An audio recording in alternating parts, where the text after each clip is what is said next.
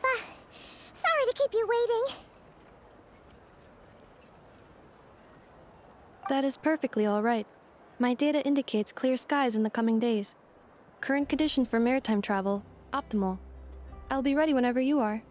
But are we really gonna set off without telling anyone again? Funny you mention it. You'll never guess who Paimon saw on the way over.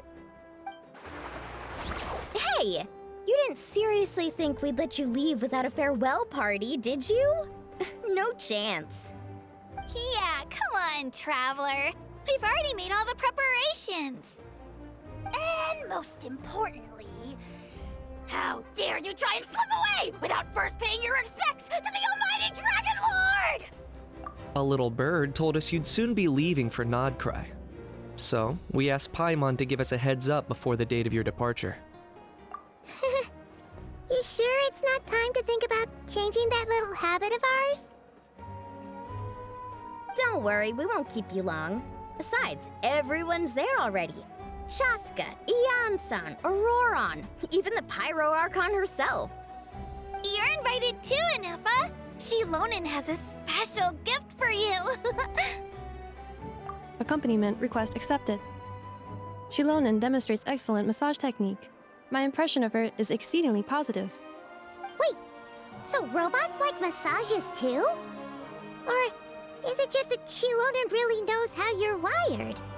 Alright, enough with the chit-chat. Let's head to the venue. Woohoo! Party time!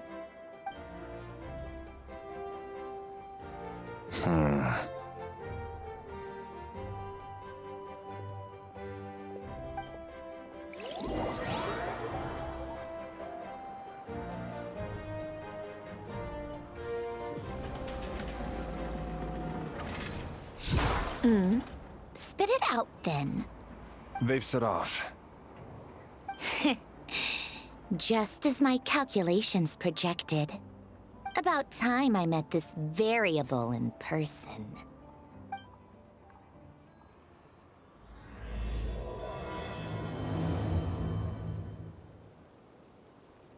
You know, every time we head to a new nation, there's always a point where it suddenly dawns on Paimon. This is it. The next chapter of our adventure has begun. This time, it was the moment she realized she just polished off the very last of her Saurus crackers. Should have stocked up better at the farewell party. In other words, Paimon has marked the geographic coordinates from 2 minutes and 40 seconds ago as the boundary between Natlan and Notcry. This deviates somewhat from the official coordinates stored in my database. Paimon meant more in terms of how it felt on a psychological level. Anyway, what about you, Traveler? When did it really sink in for you? Huh, that actually kind of makes sense. What about you, Anefa? Come to think of it, maybe we should be asking the other way around. So, when you came over to Natlan, what was the moment you felt like you'd left Nodcry? In that case, probably when my sensors could no longer detect the moon's power. The moon? You mean, that one we can all see in the sky? Negative. I was referring to... Here we are. Paimon, Traveler, we have arrived in Notcry. Oh, wow!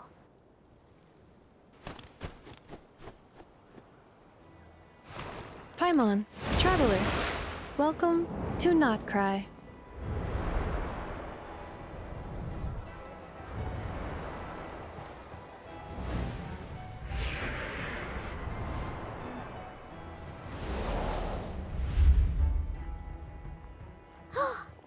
That must be Nasha Town up ahead! That's the place you were telling us about on the way over, right?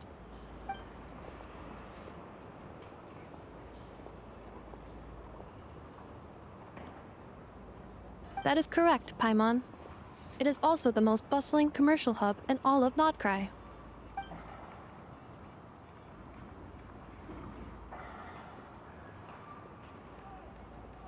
Oh! Sounds like the perfect place to start trying out all the local specialties! Huh? Is something up, Traveler? Paimon, This is where our spaceship landed when Lumine and I first arrived in Teyvat. Huh? Are you sure? But how come you've never mentioned that before? Seems pretty important to Paimon. Oh, well, because those memories are really hazy. All I remember is Lumine waking me up and us leaving the ship. But just now, setting foot on this land, I felt something. The kind of power I sensed in those moments. Are you referring to Kuvaki? Kuva, what now? The locals refer to it as Kuvaki. It is a unique elemental force found only in Notcry, or rather, a pure, primordial form of elemental energy. That is correct. Another similar concept I have found in my database is the primordial sea. Legend has it that long, long ago, the moon that shines in the sky above us once rose from the land of Notcry.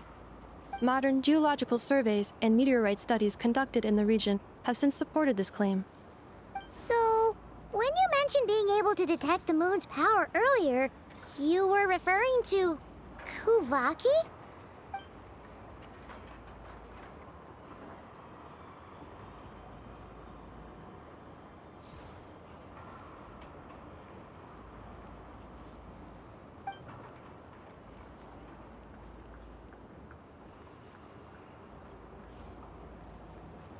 Wait, Traveler, you're saying we might actually find your spaceship here?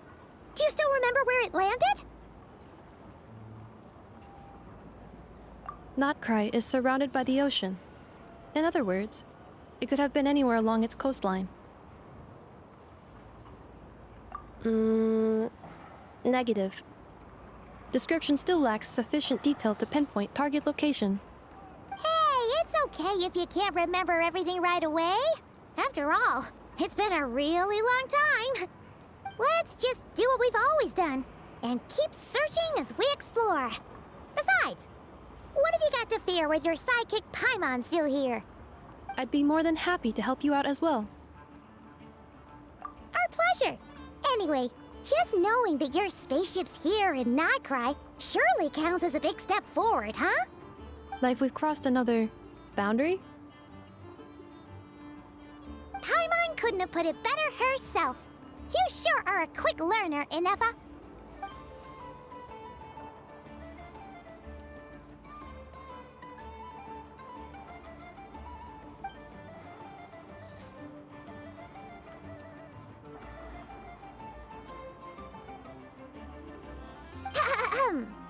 Well, as the best guide in the whole of Teyvat, Paimon hereby does solemnly declare, Notcry, here we come!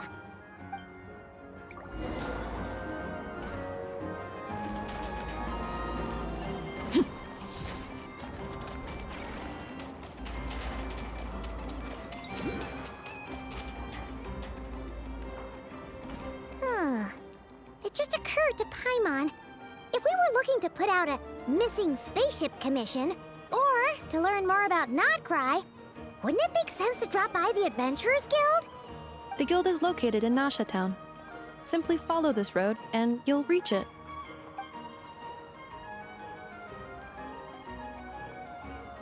Huh? What in Teyvat is that?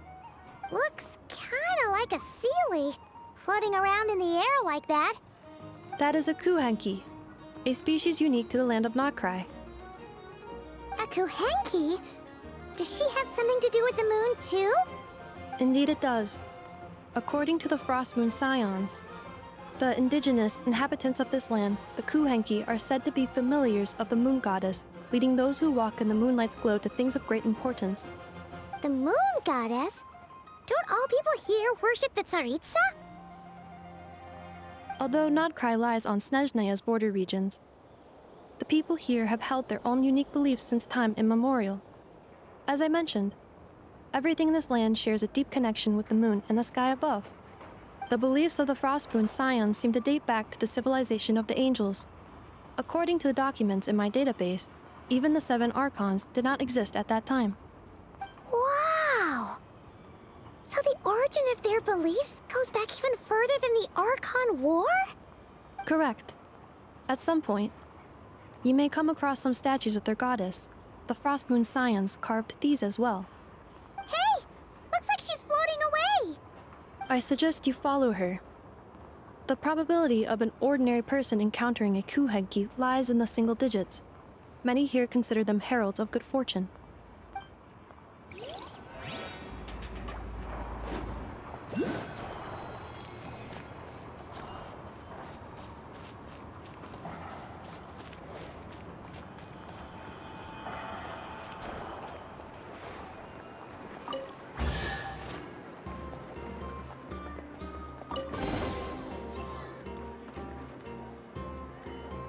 Is this a travel guide?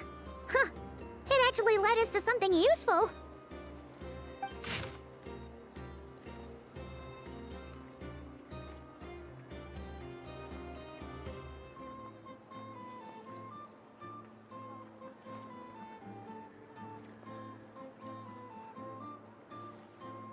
Are there any particular points of interest? Oh, it all looks pretty interesting to Paimon. If we have time, she'd love to see, pretty much everything. Recalibrating route. If we keep following the current path, we will arrive at an area of scenic beauty. From there, we will be able to identify both the Adventurers Guild and several must-visit specialty stores. Yikes! Why is Paimon suddenly getting the feeling that if she doesn't step it up soon, Ineva's gonna put her out of a job?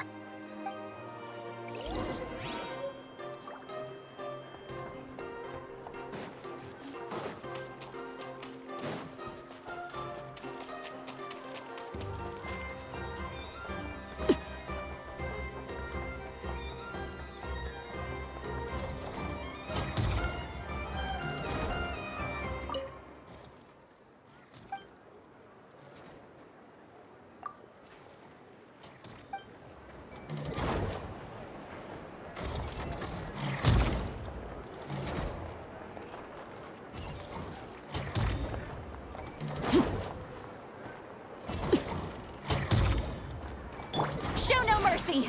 Take me up! This elevator was inspired by the one in Romaritime Harbor.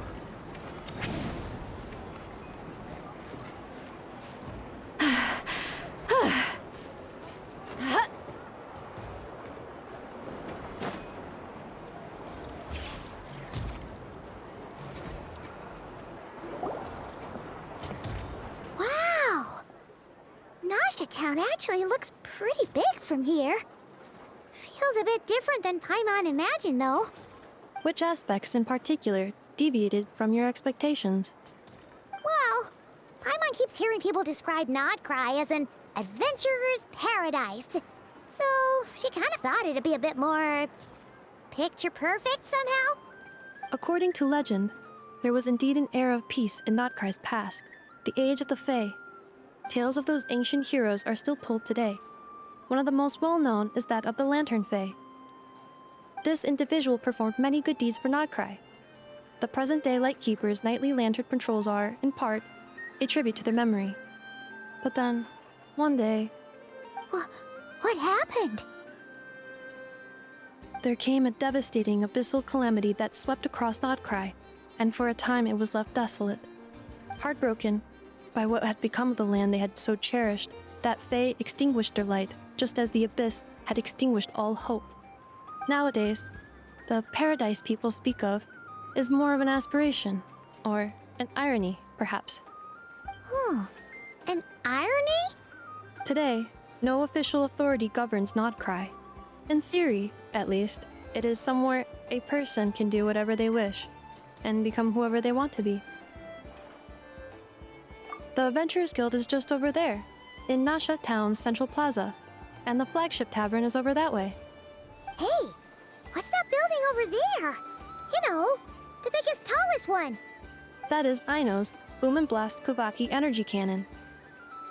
It gets activated when the wild hunt threat level outside Nasha Town reaches a certain threshold. But according to the scan I just ran, the energy cannon appears to be malfunctioning. likely due to a recent discharge. The Wild Hunt? Isn't that the abyssal calamity you mentioned that's specific to Nodcry? It is a phenomenon that has been occurring for several centuries now. Yet the time and location of wild hunt attacks are seemingly random. At first, it was more of an old wives' tale that adults used to scare children. If you don't start behaving, kid, some night, the wild hunt's gonna come for you. Listen, do you hear that? That weeping in the fog? Those are the cries of a young woman being dragged away. You're saying people actually hear things like that? I have not witnessed enough wild hunt attacks to give a statistically sound answer. But the oldest legends say that all people saw was the ghostly shadow of a woman in the mist. It wasn't until later that it became a full-blown calamity. Abyssal monsters and all. Oh, when you put it like that, Paimon's really gotta hand it to Aino. Not only did she repair you, but she's even built a giant cannon to keep the wild hunt at bay. Absolutely. Aino is very impressive indeed. Anyway, according to my schedule, it is time I took you over to the flagship. Oh, sure. After all, we shouldn't keep Varka waiting. Well, Paimon's not sure if he'll actually show up at the bar this early. You're right about that.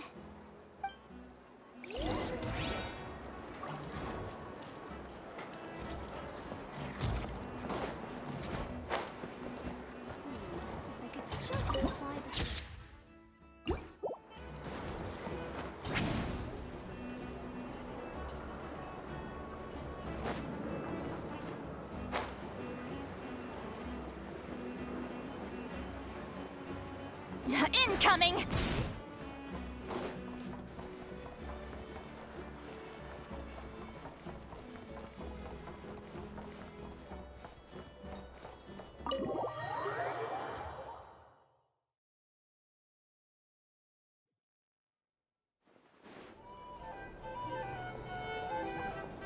Here we are, the flagship. Varka told us to meet him here in his letter, right? Let's see.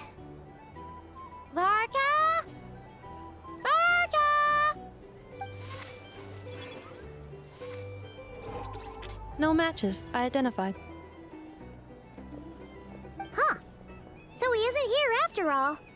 Oh, guess we never did actually say we'd be arriving today. Hey, why don't we go ask the owner? If what they say is true, Varka's drinking prowess must have left quite the impression.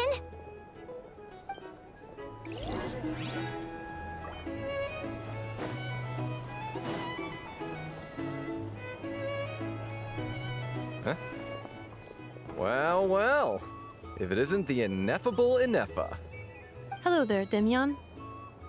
You know each other? Of course! Ineffa's a regular here at the flagship. So, robots are into booze too? Not at all. The energy conversion efficiency of alcoholic drinks is very low, and most of them are full of impurities. Still, I can affirm that your berries and fried meat deserve a solid 9.12 out of 10. It has Aino's approval too. Funny that you should mention that. While you were away in Natlan, Varka would come in here every day to pick up a serving of berries and fried meat for Aino. Aww. He must have been worried sick that she wasn't eating properly on account of being so hung up about Ineffa being gone. Actually it's 'cause Varka found out that Aino went wild after Ineffa left, gorging herself on snacks she normally couldn't get her hands on. So it was more worry that she wasn't getting a balanced diet. I think I might have just put my foot in it. Anyway, since you're back from Natlan, these two must be the ones Varka mentioned. The Traveler and Paimon, yes? Yep, that's us. So, from the sounds of it, you must be a close friend of Varka's too. Varka? Goes without saying. After all, he's the only one around here who's ever managed to stay standing after 10 rounds of the roulette special. Paimon can't believe he's made such a name for himself. Though, guess it's hardly surprising how. Right now? Must be somewhere near Anvantinjarvi. That's quite far from here. Huh? Where's that? It's a lake in the northern part of Nodcry. Word reached him of trouble brewing around those parts, so he took his knights to check it out. Oh. So, we missed him?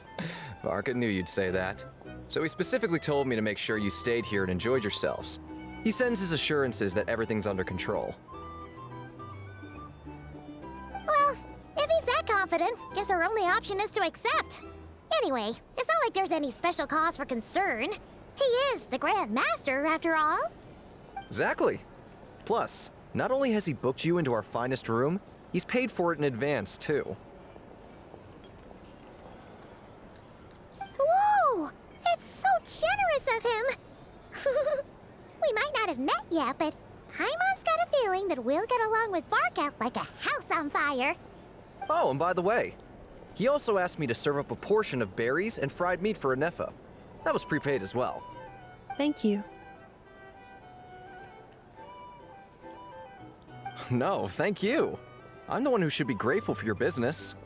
Traveler, Paimon, why don't you go ahead and drop off your luggage? I can use this time to go pick up some components that Aino asked me to bring back. Sure thing. Besides, now that we've got ourselves a map, once we're done unpacking, we might as well go for a stroll ourselves. Why don't we meet up again later? Oh. So you no longer require navigational assistance? No worries, we should be fine. We've got a rough idea of our way around town, so Paimon's reasonably confident we shouldn't get too lost. Thank you. This translates into an approximate time saving of 30%, meaning I will be able to see Aino about 45 minutes earlier than previously projected. Oh, right. You must miss her a lot, too. In that case, we better get a move on.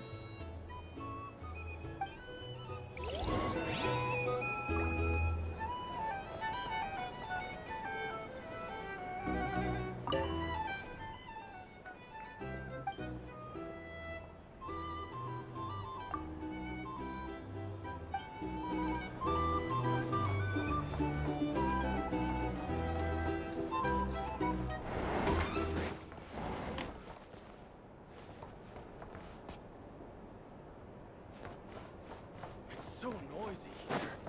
Back to my way,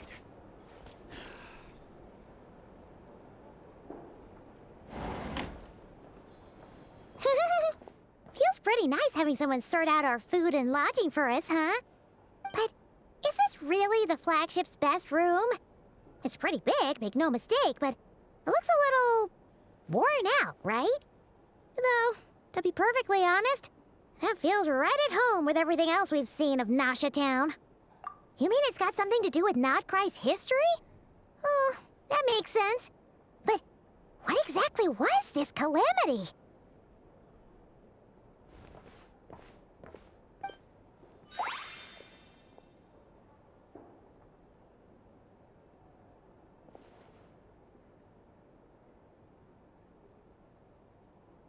Oh, should we try the berries and fried meat too? Paimon's getting hungrier and hungrier every time someone mentions it. Oh, sorry about that. Paimon wasn't watching where she was going.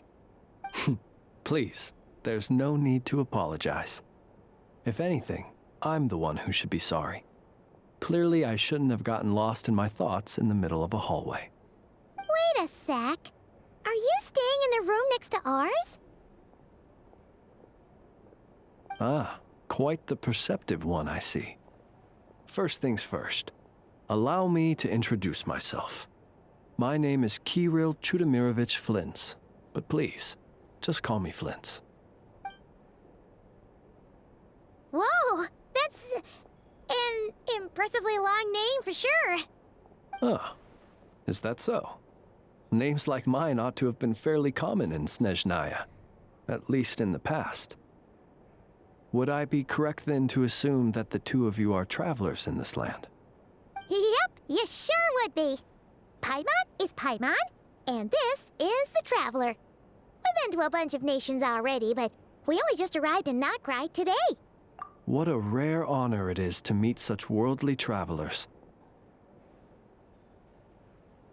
Are you here for travel too? If only I had the time to spare. No, I'm just staying the night. Oh, so you're here for business? That's certainly one way to put it. I'm a Ratnik of Nodcry, normally stationed near the burial grounds to the north. My sole cause for being here today was to repair this lantern of mine.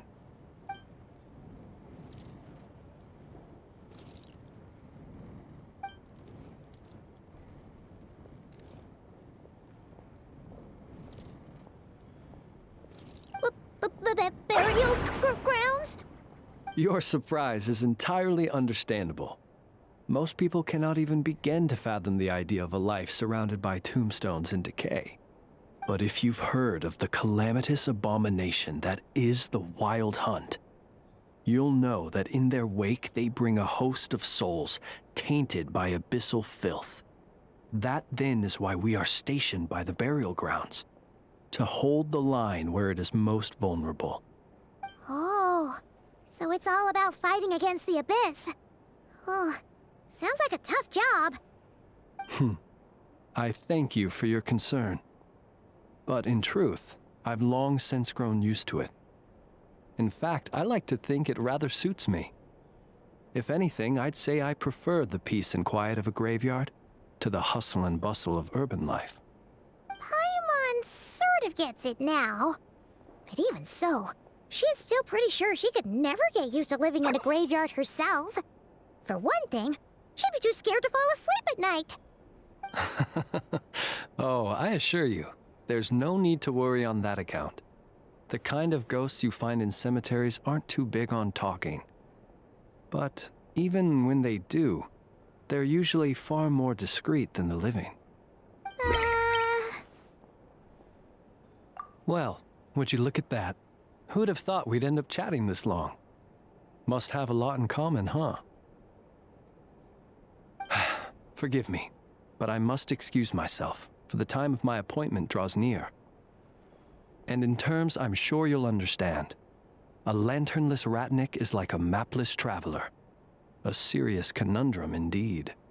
Oh, sure. In that case, you go right ahead. We won't keep you any longer.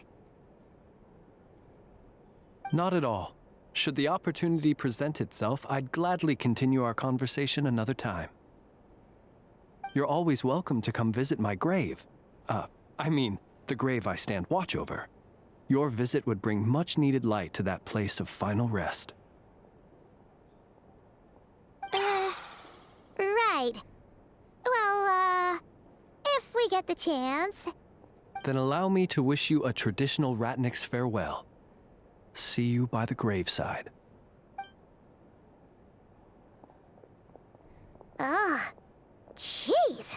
What a weirdo. Not to badmouth him at all. In fact, he seemed pretty cultured, but at the same time, kinda spooky? Must be all that time he spent around graveyards. His lantern? No, not really. You mean, 'cause it was broken? Huh. Guess you've always had a nose for stuff like this. If you're worried, you can always ask him the next time we cross paths. Hey, don't you start spouting all that weird stuff too.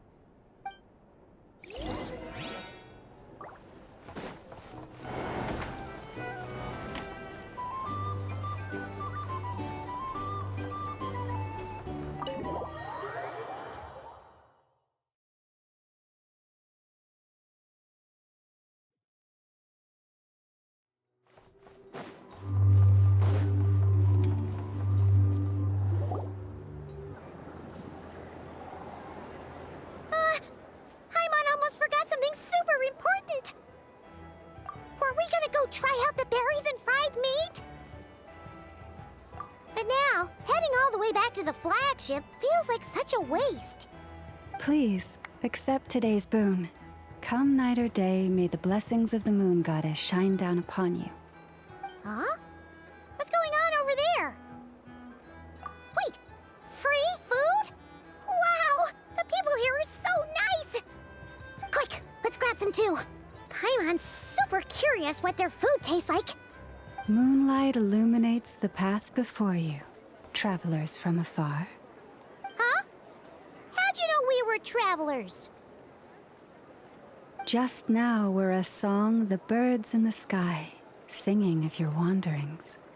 You are no ordinary guests, it seems. The birds and the... what now? Forgive me. I should not have laid the words of others out as a welcome mat for our very first meeting. You, too, must be wondering who I am. I am Lauma, moon chanter of the Frost Moon's Scions. Please, as do our followers and other passers-by, accept today's boon. Happy to oblige. Paimon's name is Paimon, and this here is the Traveler. Thanks so much for sharing your yummy food with us. We'll take one each. Think nothing of it. These fruits were the finest we found, delicacies gathered in the wake of the morning dew. It is my hope that partaking of them may lift your spirits to heights anew. The finest you found? Wow! That sure is kind of you, but wouldn't you want to keep those for yourselves? The first fruit of the harvest must be placed upon the moonlight altar, not as an offering to the gods, but as a spark for lost hunters. For it is the blade of the starving that darkness most easily corrupts. As perhaps you have already heard, we Frost Moon's Scions revere and worship the moon goddess. We believe that together, virtue and compassion are the shining light that will lead us all out of the long, dark night. And now, with tides of haughty Fatui swarming into Nodcry, driven by greed and greed alone, more than ever before, we must all unite under the banner of virtue. Huh, look who it is again. Those unsufferably kind-hearted Frost Moon Scions. Got enough for us too? That's right! 2 servings each! We're starving over here! Fatui! After what you've been doing to our sacred statues, how dare you even show your faces? Wilhelmina, bestow today's boon upon our guests. You hear that? No slacking now. We'll have the very best you got. But, my lady, they... Please, you two, accept this meal. But remember this. Kindness is the first lantern left to guide those who stumble in ignorance. Come again? Let me finish. But should they still refuse to follow the moonlit path, then by our frosted blades shall we show them its shadow. You! Hey, look who it is. Whatever. Just you wait. We'll be coming for you next.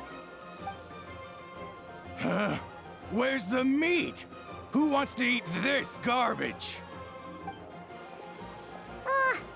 Those stooges really are the worst. Ever since they came to Nodcry with all their weird equipment and built that so-called experimental design bureau, our lives have been turned completely upside down. Judging from how they reacted just now, it seems the Fatui already know who you are. Well, we have gotten in their way in pretty much every nation we visited, so we're probably at the top of their blacklist by now. I see. Then, on behalf of the Frost Moon Scions, I thank you for the goodwill you have shown us. Because if they had gotten ahead of themselves just now, I'm sure you would have stepped in to help. Just as the birds and beasts put it, your arrival heralds joy to us all. Besides, for a weary traveler far from home, what better respite than to bathe in the moonlight? You will always be welcome at the Frost Moon Enclave, the place we call our home. May we meet again in the moon's gentle glow.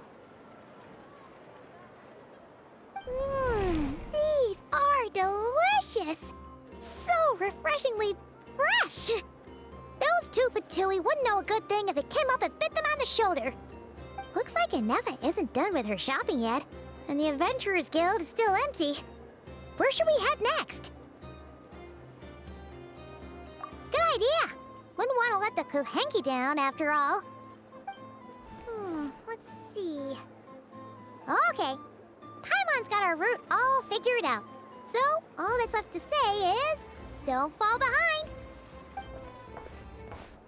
This is Nuts and Nuts. It's mostly a fruit shop, but there's a crafting bench too. This is the Speranza, one of the travel guide's recommended restaurants. All the waiters here are kids.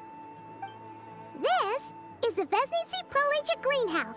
Apparently, their flowers are all made of metal, so they'll never wilt away. And this is the Rossum workshop. If you ever need a weapon made, this is the place to go. And over here, they've got a super tall observation deck. Whoa! Take a look at that! You can see really far out into the distance. That way's north, and that looks like something built by the Fatui? And then over there to the west, that must be the place Lauma mentioned, where the Frost Moon Scions live. So, what'd you think? Even if Anefa kinda stole her limelight earlier, this just goes to prove that Paimon's own tour guiding skills aren't too shabby either. Right? Hey, come on! Would it kill you to compliment Paimon? Huh? Look! There must be someone at the Adventurers Guild now. There's already a line forming outside. Looks like we'll finally be able to ask about your spaceship. Oh, or was there anywhere else you wanted to stop by first? Where? Which one are you... Oh, now you mention it, Paimon's noticed it too. Ugh, better not be who she thinks it is. Anyway, where we go first is completely up to you. Either the Adventurers Guild, or that suspicious-looking shop. A word of warning, though. If we step into that shop, be sure to keep a very close eye on your Mora.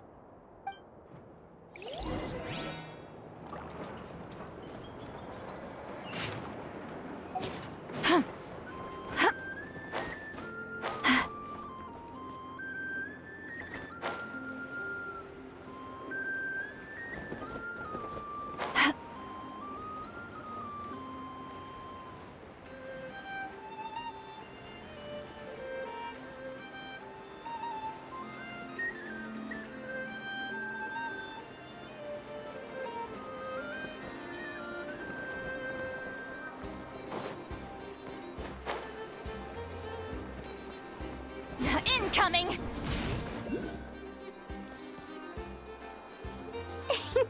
Please, here you go. And if you ever need anything else, don't forget to make the great Lord Sangama Bay your first port of call. Oh dear. So it is the real deal. Of course it's the real deal. Everything you'll find here is 110% real, meaning every one of my deals is as real as a deal can... Wait a minute. Well, if it isn't my two most valued clients!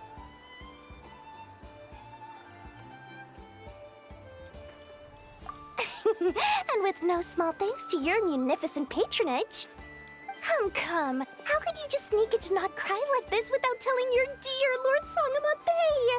If I'd known earlier, I would have made an absolute pulled out all the stops to ensure that your boat ride over was as comfortable as humanly possible. Thank the Archons we didn't tell you. Oh, come now. You know as well as anyone how impeccably and conscientiously above board I am when it comes to doing business. Well, regardless of whether that's true or not, the main issue here is that we had no idea you had a branch in Not Cry. A clever merchant always has a backup plan. Or two, or three up their sleeves. As the saying goes, a rabbit with many burrows fears not the hunter's arrows. A merchant with stores galore hears no debtors at the door. Since you're both here in Nodcry, would you care for some of my finest local souvenirs? Whatever you're looking for, I have it. Or if it's Sumeru you're missing, I've got that covered too. We literally just arrived. Do we look like we're on the hunt for tourist trinkets to take back for our friends? My, your high-minded tastes never cease to impress. In that case, I know just the thing. You must be on the hunt for something like this? What's that? Your hat? Information, of course. Information about Nodcry, locked securely in the otherwise impenetrable vaults of the Lord Sangama Bay's brilliant mind. I knew it! I just knew you'd appreciate the value of my wares. On the back of all our pleasant dealings in the past, I'll even take a hit by throwing in some insider info for free. Wow. You sure are feeling uncharacteristically generous today. What do you mean by uncharacteristically? I am the most generous person forget it. Anyway, the long and the short of it is this. The moment I set up shop in Nodcry, it struck me how many different factions there were, all competing against each other for power and influence. Well, as they say, there's no time for business like a crisis. Things got even more turbulent after the Fatui pulled down 2 ancient moon's remnants. People began to catch a whiff of the coming chaos. And the more troubled the waters, the greater the potential profit. Not at all sorry to interrupt, but we're not here for Mora. Oh, really? But surely it was the tales of an adventurer's paradise that brought you here. The chance to take your very own slice of all the latest and greatest business opportunities? In that case, what would you like to know about? The Frost Moon Scions? You mean the people who believe in the Moon Goddess? They're not a bad bunch. It's just, well, they have such simple tastes. No luxuries, no indulgences, no nothing. Trying to earn a little more from that lot is like trying to squeeze blood from a stone. Still, things between them and the Fatui have gotten pretty tense. It's only a matter of time before the powder keg goes boom. And when that happens, that's when business will start to boom too. Everyone knows they're here for the Ancient Moon's remnants, but no one's sure why they pulled them down in Nodcry of all places. Anyway, they've been acting mysterious enough, but if you ask me, that Kuvaki Experimental Design Bureau of theirs up north hides secrets wilder still. That bunch of booze-loving monstatters? Ugh, don't even get me started. As fellow Outlanders, I thought they'd be easy pickings, but somehow, every single one of our business negotiations wound up at the flagship. I've done plenty of deals with heavy drinkers before, but those guys? I never once made it to the contract signing before blacking out. I'm getting flashbacks of the hangovers just thinking about it.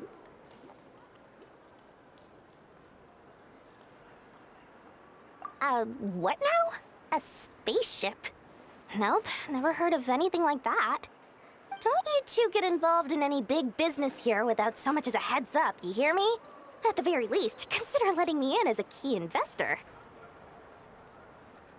Oh, I almost forgot to mention. Sooner or later, you'll no doubt end up doing business with some other merchants in Nodcry. And someone's bound to mention a place called the Curatorium of Secrets. Listen to my advice. Do not, under any circumstances, go there, no matter how much trouble you're in. The Curatorium of Secrets? What do they get up to there? Just a place that handles all kinds of disputes.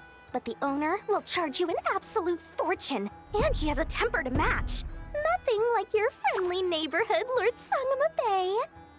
You're not just saying that to stop your competition from undercutting you, right?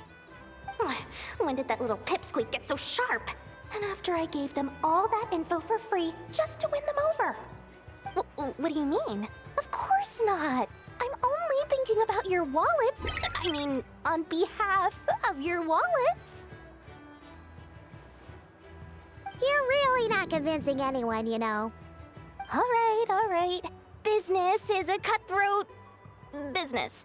I won't argue with that. But I'm not lying about that boss lady.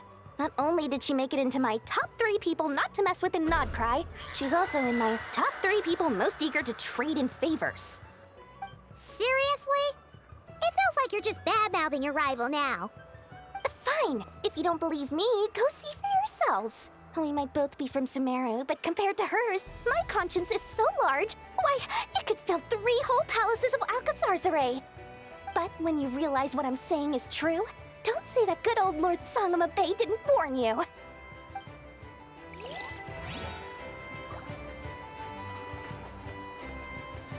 Anyway, don't be a stranger now. We might be a Nodcry, but don't forget, Dory's doors are always open for you.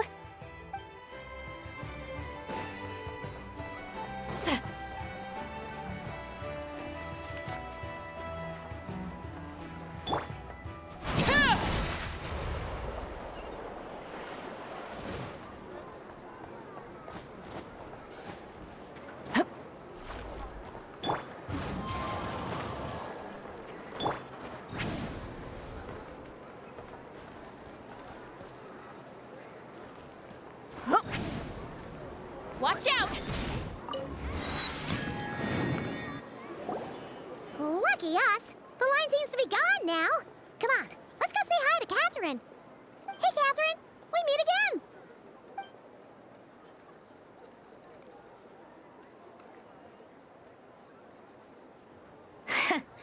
How ridiculous. Huh? They often say that mortals, shackled by their own flesh and blood, may fail to perceive the truth of this world, even when it is right beneath their very noses. Yet I had not expected to have the pleasure to witness such heights of absurdity firsthand. But Paimon must have gotten the wrong person? At second glance, you do seem a bit younger than Catherine, and you certainly sound a lot less friendly. A creator might forgive ignorance, but being mistaken for one of my own creations is beyond all pardon. Look very closely, for standing before you is none other than Marionette, 7th of the Fatui Harbingers. A Harbinger?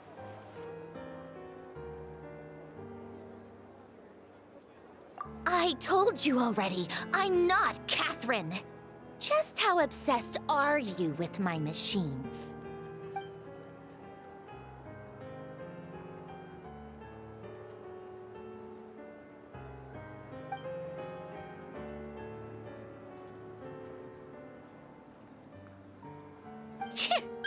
Today's encounter is merely a courtesy call. A friendly warning, if you will. You interfered with my work once before, with that little robot. I let it slide. After all, it was nothing more than a distraction, a side project at best. But we are in Nodcry now, and as such, I strongly advise you not to stand in the Fatui's way. Otherwise, the next time we meet, I might just have to drop all this meaningless etiquette. Oh, please. You've got some nerve coming out with barely veiled threats like that. You're the one stirring things up here. Oh, perhaps you have misunderstood. Just because Nodcry lacks a ruler at present, that does not mean it should not be ruled. We Fatui are simply establishing a new order. Yeah, right. More like shady experiments, judging by your massive, creepy research facility. I've said what I came to say. What you do next, only you can decide. So why don't you start by using your already limited processing capacity to calculate your even more limited options? And, being the refined young lady that I am, I shall indulge you just this once. Ad Astra Abasask. Welcome to Nodcry, Dominion of the Fatui.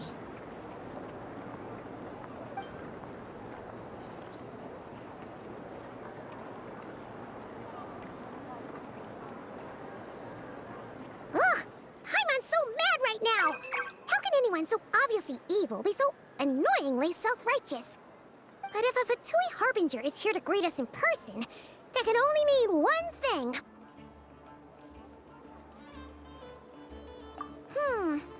extra careful from here on out. Paimon hates feeling like she's being watched. Hey! The real Catherine's back! Ad Astra Abyssosk. Welcome to the Adventurers Guild. How may I help? I will do everything I can to assist you. Oh, you're so much nicer to talk to, Catherine. Please don't leave us again, okay?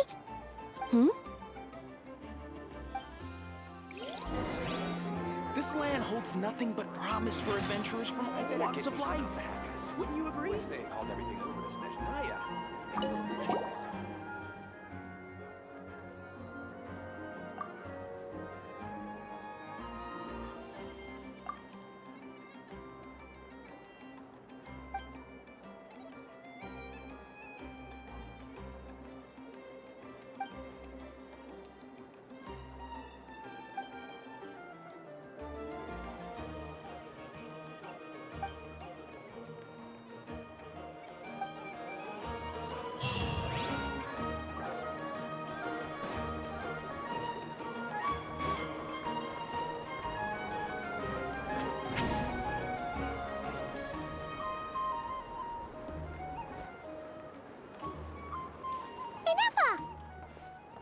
Hello. I was just about to start tracking your whereabouts. Did you manage to get everything Aino asked for? I did. What about you? Do you need me to navigate or introduce any more places around town? Not for now. We've seen most of it already.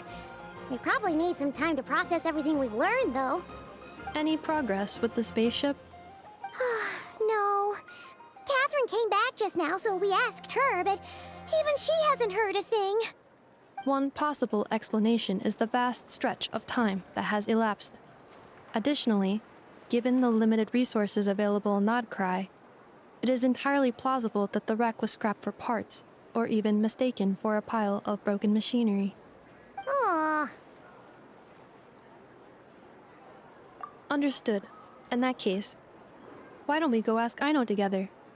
After all, she was the one who salvaged me. Ancient dragon technology and all. If there really are any unusual parts floating around Nodcry, there's a high chance they've passed through her hands at some point or another. Good point. And since you keep mentioning her, we're curious to meet this whiz-kid mechanic too. Understood. Then I'll handle navigation as before. ETA at the Clink Clank Krumkake craft shop. 34 minutes ahead of schedule.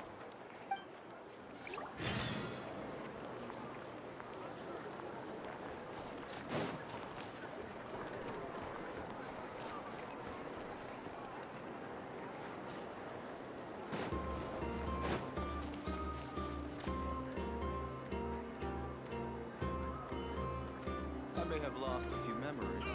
I guess it's okay.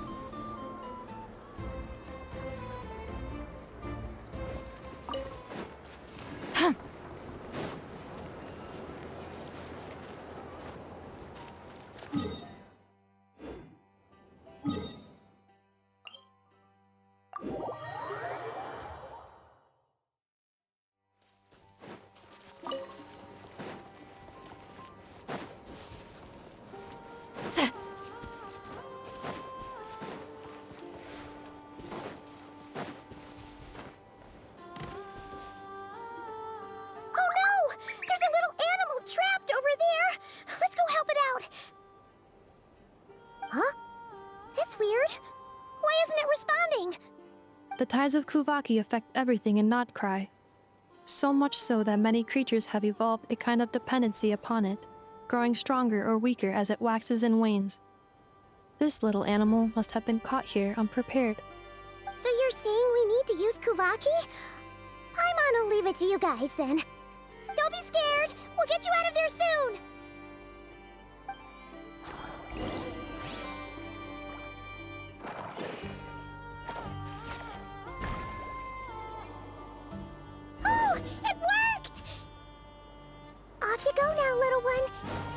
getting yourself caught again.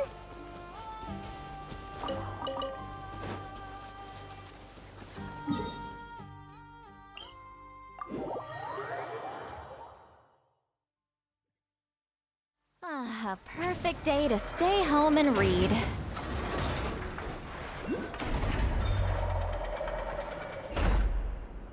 We should be able to see the stars tonight.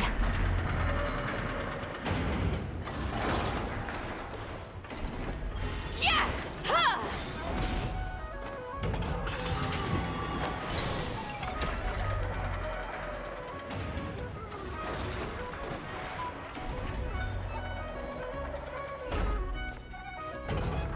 Here we are.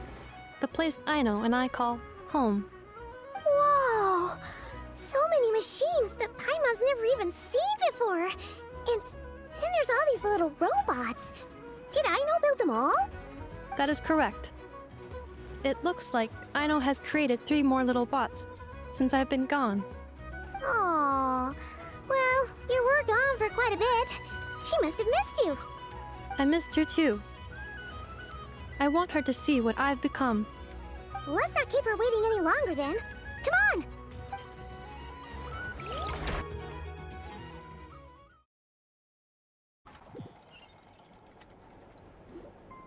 Aino, I'm back.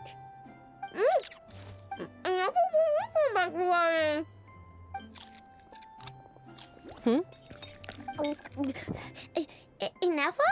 You're back significantly earlier than I expected. Like a whole 30 minutes at least.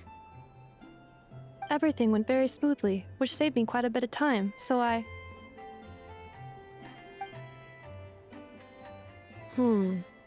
I know. Could you turn around for a moment? I know. I've been on my best behavior the whole time you've been gone. She's got chocolate all over her mouth. I know. While I was away, did you strictly abide by my tailor-made snack intake schedule? Oh, of course I did. 1 whole cake, 1 crumb cupcake, and 1 pack of chocolates a day, right? It was either a cake or a crumb cake or a pack of chocolates per day. Oh, shoot. When did you finish the snack stash I left for you? Literally just earlier today. Let me just go run a scan on that. I meant today, a week ago. And then you restocked an entire week's worth on your own initiative? 2 weeks worth.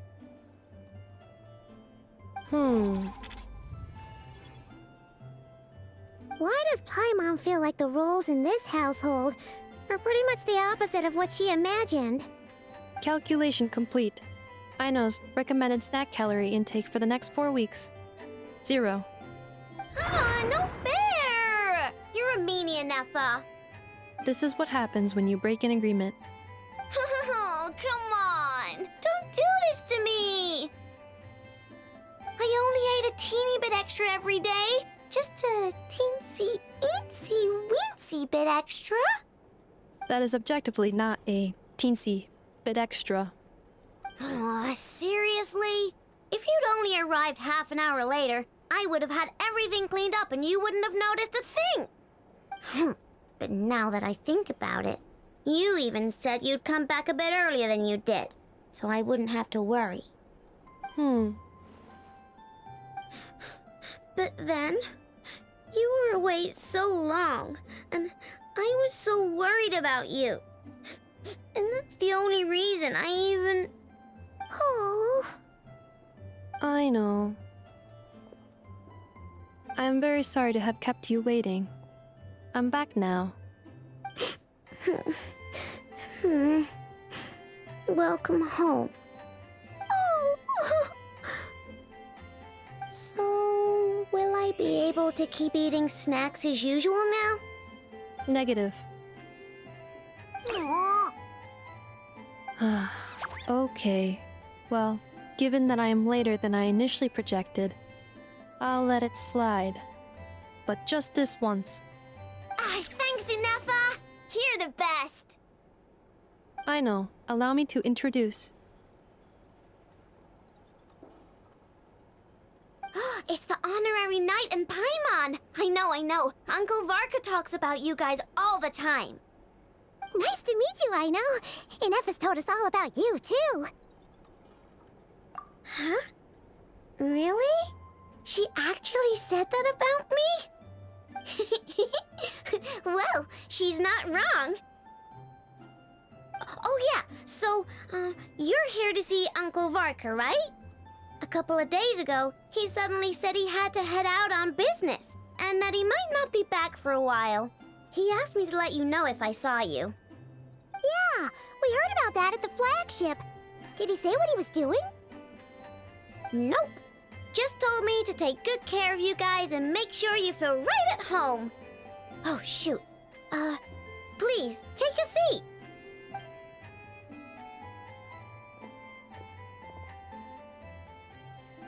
Do either of you need my help with anything? Anything at all? After all, I'm the head of this household. Sure wouldn't know it from that snack tantrum she just threw.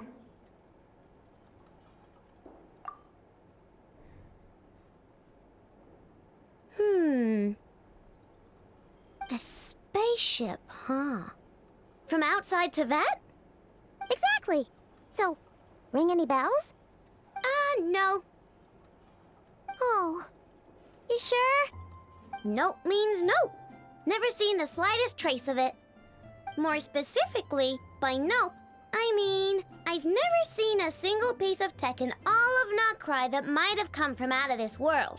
Not in any new machines or in any old ones either. Huh.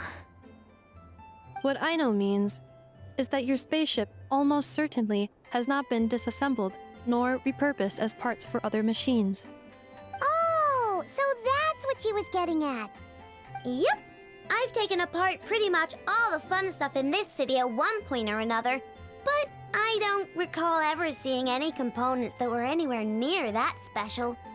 So, either your spaceship crashed somewhere it's never been found, or someone did find it and then hid it really, really well. But who would even do something like that? Beats me. Maybe someone who thought they could stash it away for a rainy day. Just like how I sometimes hide snacks in the...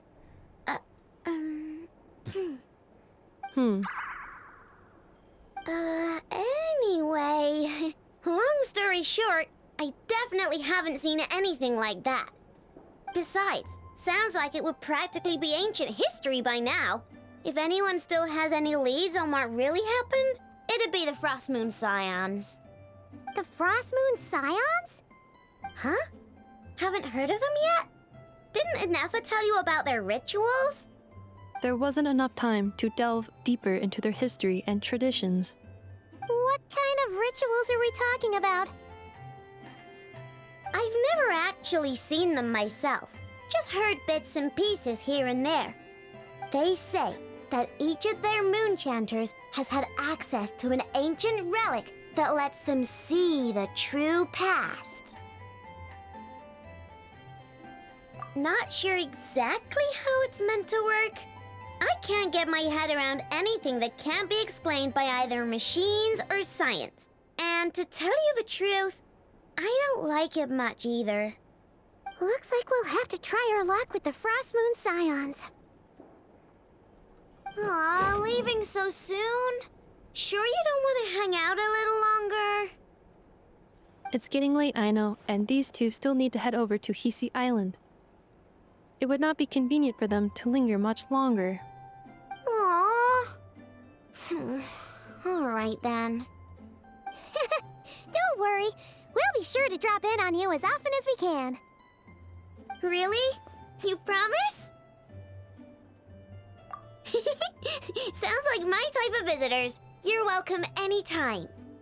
I'll be staying to look after Aino today, so I won't be going with you. Hey, don't sweat it. We'll find our way just fine. I'm glad to hear that.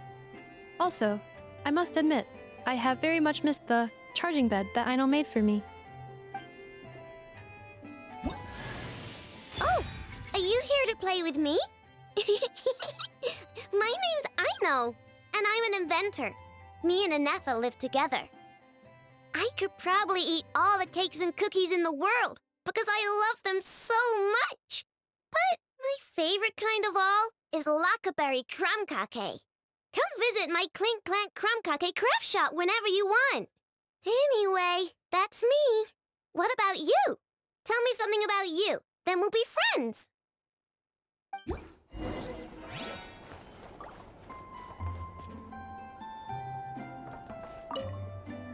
Anefa, Yes, feeling comfortable?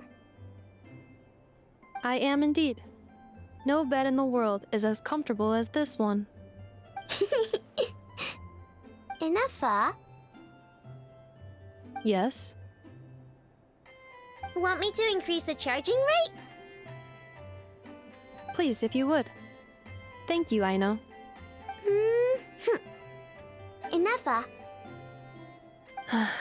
Yes. I'm hungry. In that case, please enable quick charge mode.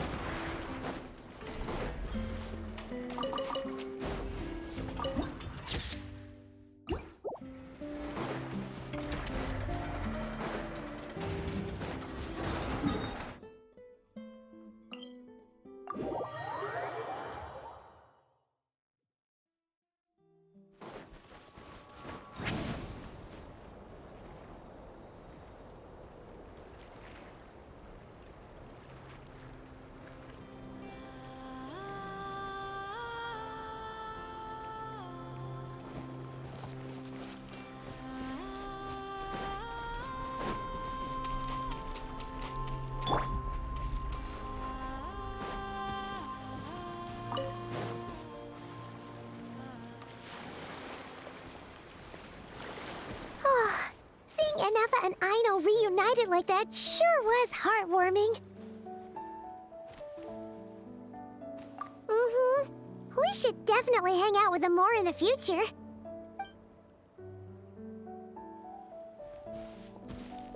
Speaking of homes, we must already be close to where the Frost Moon Scions live. The vibe here feels different, just like the scenery.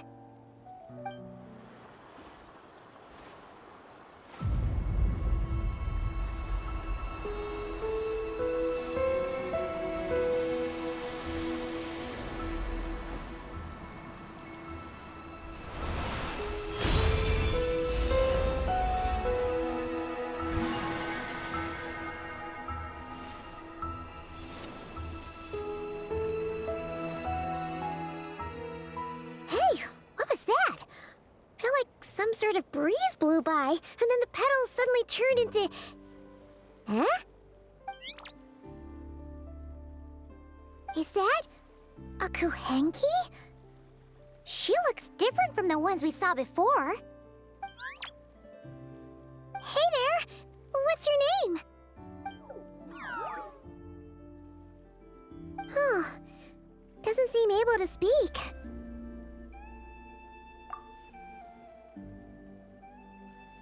No idea what she wants. Unless you want to stop, maybe we should just keep moving?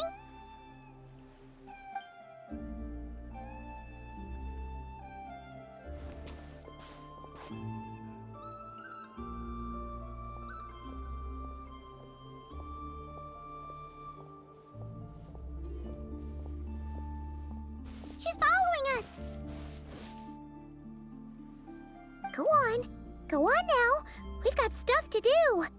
Best you find someone else to hang out with.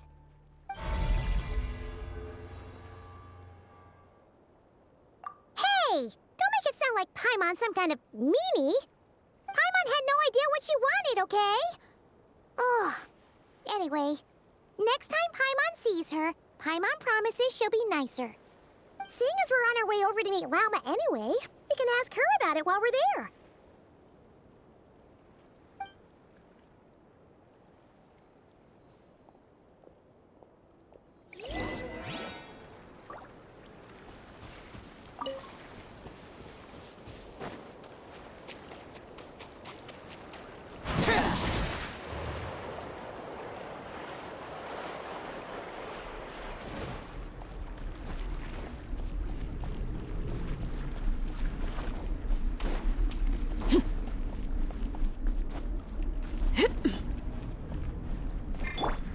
The wind knows me.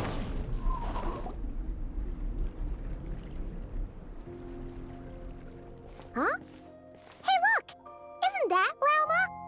The moon chanter? Let me take a look at your wound. You must be more careful. Doesn't matter how much of a rush you're in, your safety always comes first. Oh, you're back too. How was your day? You what? Those two Fatui? The ones who were causing trouble in Nasha Town?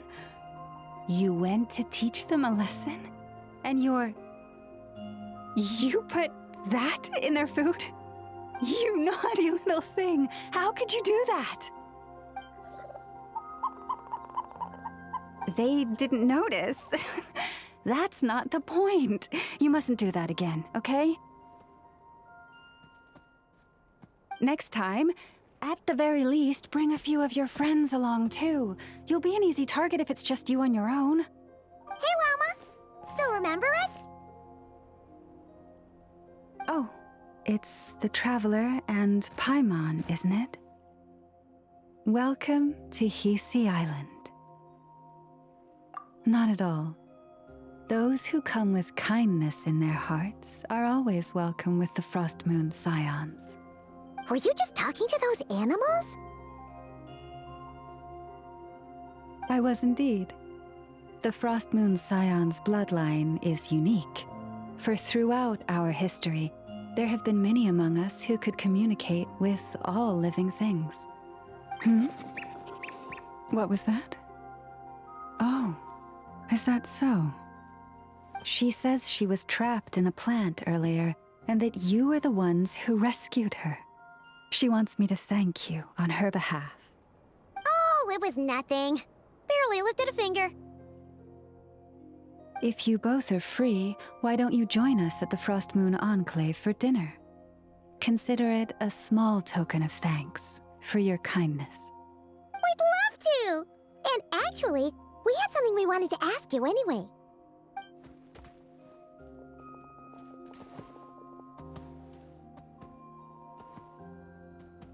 Oh. You're interested in the story of Kutar? Kutar? Yes. Kutar is our moon goddess. The moon maiden who guides us. But up close, this one somehow seems a bit different from the one in Nasha Town. It's like it's more... natural? Or like... more harmonized in its design. That is because, ever since the Fatui arrived in Nodcry, they have been modifying and defacing our statues as they please. These statues were made by the Frost Moon Scions who settled here hundreds of years ago, crafted from the very finest Lunasol stone. Not only is this stone exceedingly rare, but it also brims with Kuvaki. I suppose the latter must be what caught the Fatui's eye. For a time, we put up fierce resistance. But now, this is the only one left that still retains her original form. We heard they even pulled some ancient moon's remnants down from the sky. That's right. The two largest remnants landed in Nodcry. One here on Hisi Island, and the other on Paha Isle. The Fatui built their research facility on top of the remnant over on Paha Isle, but they've had their sights set on the one here, too.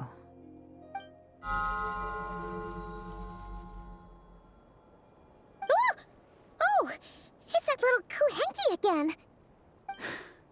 Surely that can't be. Hey, we've been wondering what was up with it too. It just appeared out of some petals and hasn't stopped following us since. No, that is no ordinary Kuhenki. These we name Luonnotar, beings born from the moon goddess's blessing. Can you understand what it's saying? We honestly haven't got the slightest idea why it's been following us. I'm afraid not. I cannot fathom its thinking any better than you can. Sometimes a long time must elapse before the moon goddess's blessings turn into Luonnotar. Perhaps you two were simply there to witness that transformation. Oh, maybe. Legend has it that the Luonnotar bring good fortune. Given that it seems to have taken a liking to you both, why don't you let it come along with you? Really? Then you can start by helping us find some more treasure chests along the way. Capiche?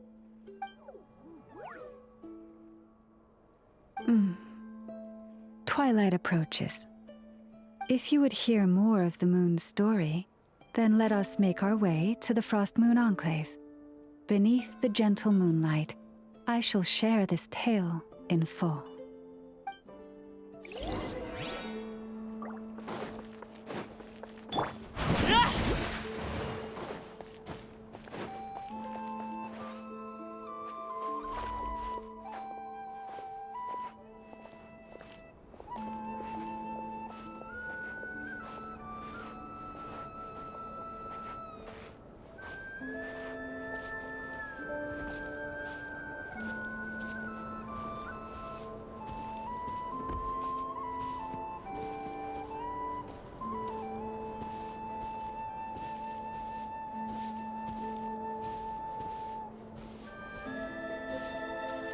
Oh, Lady Lauma, you're back.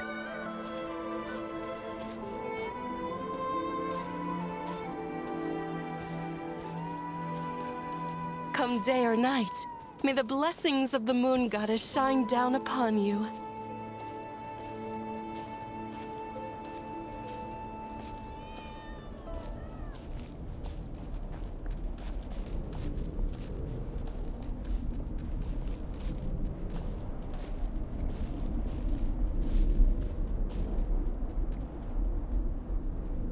Lauma, you have returned.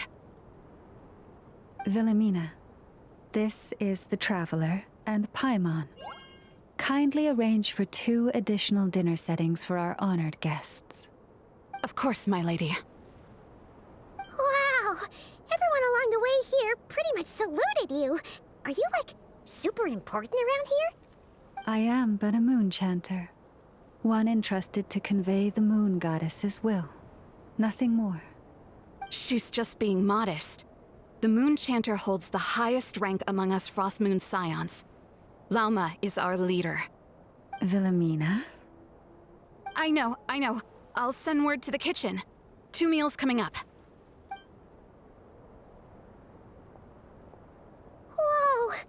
Paimon had no idea you were such a big shot.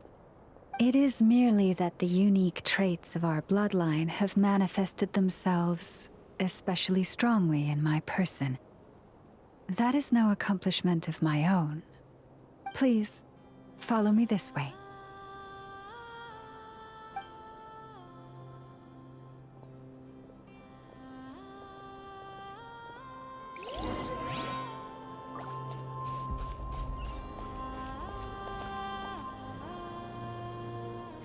This is more than a fair price already.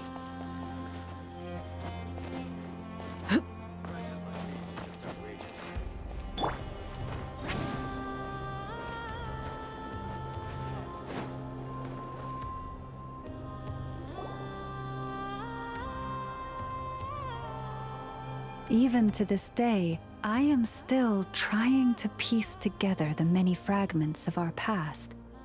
It is a story not only of the Frost Moon Scions, but also of the moons themselves. A story of the moons? Yes. We Frost Moon Scions are the last descendants of the ancient golden realm of Hyperborea. Its former glory may have faded, but what remains is a memory uniquely ours. In the distant past, Tevat had not just one moon, but 3.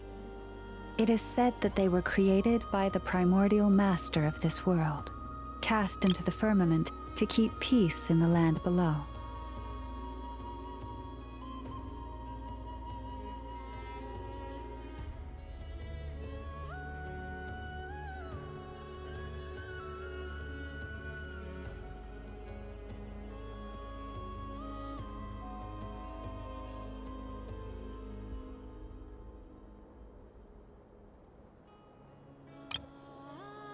Firstborn was the Eternal Moon, largest of the 3.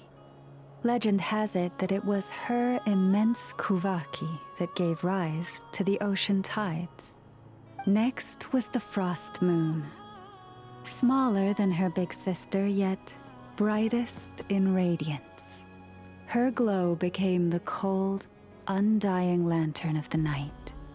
Finally came the Iridescent Moon, smallest of the sisters. Most of the time, her light was barely visible to the naked eye. Yet when she shone, her fleeting halos were all the more mysterious for it. Wow! Sounds like it all happened so long ago. So, what happened to them afterwards? Afterwards, well, as you have seen, the 3 moon goddesses perished. This happened in a war triggered by the Descenders, and of the 3 lunar husks, only the Frost Moons survived unbroken, while the others were shattered to pieces. Oh, so that's why there were ancient moon's remnants in the sky. Yes. It is also said that when the moons shattered, most of their fragments rained down upon this land like stardust. That is why Nodcry is blessed with such an abundance of Kuvaki. As for the remnant that the Fatui recently pulled down, that belonged to the Eternal Moon. Wait a sec. But you just said that 2 of the moons were shattered, so where are the remnants of the Iridescent Moon? The Iridescent Moon's remnants were never found. What happened to her after the war remains a mystery. Some say she vanished in an instant, while others believe that her remnants are simply too delicate to leave a trace.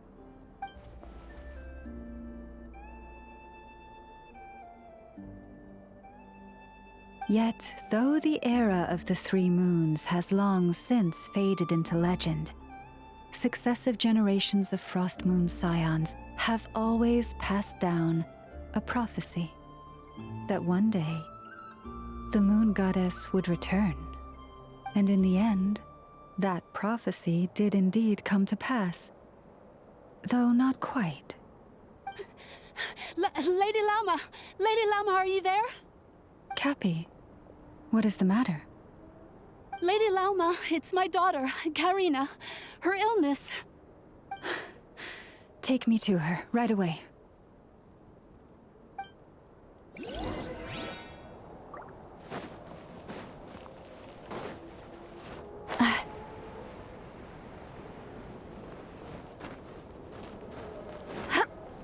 Watch out!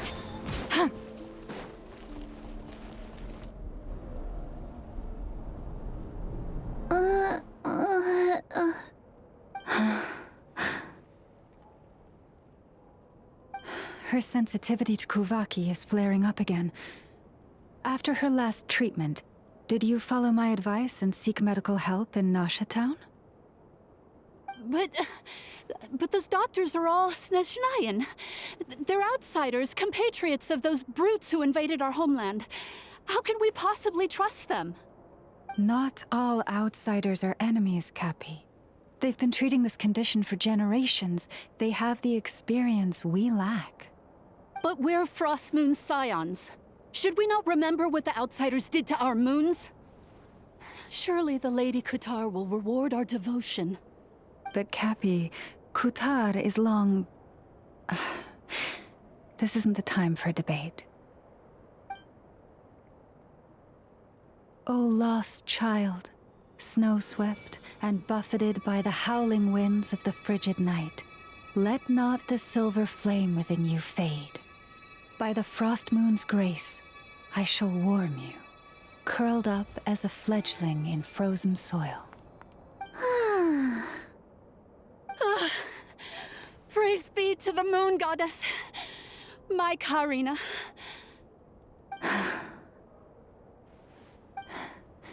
Remember, she must take powdered laka berries daily. It will ease her symptoms.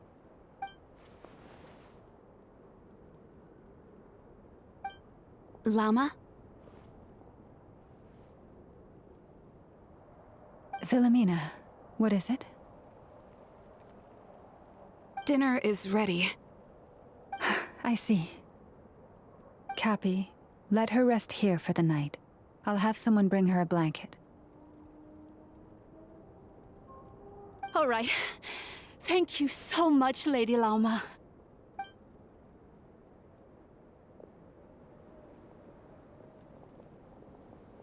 Will she be all right?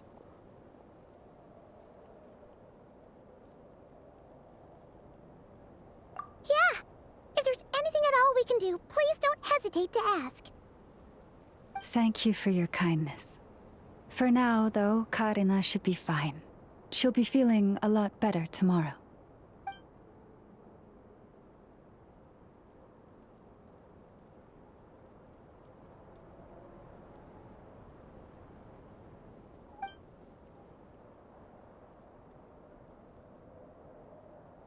Please, do not be worried. Come, let us head to dinner. I believe you still have some questions for me.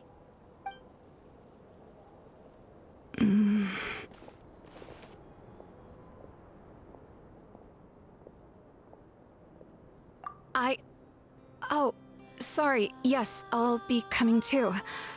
I was just thinking about something. Oh? Lauma makes such an unshakable moon chanter. Calm, capable, someone we can count on.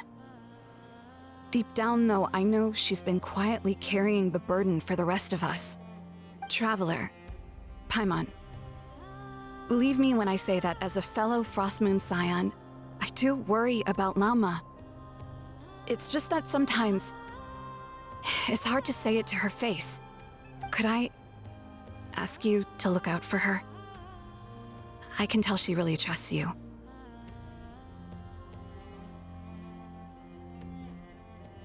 I fear that would stress her out even more. Sometimes I really admire her strength, but at the same time, I can't help feeling powerless myself.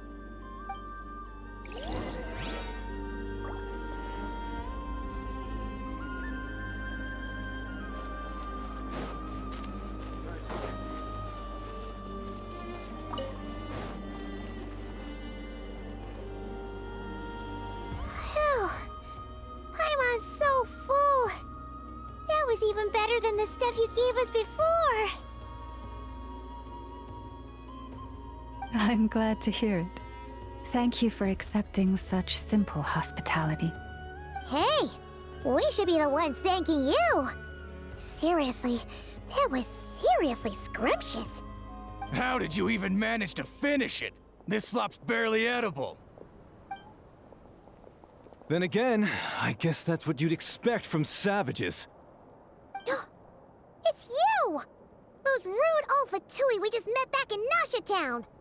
My sincerest apologies. If you found the food we gave you earlier difficult to swallow, may I suggest taking a deep breath and joining us? These delicacies might change your mind.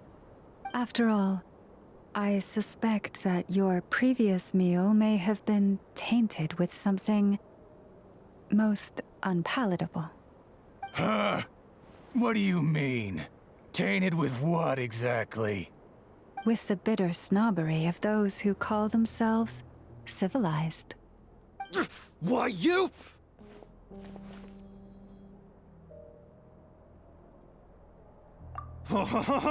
Looking for a fight? Sure, I'd be more than... Hold it. We're not here to brawl. Yet. We're here on official business. Orders from above. We're here to deliver the Frostmoon Scions a warning. Or rather, a final ultimatum. You have 3 days to hand over the relic and reveal the whereabouts of your so-called Kutar. If you fail to do so, the Fatui will immediately begin the cleansing of Hisi Island. Which, by the way, is the sovereign territory of the Tsaritsa of Snezhnaya. What insolence! Your demands are outrageous! For generations, this land has belonged to the... Dear guests, allow me to save you both time and trouble with a speedy reply. The Frostmoon Scions will never hand over anything to the Fatui. And to those who set foot on our land with ill intent, I say this. With your blood, we shall draw an inviolable line in the snow. That applies to you, too. Stubborn savages, the lot of you! Better hold back this time.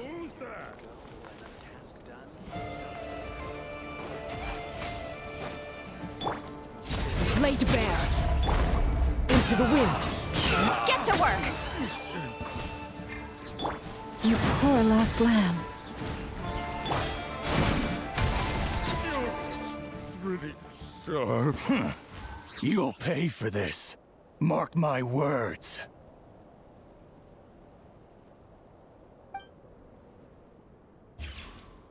Hey, if you're so tough, get back here and put him up!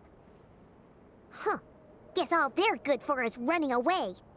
I'm so sorry. You've had to put up with far too much unpleasantness today. Come on, it's not your fault. We don't like bullies like them either. But still, they mention a relic and Kutar. What exactly could they be after? Oh yeah, so this might not be the best time to bring this up, but we kinda have a favor to ask of you, Lama.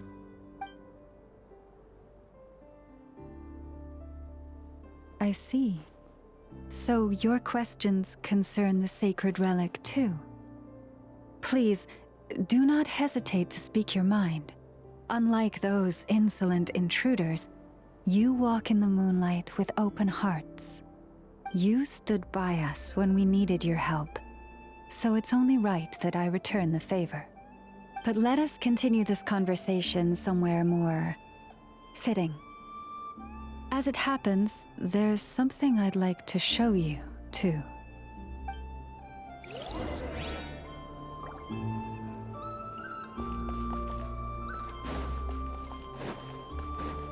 There we go. Another task done and dusted.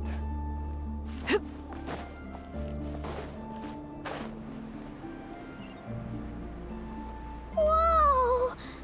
Now that's one huge statue! This is the statue of our goddess, the Moon Maiden Kutar.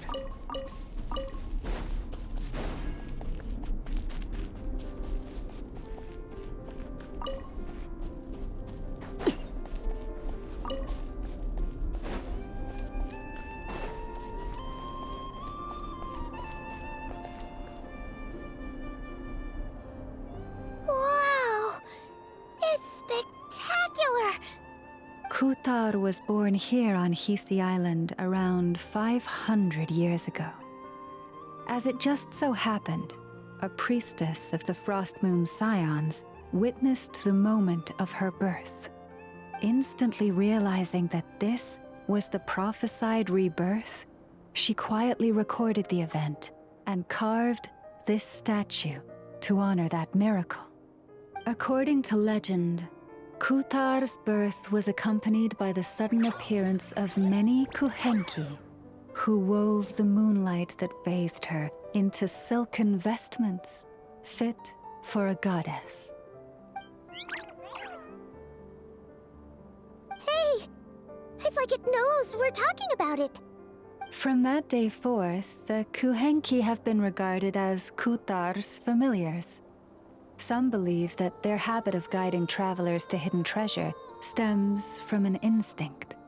The same one that not only drives them to protect the moon goddess, but also to make her smile. After all, according to the records, Kutar always looked lonely as she gazed up at the distant moon.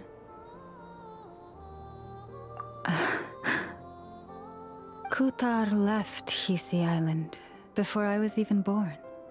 According to the previous moon chanter, the goddess was angered by our people's greed, and that is why she left us. Where did she go? No one knows what happened after she left. But just a few months ago, after those 2 ancient moon's remnants fell from the sky, she was spotted on Hisi Island once more. And the Fatui have been harassing and threatening us ever since. Judging from what they've said, our moon goddess is actually their missing harbinger, Columbina, the damselette. The damselette? But isn't she number 3 amongst the Fatui harbingers?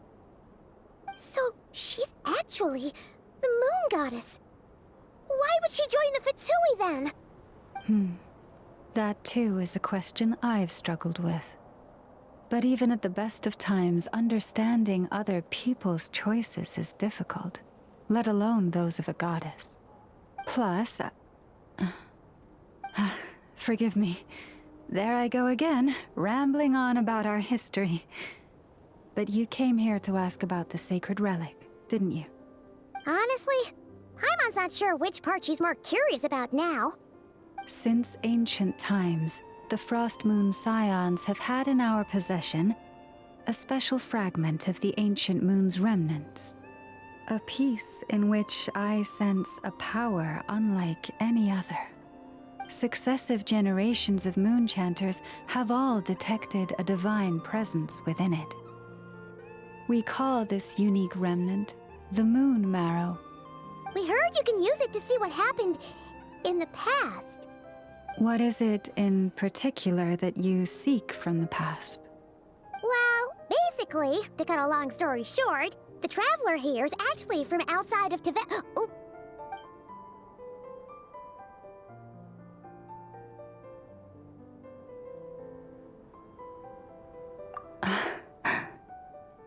Thank you. Your honesty is a sign of your trust, both in me and the Frost Moon Scions. Unfortunately, though, I won't be able to use the Moon Marrow to shed light on your past just yet. Our people revere the Moon Marrow as a sacred relic. I'm only permitted to retrieve it from the secret chamber in which it is hidden once a year, on Moon Prayer Night. Oh, really? So, when's the next Moon Prayer Night? Judging from the tides this evening, a little less than 2 months. Huh? Does that mean the date changes every year? The ceremony is held on the night when the moon is closest to Tevat. This is also when Nodkrai's Kuvaki reaches its peak. Only then can the seal on the secret chamber be lifted. Oh, guess we've got no choice but to wait. I am truly sorry that I cannot help you sooner. But, as the Moon Chanter, I swear that I will do everything I can to help you find the answers you seek. Think nothing of it. After all you've done for us, you deserve nothing less. Who'd have thought today was only our first day in Nodcry? Feels like so much has happened already. If I may be so bold, what does family mean to you?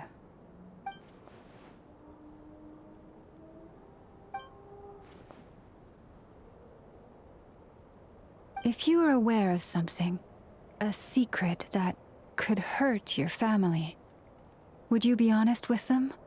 Or try to hide it?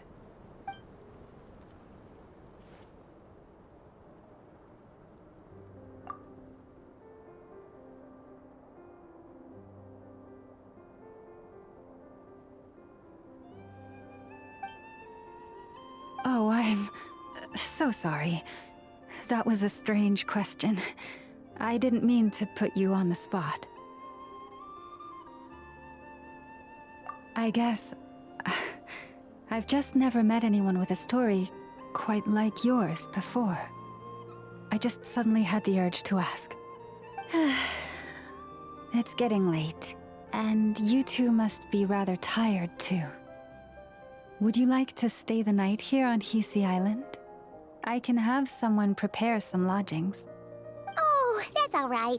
We've already got a room back at the flagship as it happens. Speaking of which, if you ever need us, feel free to come knocking. Do you need me to show you the way back? No worries. It's quite a way, and you should get some rest too, Lauma. We'll make sure to be careful. Understood. Then I won't keep you.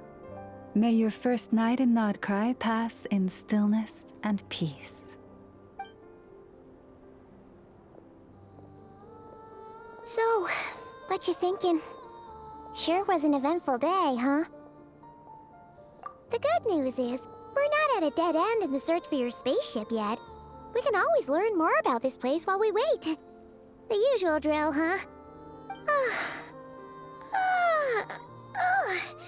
Paimon's really getting sleepy now.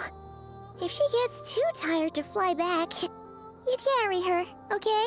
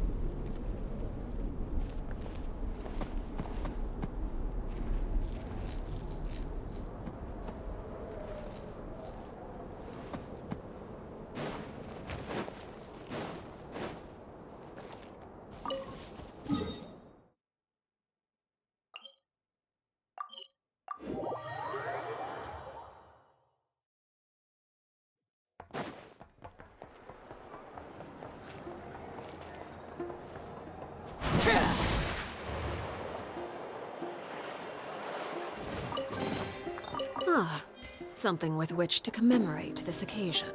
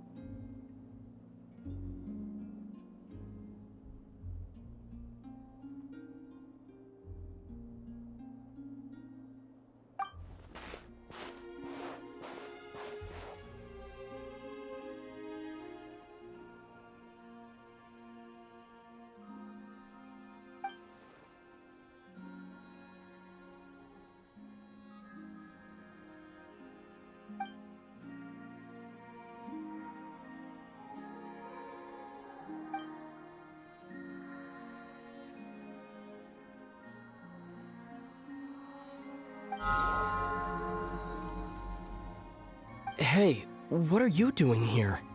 These flowers... I remember. When you first appeared, there were flowers like this all around you.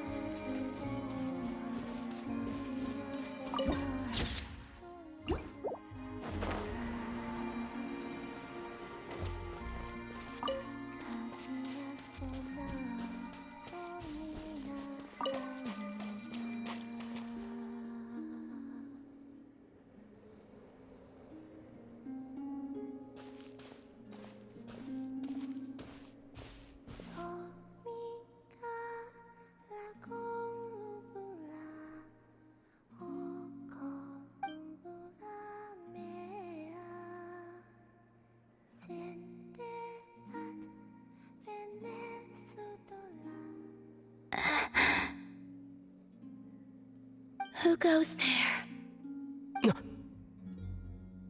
How did you get in here? I am but a passing traveler. I followed your song here. I'm very sorry if I've intruded. The Kuhenki. She brought you here.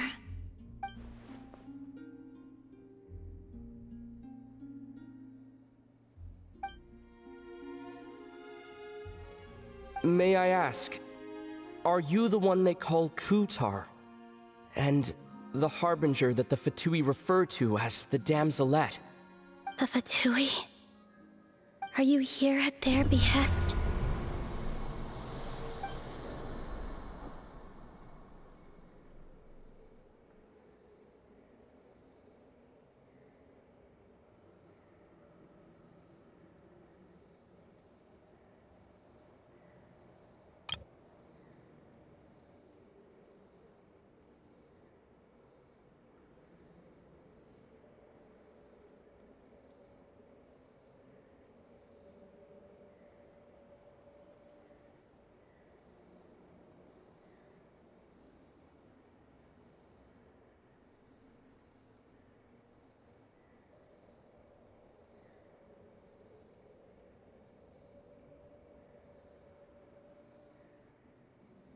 Please, don't get me wrong. I have no intention of doing anything for the Fatui. I just wanted to ask you about Nodcry and the moons. The moons? Do not believe in what you can see. What truly matters is what you cannot.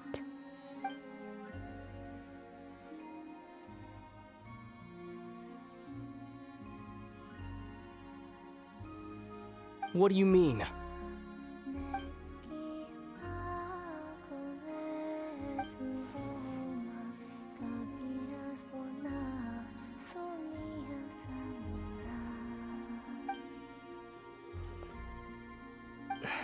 Listen, I'm the Traveler.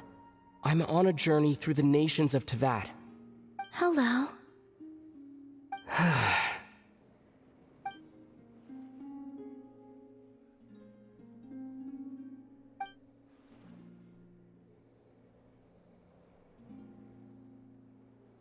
Could you tell me your name?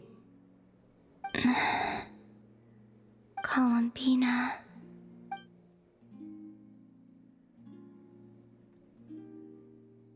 Kutar, the damselette, the moon goddess. Pick whichever takes your fancy. I do not know my own name.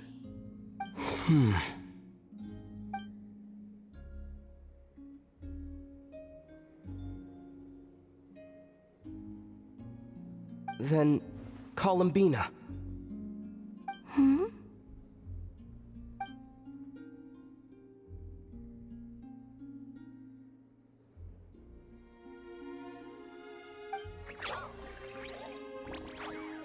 This Kuhenki, this Lanatar, did you bring her into being? Come here, little one.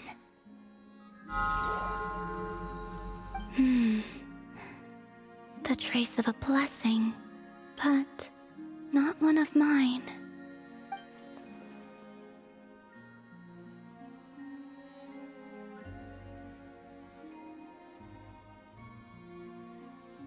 People always assume I can do many things. Assume I have done many things. But I haven't. All I ever wanted was to.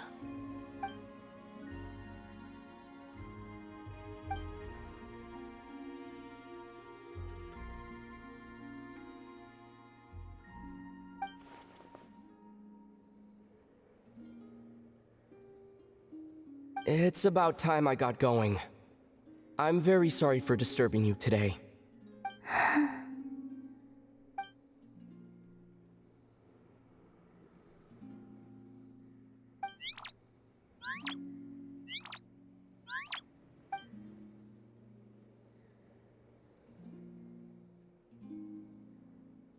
Columbina, that Kuhenki. Oh, you're leaving?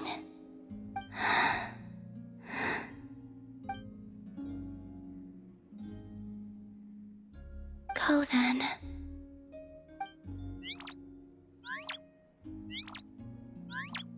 Goodbye. Take care. The moon can be treacherous.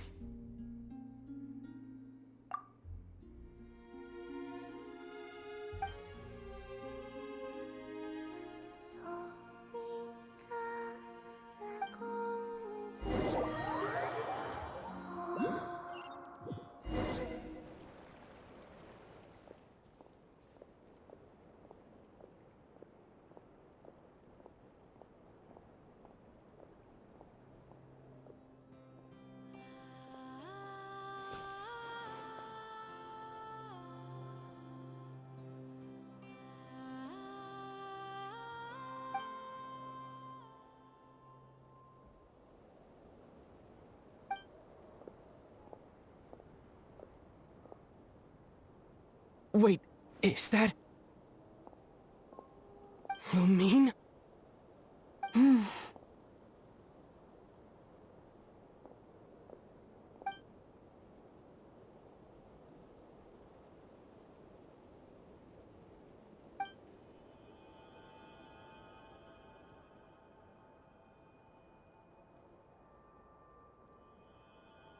Lumine!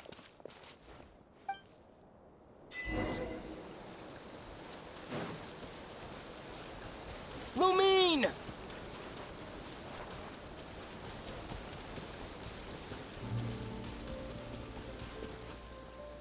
Lumine! Ether, it's you. why are you here on Hisi Island? If I told you I was here in search of the Frost Moon Scion's sacred relic, what would you think?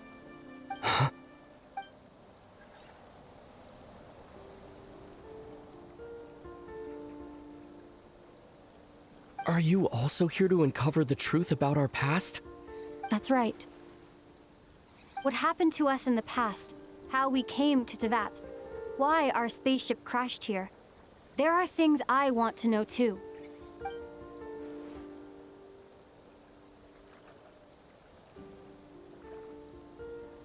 But I'm not about to sit around waiting for another 2 months to find out.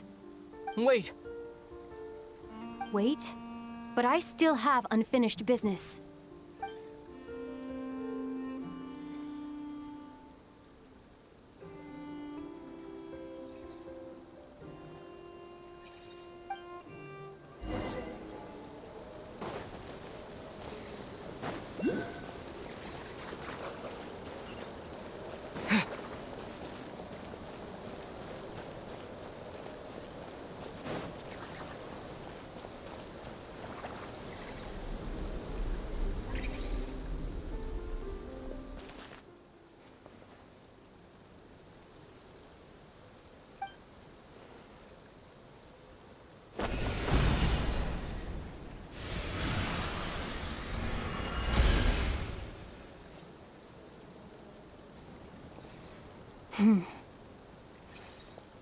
Hold on a second.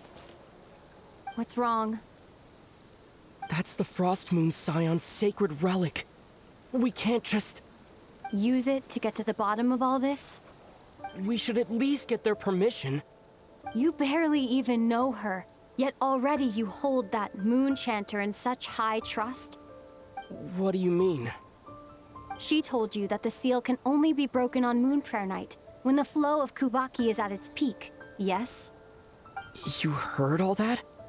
Watch this. Huh? But... Get it now? She's been stalling for time.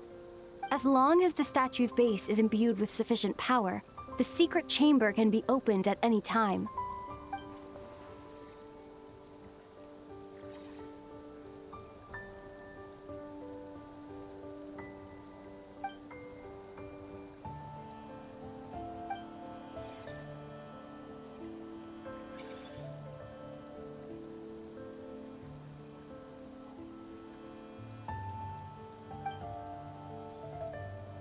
Is it such a sin when I don't put all my cards on the table for you, but not when someone else is doing it?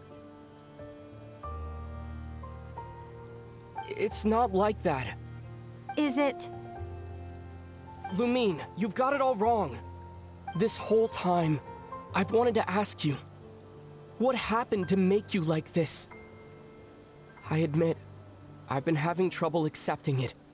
But after all this time apart, I've finally come to terms with who you are. Willful side and all. I trust you. I still do. Through all the worlds we've traveled, you've always been there by my side. If there are things you can't explain yet, I can wait while the journey goes on. I'll wait as long as it takes. Until the day you're ready to talk. Ether.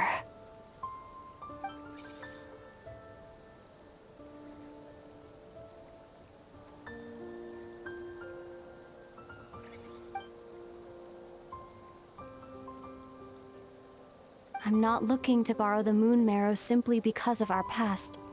It holds answers about the very origins of Tevat. I've always believed that if you want the truth, you have to see the whole story for yourself. I'm not asking you to trust me, Ether. Just don't try and stop me. If this choice weighs on your heart, then let me go in alone. Forget this meeting ever took place. Bit late for that now. But maybe this is the chance I've been waiting for all along, even if it fades with the morning light. I want to go with you. You sure? Yeah. Then let's go. Lumine, It's been ages since we went on an adventure together. I can't wait. Really? You think I'd lie to my big bro?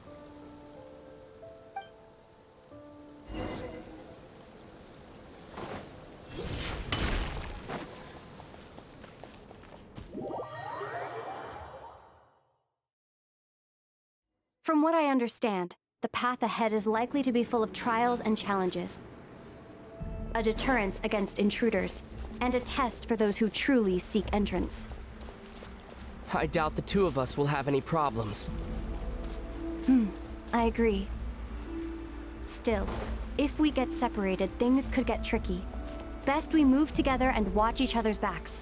Even the sound of your footsteps takes me right back. As a warrior, as a traveler, as my big brother.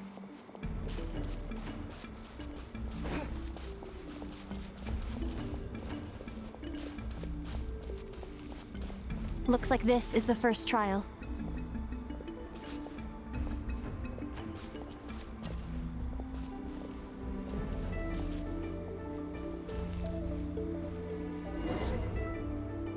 Ether, do you understand how Kuvaki works?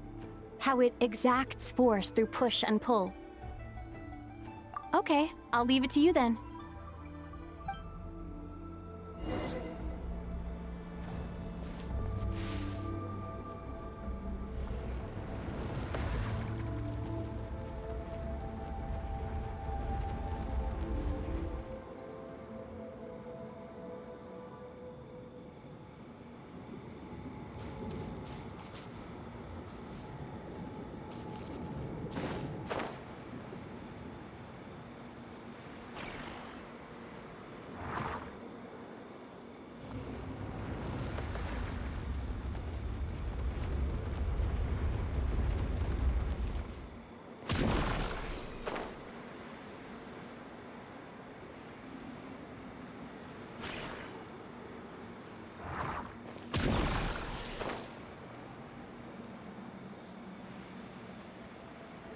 This should help Lumine get across. Lumine!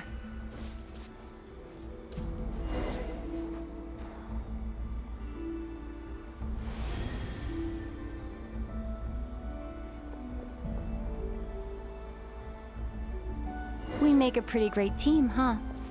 Just like the old days.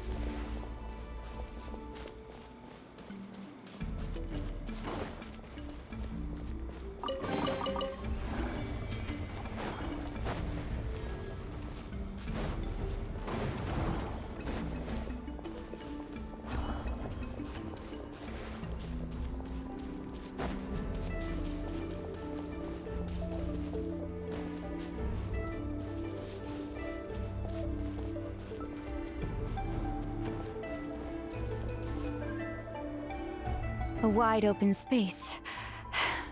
Must be in for a fight.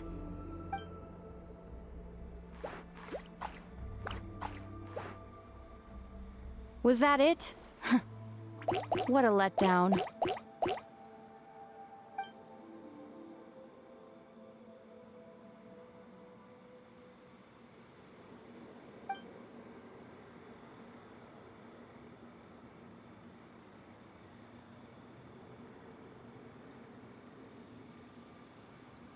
Ether. What is it?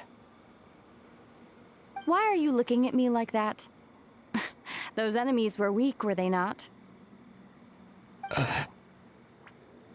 Maybe it's because the trial's only just begun. Actually, I've got an idea. Why don't we have ourselves a little friendly competition? Let's see if your journey has made you rusty. You're on.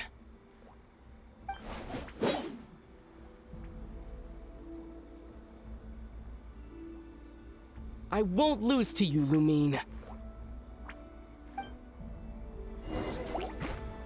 If memory serves, I used to come out on top more often than not.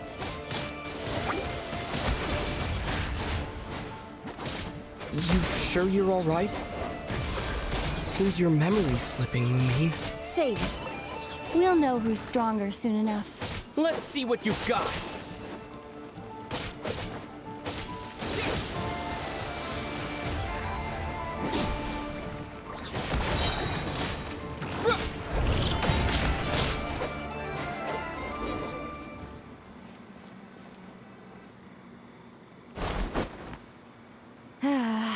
Fine. You win. Didn't feel like you really wanted it anyway. Going all out in a place like this sounds like overkill to me.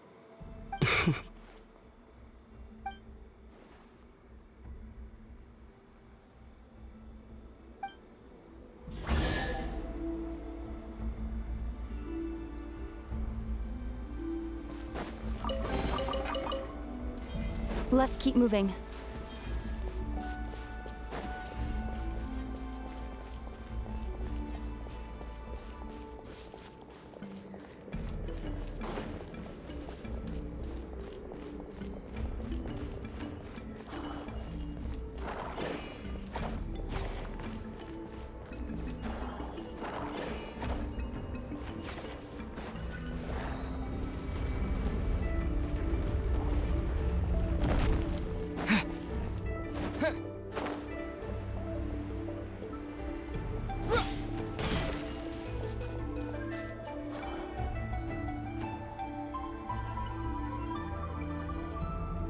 What is this place?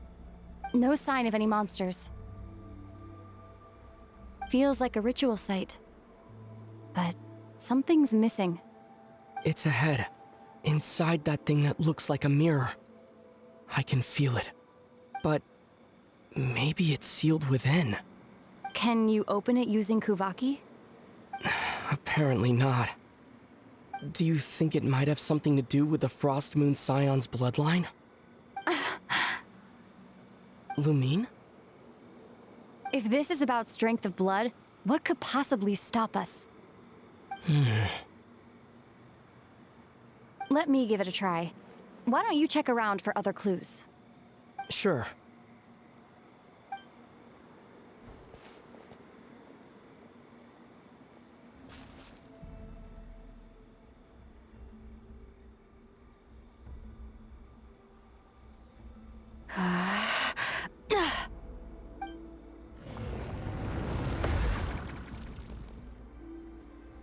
Found it. This should do the trick. Okay.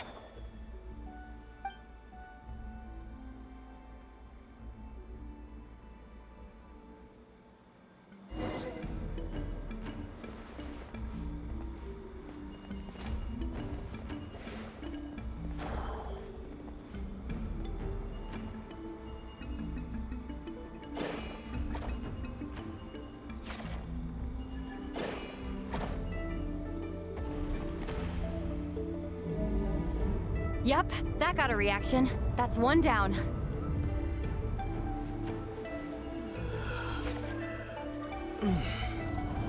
Nicely done.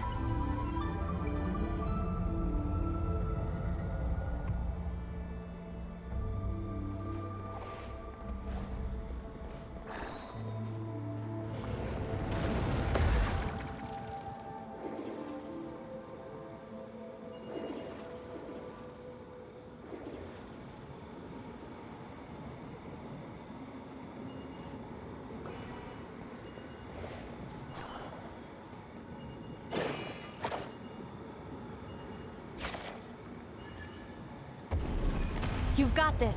One more to go.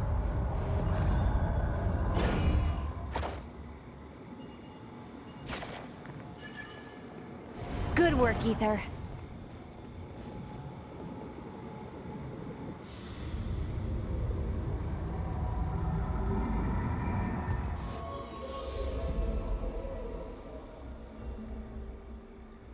The door's open. Come. We must be close.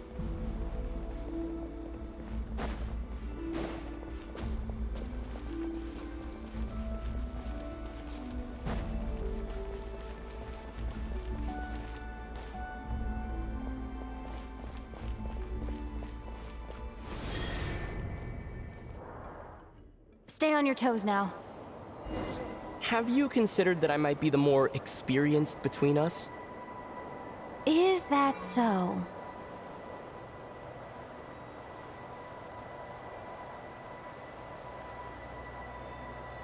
So, will you be heading off again after we're done here? Maybe, maybe not. Another cryptic response.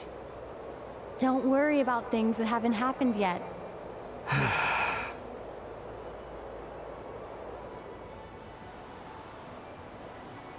At the end of all this, what do you think we'll find? Whatever it is, we can handle it. What about the end of our journey? That's not something we need to worry about right now.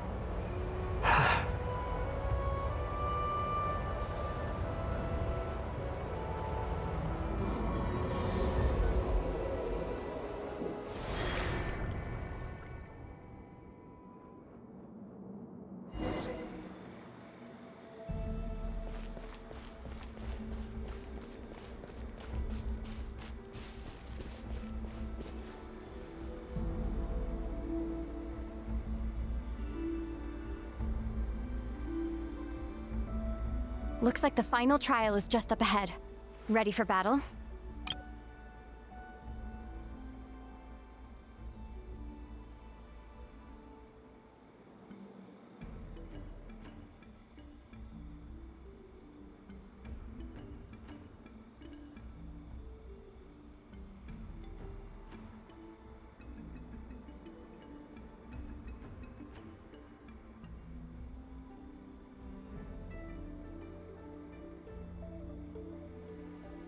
When have I ever not been? What's wrong? Going on an adventure with you, side by side, it's been so exciting. But at the same time, it just feels surreal, I guess. Maybe because it's been so long. You know, this is only the second time we fought together since the day we both woke up in Tevat. Maybe that's it. Ether, let the light of our blades come together once more, just like they did in the past. Lumine. This is a night of miracles, an adventure that belongs to us. Let's not weigh it down with worries and regrets. This is our adventure.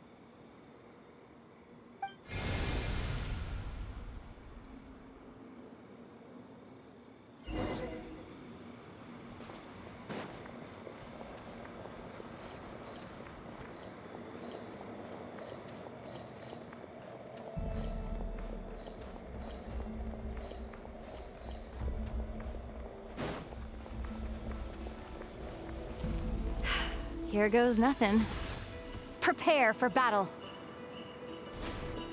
Stay focused! Dodge its attacks! Don't forget to heal yourself!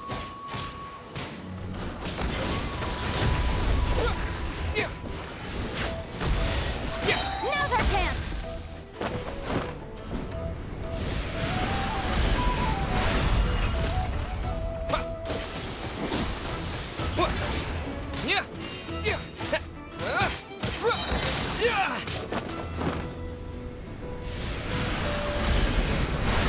Watch out! Time for the finishing blow.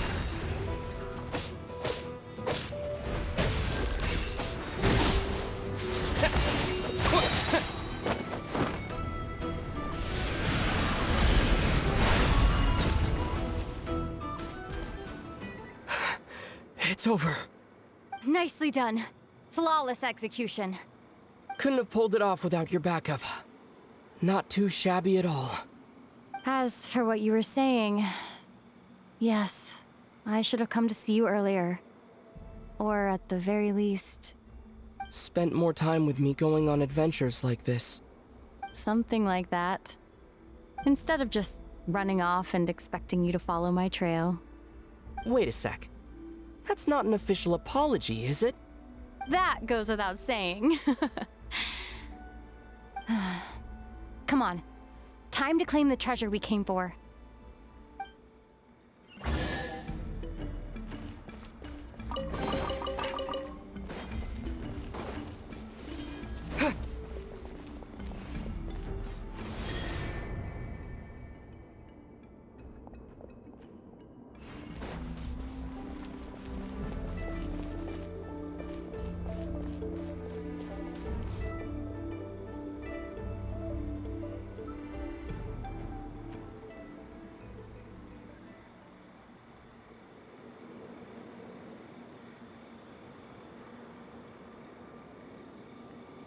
So this is the Moon Marrow. The treasure we've been after. All right. Go get it for me, Ether. It belongs to me.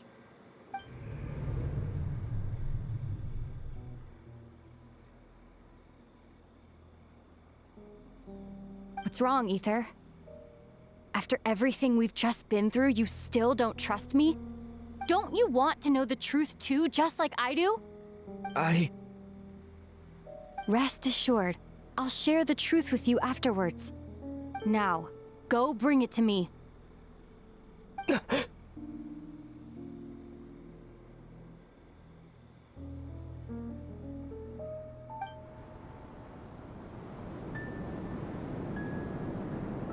What's going on?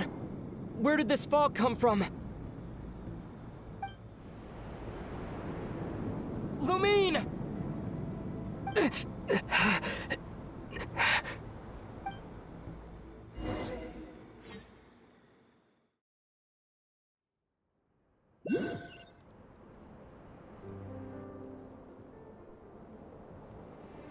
Lumine!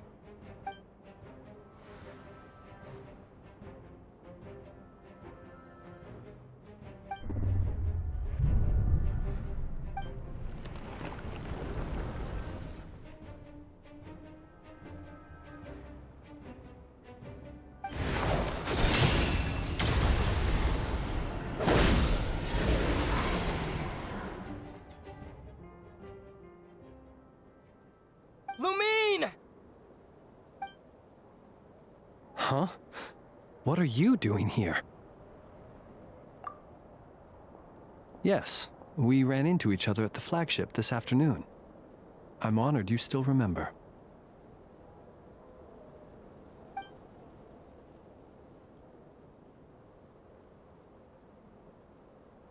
Are you looking for something here?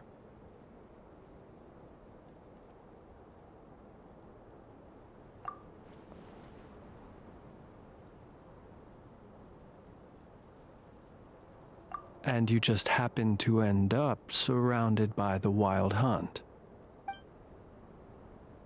Sorry, I did not intend to come off as pointing fingers. Indeed, perhaps our courses of action do not differ so greatly. Not exactly. We Lightkeepers are accustomed to patrolling at night.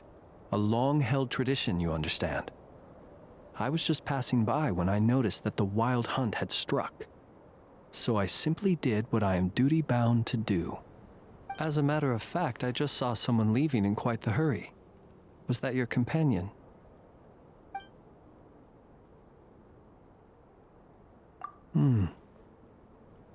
Perhaps I should take my leave now. After all, my patrol isn't over yet. Nodcry is a dangerous place to be at night. I'd advise that you head back soon as well.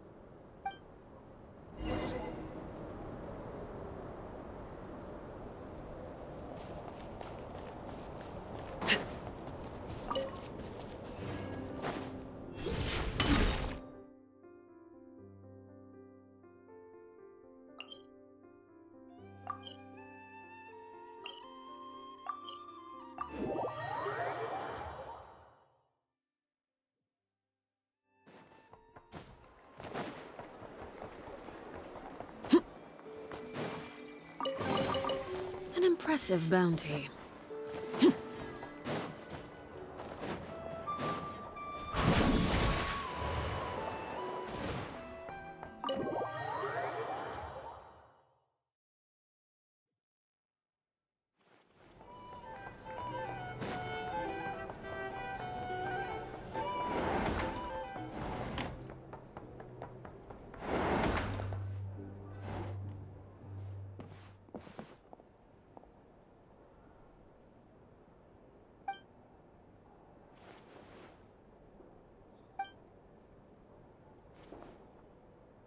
Paimon woke up and saw you were gone, so she made you a cup of berry juice to help you sleep. Her own secret recipe. When you get back, drink it up and go get yourself some rest.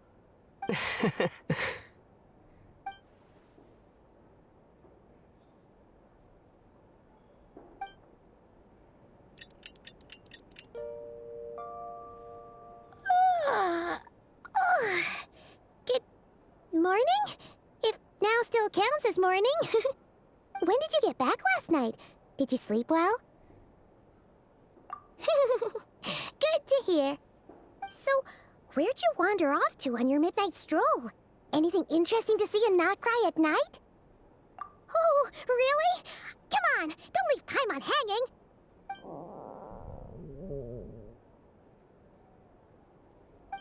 All right. Guess we'll have to feed your stomach before we feed Paimon's curiosity. Let's go grab something to eat while we talk.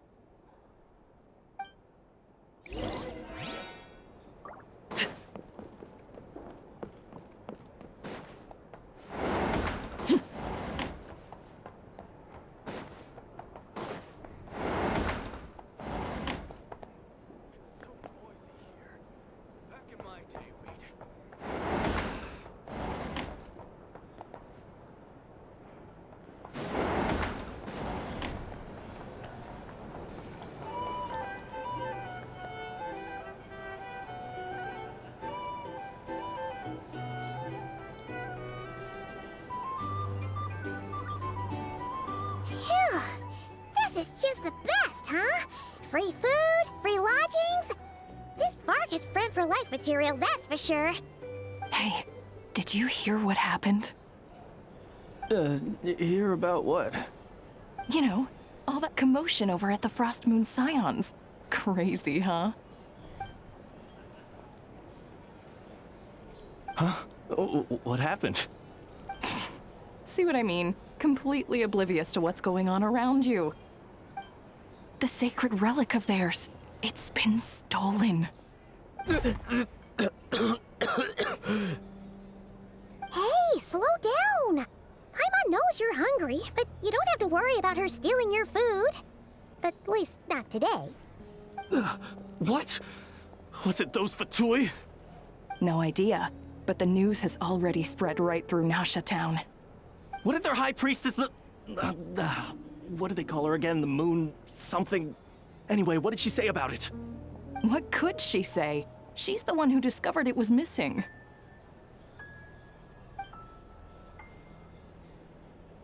She was in Nasha Town first thing this morning, hoping to launch a joint investigation with the Voynich Guild. Whoa! Did you hear that? Lauma and the others, their sacred relic's been stolen! Who in Tivat would even have the nerve? Paimon bets it was that bunch of good-for-nothing, rule-breaking, troublemaking Fatui!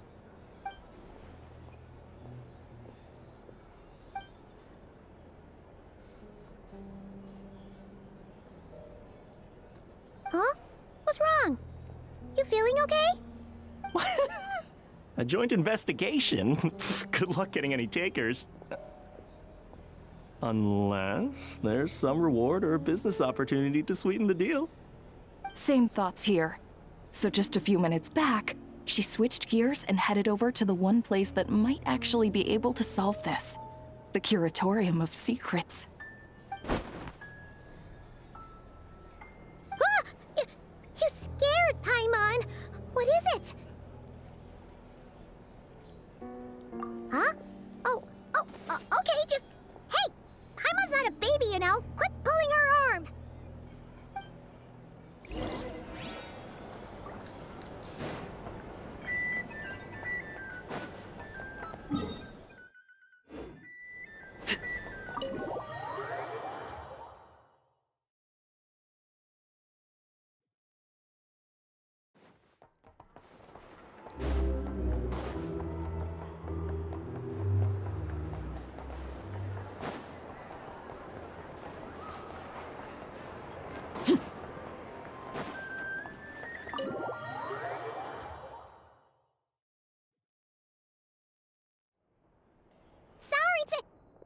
Huh? There's no one here. But didn't they just say Lauma came this way a few minutes ago?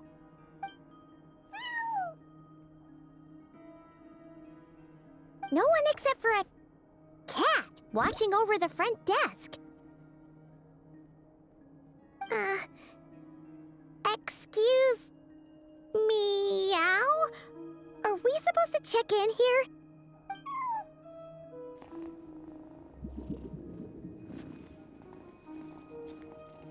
No idea what that means.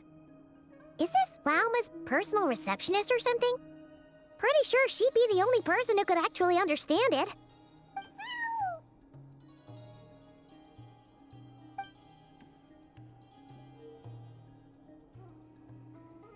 Huh? It's heading into that room! But why not? Like I told you already, that's just... Huh? Another client.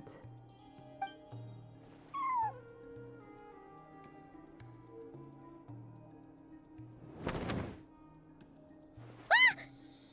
So, you were in this room the whole time? Something I can do for you? Traveler. Paimon. Oh, you're acquainted then? Yes, they visited Hisi Island yesterday. We had dinner together. Allow me to introduce you. Traveler, Paimon. This is Nefer, boss of the Curatorium of Secrets. Pleasure to meet you. They are travelers who arrived in Nodcry just yesterday. Greeted by the birds and beasts of this land, they are kind-hearted souls who walk in the moonlight's glow.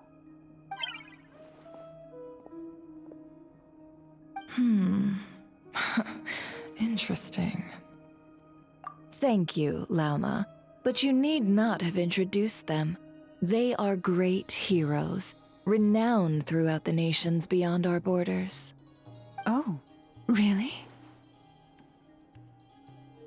Do not forget, I deal in information.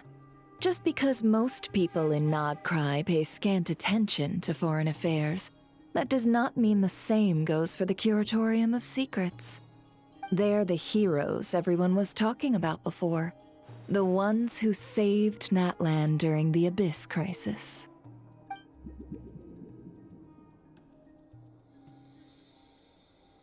I see. We Frostmoon Scions seldom leave our domain, so I had not heard of your heroic deeds. Please, forgive my ignorance. It's no big deal. We were hoping to keep a low profile anyway. If we had to list all of our titles and good deeds, we'd be talking till sundown, and then some. Huh? What's wrong? Still not feeling great? So, what brings you both to the Curatorium today? Oh, so basically, we were just eating when we overheard people talking about how the Frostmoon Scion's relic had been stolen, and then he dragged Paimon over here. I see. Ah, I see. So you came over here because you were worried about Lauma. A combination truly befitting of great heroes. Strong at arms and pure of heart. In that case, Lauma, I've got a suggestion. Why not ask these battle-hardened heroes to take the commission for you? Honestly, it's a little beyond the means of such a modest establishment as ours. Your modest establishment? Unable to handle a commission? You just don't want to take it, do you? You're right. I do not. What kind of commission is this? Surely it's not to recover your stolen relic? Yes, that is it. Recovering the relic is both my duty as a moon chanter and a step toward fulfilling the promise I made the Traveler, to help uncover the truth of the past. But Nefer has already declined our commission multiple times. And yet, just as it always has, the moon will continue to illuminate the sky above the Curatorium. Come night or day, may the moon goddess keep you. Enough of that.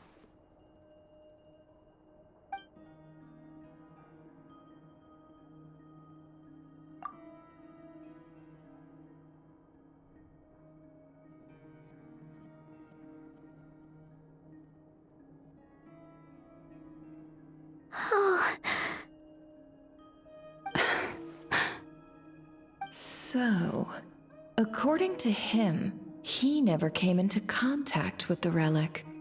So he suspects his sister may have taken it.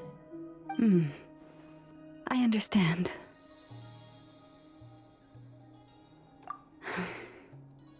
The Frostmoon Scion's secret chamber has remained hidden from the world for generations.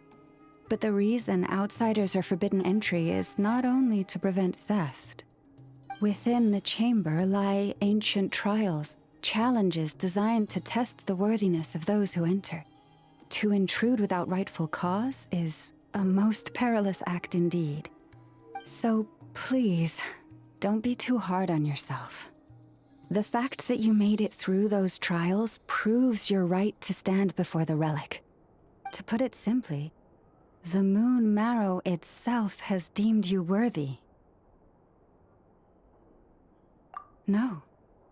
Your honesty tells me everything. You never sought to take the Moon Marrow for yourself. As for what happened at the end, I suspect the chamber's protection mechanism may have been activated. Among those who entered the final chamber, there was either someone with impure intent, or else an abyssal presence. The Abyss? Perhaps that's why, then. Either way, the Moon Marrow was taken. And I believe you. So the problem remains the same. I need to recover our relic. See? Didn't I tell you it would all work out in the end? But before everyone starts celebrating, forgive me for asking just one more thing. Are you absolutely sure your sister took the relic? What do you mean? Weren't they the only ones inside at the time? Who knows? Think about it. After your sister broke the seal with abyssal power, what was to stop someone else from following you in there? In theory, nothing. And as it just so happens, I received a tip-off from one of my sources earlier this morning. Word is, today of all days, the Fatui suddenly called off their search for the relic. What? Huh? Why? Well, either they woke up this morning and suddenly decided they'd lost all interest, or... Exactly.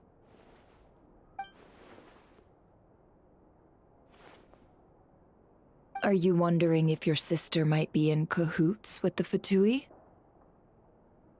Which is why I asked, are you absolutely sure your sister took the relic? Or to put it another way, do you really know your sister?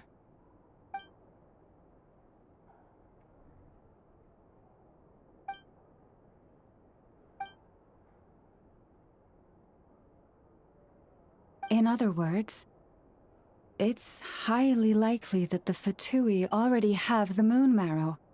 So, basically, all we need to do is find our way into that Fatui research facility, and we should be able to get to the bottom of this, right? Congratulations, you've found your answer. Looks like the curatorium won't need to lift a finger this time. Well, Lauma, there we are.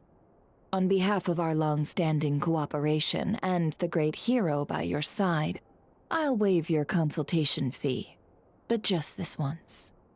You're really not planning on helping us? I think I've helped more than enough already. If we're to stand any chance of infiltrating that facility, we'll need the help of a specialist. Just so you don't get the wrong idea, let me make myself crystal clear. The Curatorium of Secrets has always striven to abide by a policy of strict neutrality. We do not take sides with any faction in Nodcry. I cannot help the leader of the Frostmoon Scion sneak into a Fatui facility. That would make me their enemy. When one of their harbingers asked me to help them infiltrate your territory, I gave them the same answer. No. All right. I understand. But I do have one final request. I promise it's my last. It had better be. No matter who it is, I want you to help us persuade the next person who walks through that door to join us. What is she up to? You're that desperate for help? What if it's a member of the Fatui? It doesn't matter. You're welcome to tell them everything, even about our plans to infiltrate the Experimental Design Bureau. All I'm asking is for you to say one thing, just one thing to help persuade them. If you do that, I promise I won't ask you for anything else. Made up your mind? Fine. Fine, I'll play along with your little game. Besides, as long as I'm not personally involved, no one can accuse us of taking sides. Boss, I'm back!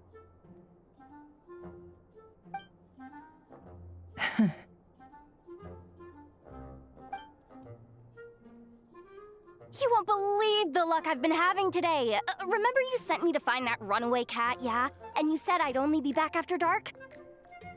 Well, guess what? Right after I left the house, this big ibis flew over and the missing cat was right in its claws. And once it got close, it loosened its grip and... Boss, you're meeting clients. I'm so sorry. I'll get out of your way.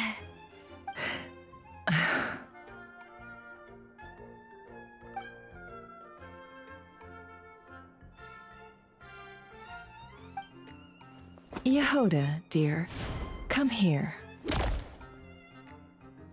Huh? Me? Is something the matter? Oh, hi there. My dear Yehoda, I have a request. Yikes! Why does the boss sound so scary? Did I do something wrong? Would you be so kind as to accompany these 3 delightful clients of ours and help them infiltrate the Fatui's Kuvaki Experimental Design Bureau? What is going on here? Boss usually just says things like, hey, go do this, or you, go take care of that. Why is she being so scarily polite? And wait a sec. The Fatui's research facility? That's basically a death sentence. Made your mind up yet, my dear?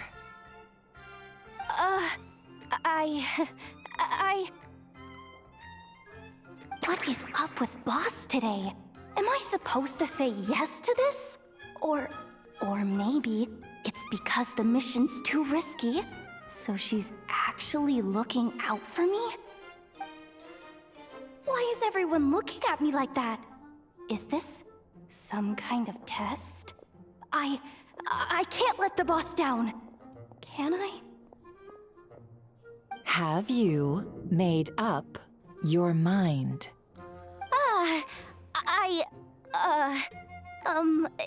That's... Sure, why not? Really? You really don't mind helping us? Huh? Oh, yes. I mean, no. Of course, I guess I do. Oh, thanks so much! We owe you big time! On behalf of the Frost Moon Scions, too, thank you, Yehoda, for your help. What the? Seriously, what just happened? Why does the boss look so fed up? Oh no, was I supposed to turn them down? All that mentoring, time spent teaching her how to deal with different factions. In one ear and out the other. Never. You got what you wanted. You promised that was it. I know this goes against your principles. I won't forget the favor. Trying to get me to change my mind now? Of course not. I just wanted to say thank you. So, thank you. Oh, Yehoda, we'll leave the planning to you. Let's discuss the details elsewhere. Huh? Oh, okay. Oh, what have I gotten myself into? Oh, by the way, Yehoda, before you go, What is it, boss? you're fired. Huh? Effective immediately. As in, this exact moment. The curatorium will take you back, of course, but only once you've completed this commission for our 3 clients. What? Is there some issue? Well, here's the upside. Without me taking a cut from your commission, you'll earn more. Seriously? Can someone explain what's going on here?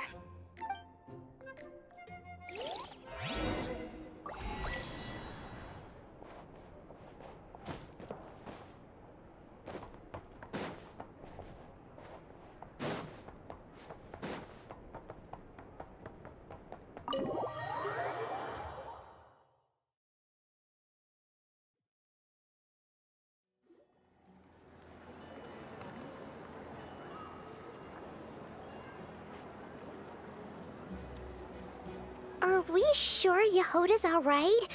She looked totally crushed just now. She'll be fine. She's just in shock. But one thing's for sure. The curatorium's professional standards are beyond question. The fact that she only requested 1 day to prepare says it all. As an apology, I'll ask my animal friends to help her out more often in the future. Also, thank you for being honest with me. It means a lot. Was it really, though? As far as I see it, trusting your family is never wrong. In this case, let's call it a misjudgment. But the truth is, we all make mistakes every now and then. What matters is how we deal with the consequences.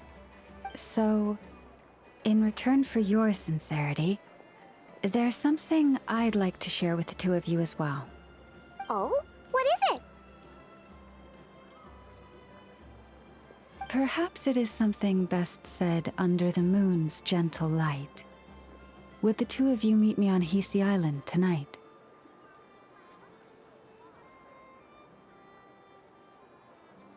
Oh, it does sound important.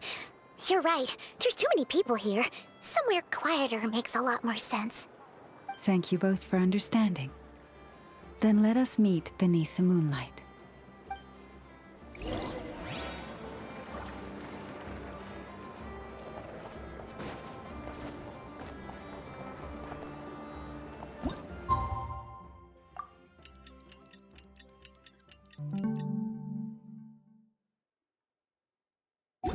It's about time.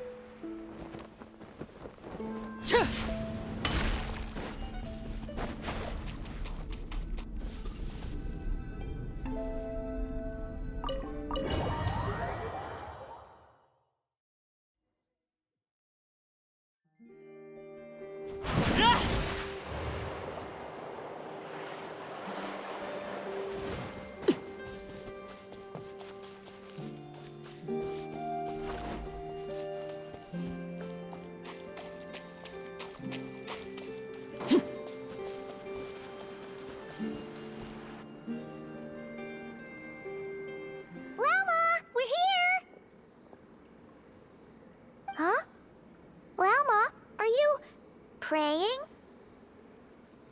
I am indeed. For the moment I was born, my people exclaimed, "Behold, eyes like the moonlit tide, antlers like the crescent moon, and blood that glimmers silver as the moon's reflection. From as far back as I can remember, I was revered as the Frost Moon's emissary and the Moontide Maiden. The first words I ever learned were prayers to the Frost Moon. The first gestures, those of our sacred rites. Wow, that must have been tough. Back then, I didn't know any better. It all just seemed so natural. The Frost Moon Scion's bloodline has long since begun to run thin. Nowadays, even those of us with antlers are few and far between, let alone those attuned to the power of Kuvaki. But I...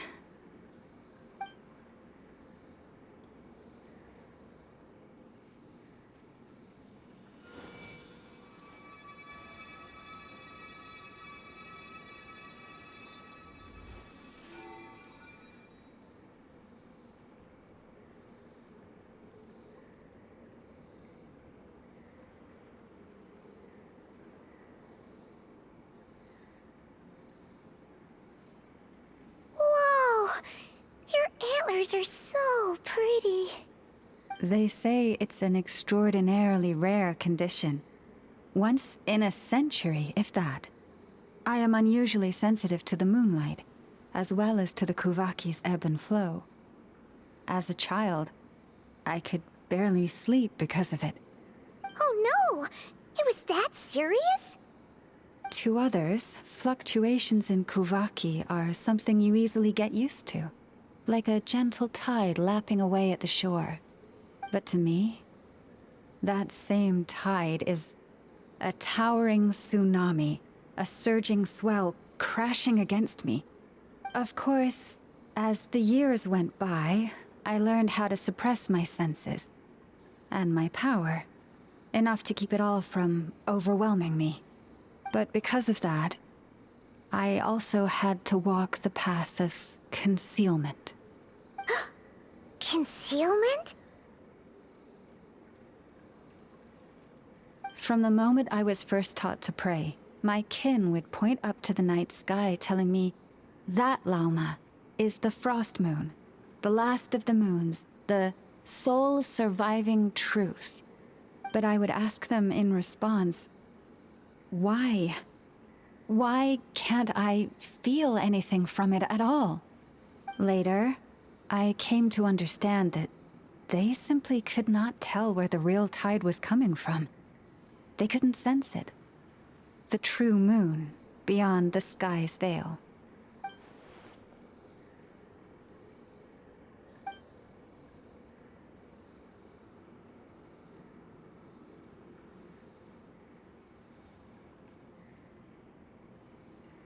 The moon is false.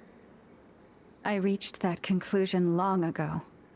But there was no one I could tell. Not a single soul.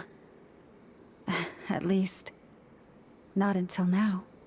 Am I the one who's wrong? Is it the moon that is false, or my own senses? I asked myself such questions time and time again.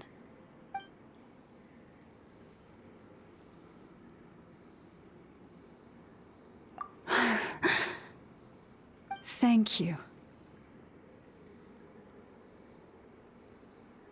When you called yourself a descender, I had a feeling you might be able to confirm what I had always suspected. And now that you have, it's exactly as I imagined. I feel relieved. Oh, Paimon kinda gets why you couldn't tell anyone now. It's not easy to change people's minds on something they've believed for hundreds of years. That's what I meant by concealment. I knew too much, so I had no choice but to keep my people in the dark.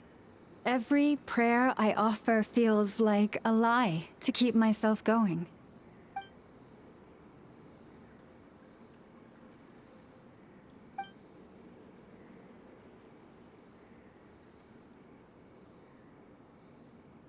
You've already met our Kutar, haven't you? Huh? When was that? And more importantly, when time are you planning on telling Paimon?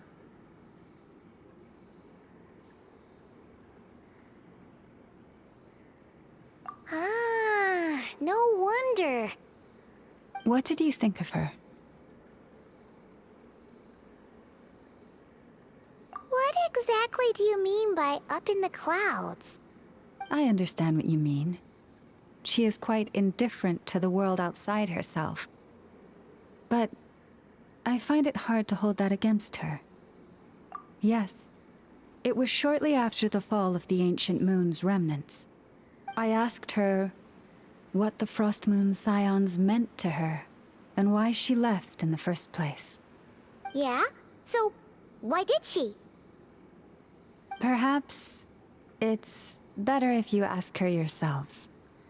Things tend to get lost in translation when you speak on someone's behalf. What I can say for certain is this. Even when I had no one to confide in, I still had a family. I still had the Frost Moon Scions. But that girl, born beneath the moonlight, perhaps she's never felt she had either. The truth is, though, she might have had it all. If only the Frost Moon Scions hadn't let her down.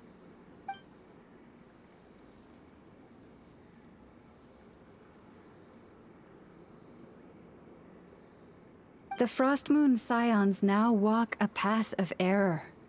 They offer their prayers to a false moon, and to a goddess who can no longer answer them. I want to change all that.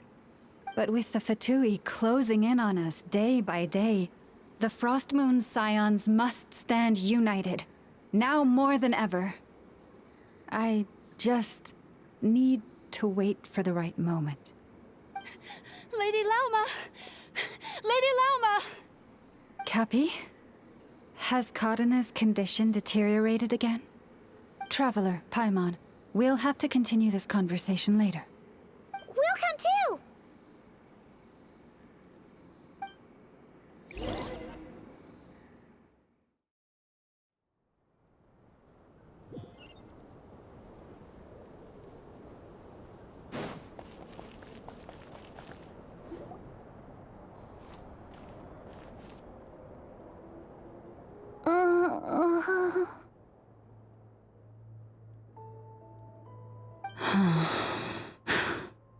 Why?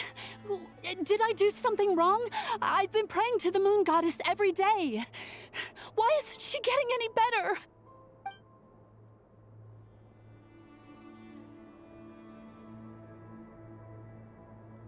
Cappy, I need you to wait outside.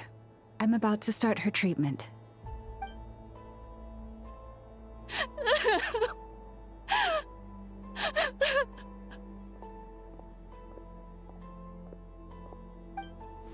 Is there anything we can do to help?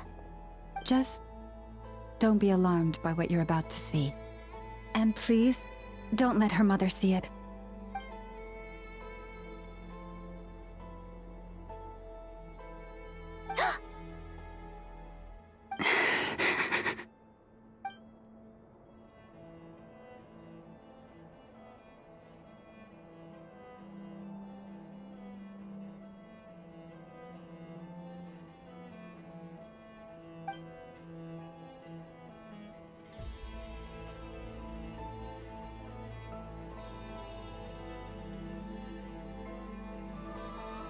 Shh. Please. Help me keep this a secret. She looks much better now. But, Lauma, was that? A medicine prescribed by a local doctor. For ordinary people, my blood has the power to counteract any adverse reactions to Kuvaki.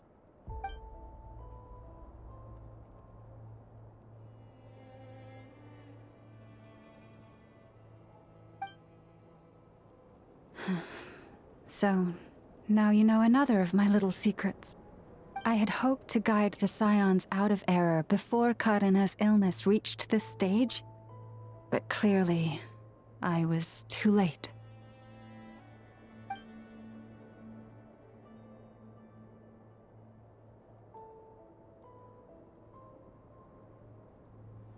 My life is as hidden from sight as the far side of the moon. Yet people only look to the bright side for guidance. If the day ever came when the two sides were reversed, could they truly accept it?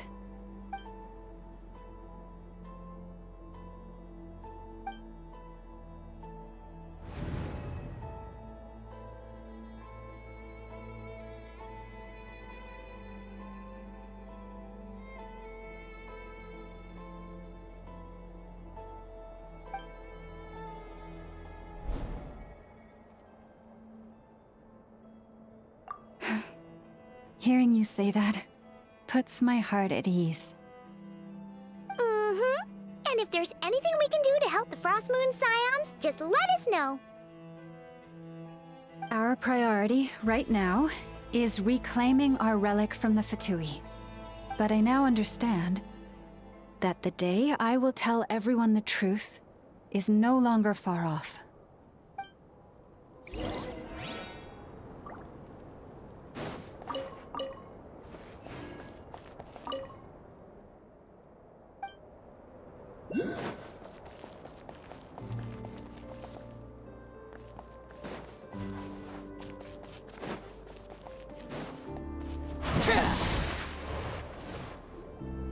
Wow!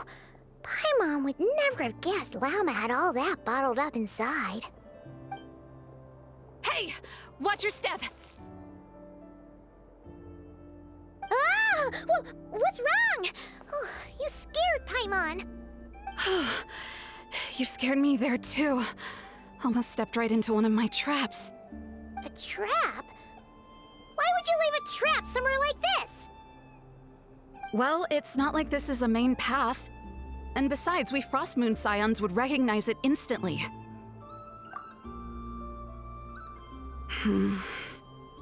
Alright. You don't seem like you're with the Fatui, so I guess there's no harm telling you.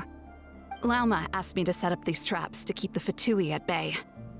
Oh! Come to think of it, their 3-day ultimatum is almost up now. Yes. Hopefully they'll back off when they realize we won't go down without a fight.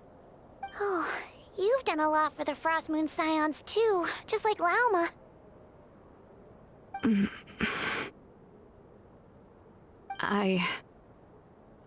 Philomena?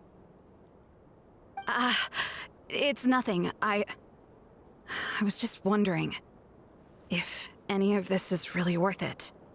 What do you mean? Our people. So many are stubborn, stuck in their ways, clinging to a truth they refuse to even question. Do they really deserve everything Llama's doing for them?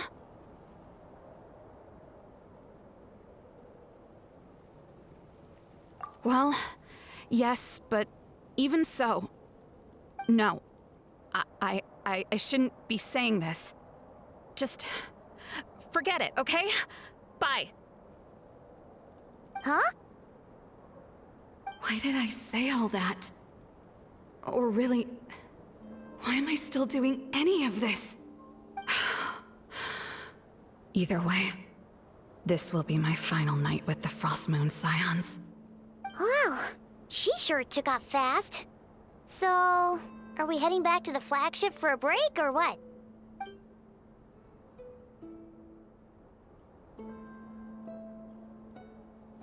Wait, you're not thinking of visiting that damsel laid up in Cloud Cuckoo Land, are you? Huh, given who she is, pushing her won't get us anywhere. Hey! Why don't we... Let's bring her something tasty! If she doesn't want to talk, we'll have to win her over with food. Hey, no harm in trying. At the very least, it shows we're trying to be friendly. Let's see... How about an F's 9.12 out of 10 berries and fried meat, the Frost Moon Scion's boon of the day, and one of your signature dishes? Your choice. Should be a good mix of meat and veggies. There's bound to be something she likes. All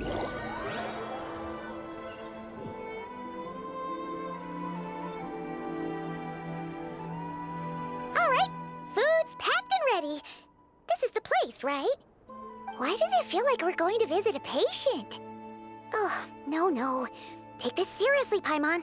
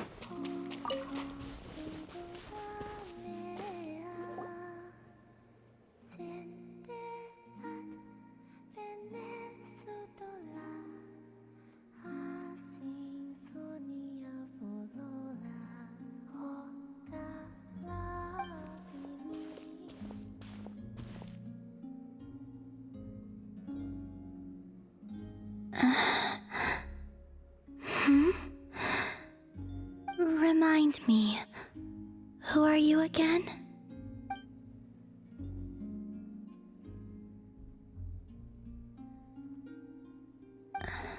A different one floats by your side today. A different one? What's that even supposed to mean? Oh, there goes Paimon's perfect conversation starter. Hi there. Paimon is Paimon, and this is the Traveler.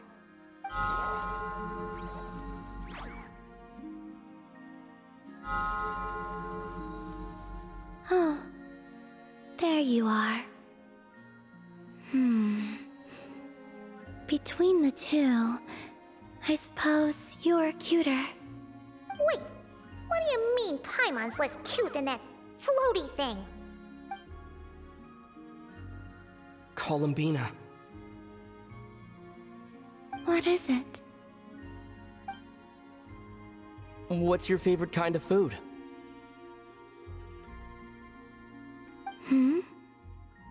Is this a treat? Or an offering? Let's go with treat. Anyway, this is all the Traveler's cooking, so please, help yourself.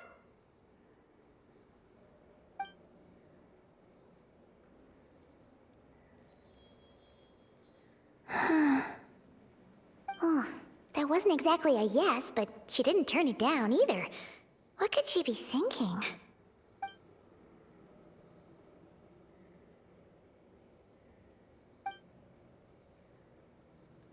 So, what do you want to ask?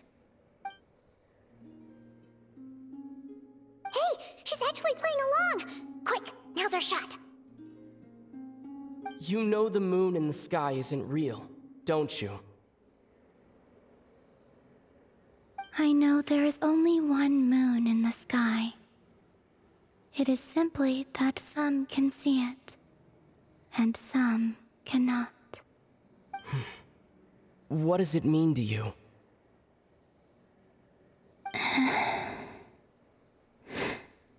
The missing prologue. What?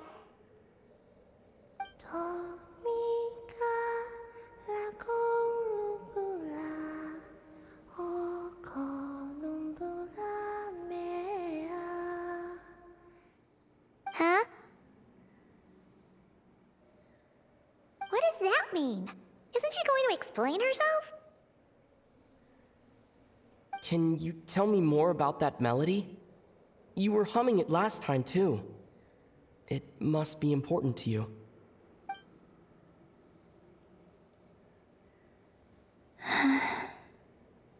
It is all I remember from the moment of my birth. A melody A few lines of lyrics. Like a lullaby from a foggy dream. Oh, so who was singing it? I do not know. I have nothing else. Just that song. Huh? And the Frost Moon Scions who found me. They had nothing either, but hope. Before I even knew what was happening, they were already calling me their goddess. And I had no reason to decline. Like two lost infants unknowingly exchanged, I adopted their faith. And in return, they adopted me. But my adoption drops you into the story halfway through. What came before was scribbled onto the wrong pages, never even bound into the book. That sense of something missing only served to nurture their greed and doubt. And thus, I came to realize that this place was never truly my home. Greed and doubt? O Moon Goddess, forge weapons for us, drive out our enemies, and expand our lands. O Moon Goddess, heal our wounds, ease our suffering, grant us strength. They asked for everything, and I obliged. Until the day came when no answer could be given. If mortals can turn to the gods when they are powerless, then who do the gods turn to when they have nothing left to give? You've got Paimon there. In those days, the Frost Moon Scions cared more for faith than for truth.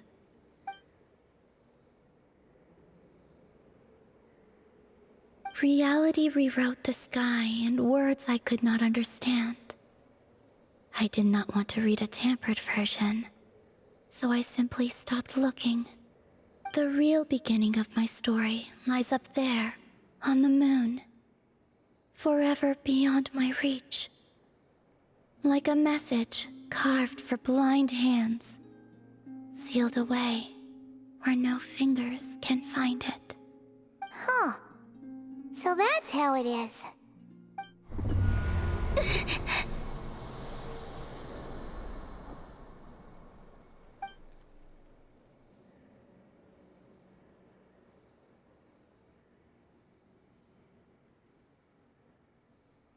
What's wrong?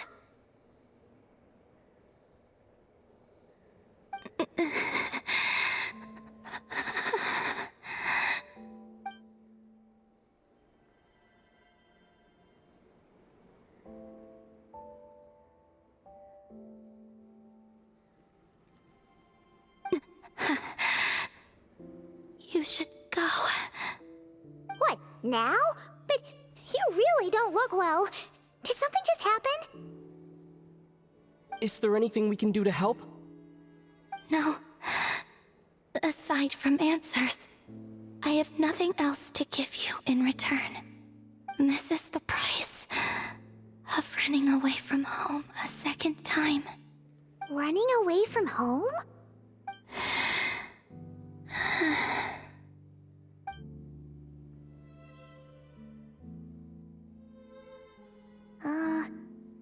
Is she heading towards the food? Did all of Paimon's questions make her hungry? Do you still have many questions? I know I should offer more in return for your kindness, but I'm feeling a little worn out. Oh, we're so sorry about that. But Tsaritsa was right. Freedom always comes with a price. She said I could treat the Fatui as a second family, a second home. But in the end, they were no different. All they wanted in truth was my power as the Moon Goddess. I'd rather not dwell on such unhappy memories.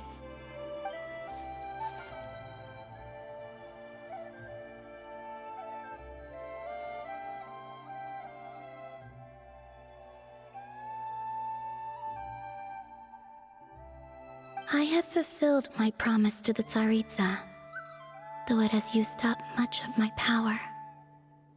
So you see, this has nothing to do with betrayal. So, you're just staying here for now, resting and recovering your strength? Yes. What about these flowers? They have grown in Nodcry for many generations. They're highly sensitive to the ebb and flow of Kuvaki.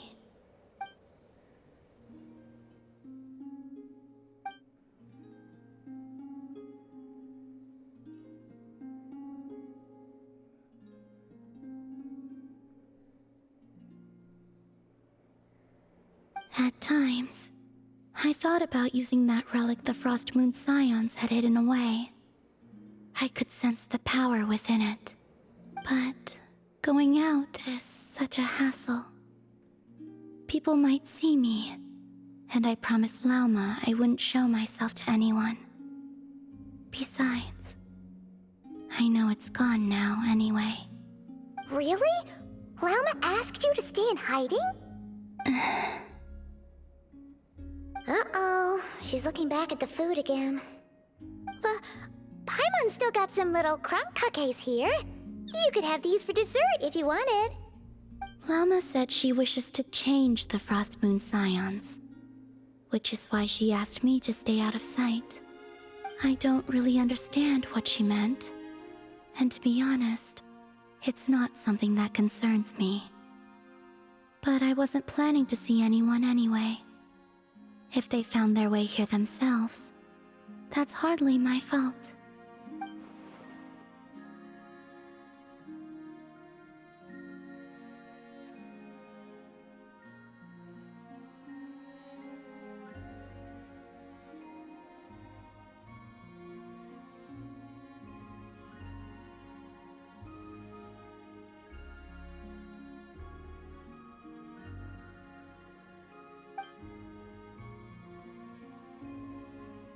Lauma, the Maiden of the Grove. She is quite unlike any Frost Moon Scion I have ever met before. After hearing my story, she actually apologized for how the Frost Moon Scions treated me back then. She told us she feels like she's been living on the far side of the moon. Is that so? I actually got the opposite impression. She's been keeping her true power hidden away, afraid that people might be dazzled by its brilliance, and that they'd no longer be willing to look her way.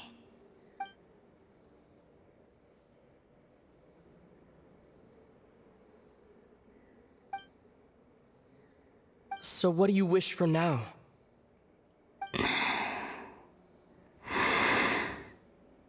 I wish to return to the moon, to the home where my story is written. Right now, that is all I wish for.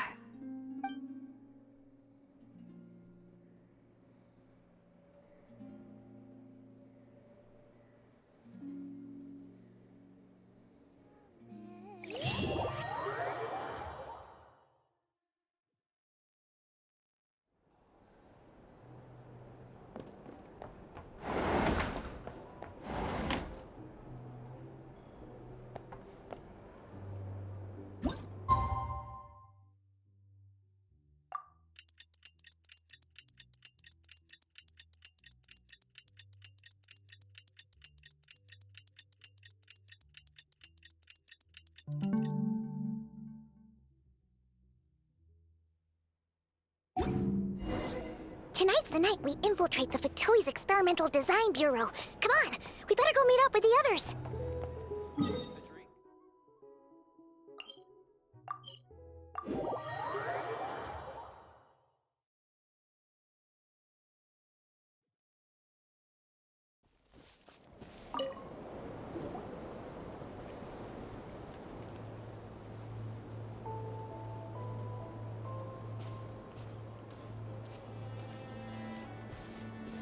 Huh? How come you're here by yourself, Lauma? Where's Yehoda? I haven't seen her. Seriously? Don't tell Paimon she's ditched us on our first mission together. I don't believe so. Nefer and I have our differences, but that shouldn't interfere with our shared objective. Recovering the relic is my duty. But as far as she's concerned, there's plenty to gain here too. In Nodcry, it's common knowledge that the Curatorium has a nose for profit and opportunity. The same way aphids flit from flower to flower in a never-ending quest to make honey. Huh. Sounds like you know her pretty well.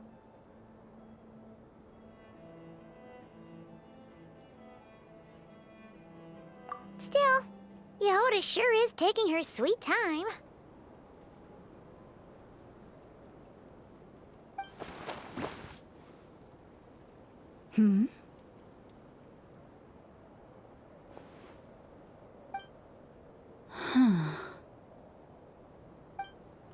I believe we may have misjudged and underestimated Miss Yehoda. Huh? What do you mean? As a former employee of the Curatorium, I'm confident that she possesses both professionalism and integrity in ample measure. Huh? Ah! What was that noise? The sound of a wavering conscience, perhaps? Ah! Whoa! Something just fell down. Hello, everybody! What kind of an entrance is that? Wait a second. Have you been hiding nearby this whole time? Yeah. I was just, scouting things out from up high. Darn it. How did Jane Doe even notice me up there? I can't believe I'd only realized I'd run out of smoke bombs this morning. What if something goes wrong inside? How am I supposed to make a quick getaway now? Thought I could just hang back and wait for the clients to get cold feet. But nope. Turns out they're all completely fearless. Don't they know how scary the Fatui are? Really sorry, everyone. Truth is, just as I was heading out this morning, I discovered I'd run out of a super important, completely essential, absolutely indispensable piece of equipment. So, what are we gonna do? Well, as I see it, there are two options. Plan A is we take a detour to Nasha Town to restock, though who knows if any shops will still be open this late. Plan B is we call it quits right here, disband the team, and I'll go home. My place is only like a 10-minute walk from here, so... Personally, I vote Plan B. Bada bing, bada boom! Maximum efficiency, minimal effort. Don't try to solve your problems by running away. Not a fan of either? Then I guess our only option is to fall back on Plan J. That's J for Yehoda, by the way. Why didn't you just tell us that was an option in the first place? Come on, that would have totally ruined the surprise. Boss pulls this trick all the time, and it's always the clueless ones who end up praising her to the skies. Feels like you just threw shade at a whole lot of people. I have faith in your professionalism, Yehoda. You don't need those flashy tricks. Your abilities alone are more than enough to earn our respect. Huh. This Jane Doe sure has an eye for talent. Speaking of which, maybe it's time I started calling her something nicer? You really mean that, Jane? Lauma Doe? I do. I'll tell you what, it's not every day you get to work alongside such considerate clients. I have a feeling we're gonna make a great team. Plan J is this. We find our way in through the freight access on the facility's east side. It's tucked away from view, and security's lighter at night. I've prepared some special gadgets too, so we should be ready for anything. If we want this to go without a hitch, we'll need to work together every step of the way. So everyone, stick close behind me. Now that finally sounds like a real pro talking. Hey, you saying I didn't before? Kinda, yeah. You... Ugh. Never mind. A top-tier treasure hunter like me never lets the naysayers get to her. All right, let's go over what we agreed on yesterday. The goal of infiltrating the Kuvaki Experimental Design Bureau is to locate and, if possible, recover the relic that the Fatui stole. We also need to figure out why they built the facility in the first place. I'm worried that they've set their sights on the ancient moon's remnants on Hisi Island too. Well, now that we've got a plan, time to get this show on the road.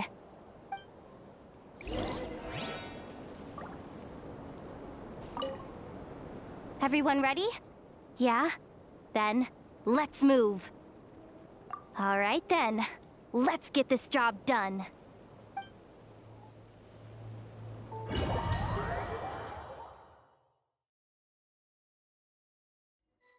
Go, go, go!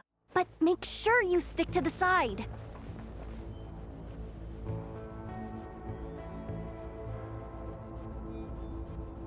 Just as I thought. There's a gate controlling access from the outside. Good thing I brought this keycard, huh? Well, technically, I stole it. But no need to tell them that, right? Blame that chump who thought it was a good idea to get wasted at the flagship during work hours. Ooh! Is it top-level clearance? Of course, that goes without saying. Let me read it out loud for you. Fatui Experimental Design Bureau number 183574, maximum clearance, maintenance intern. That doesn't sound very top-level to Paimon. Never underestimate interns. Even the most legendary of thieves started out as rookie pickpockets, you know? Besides, if it wasn't for this person's selfless generosity, we wouldn't be able to just waltz in like this, would we? Feels like you're trying really hard to change the subject. Allow me to teach you the first rule of treasure hunting. First and foremost, use every resource at your disposal.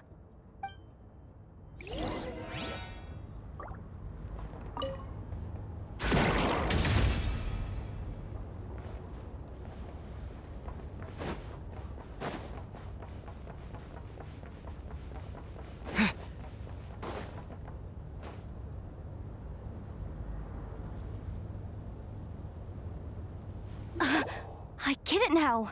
It's like a pair of light bulbs just lit up in my head. What did you just get? The blue light, aka Plan A, is telling me to take the path along the left side. It'll be a lot stealthier, but that might mean a bit of a detour. The red light, aka Plan B, is saying, just charge straight in. But that'll mean dealing with, like, a dozen sentry bots already powering up. Although, I might be able to switch them to training mode. Their attacks will be weaker, but we'll still be in for a fight. Can't you just put them in sleep mode? Hey, I told you, I'm just a maintenance intern. Give the new recruit some time and space to blossom, will ya? We're still pretty close to the entrance. Surely they'll call the whole thing off once they see what these bots can do. Anyway, I say we go with Plan B. Either way, I won't be doing any of the fighting, so the shorter route sounds good to me. If we can avoid fighting at this stage, we should.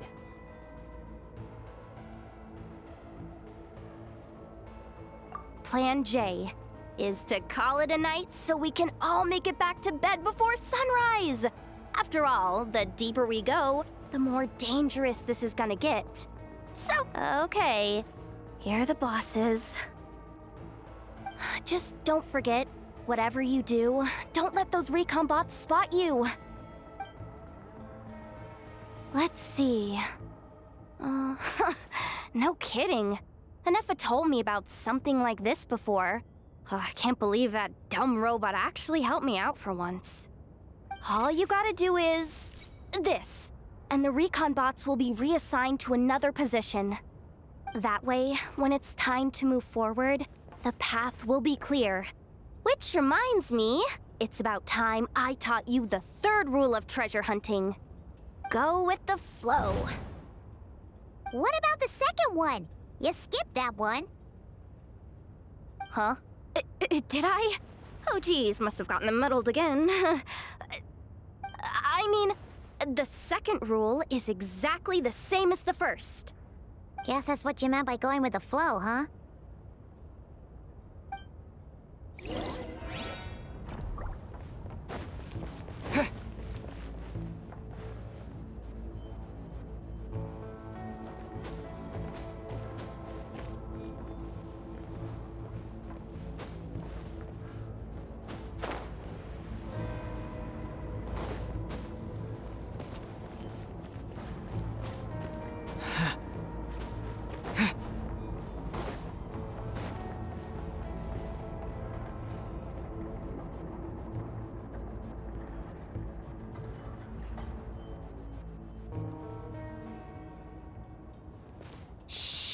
Someone up ahead. Has the lockdown been initiated? Move it, soldier! The cargo has already been transferred. The lockdown procedure is complete, Commander. That sector is now fully sealed. The night shift. Just our luck. Don't they usually handle deliveries during the daytime? There's not supposed to be anyone here. We've come this far already, and they're really trying their best. If I suggest backing out again, it's not gonna look good. Come on, brain. Think!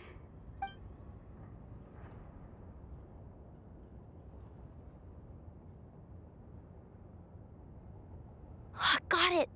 The freight shaft to the upper levels. We might have a shot there. Let me see.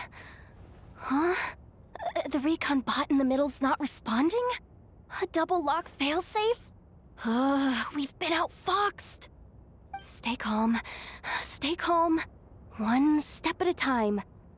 Let's just find a way across first.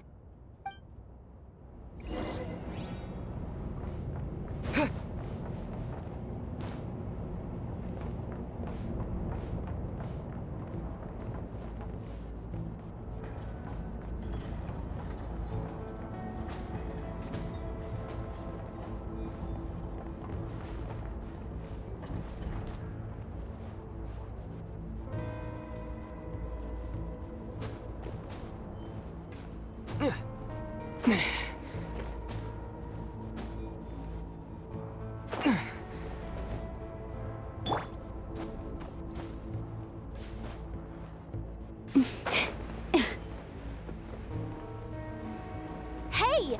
Another control terminal!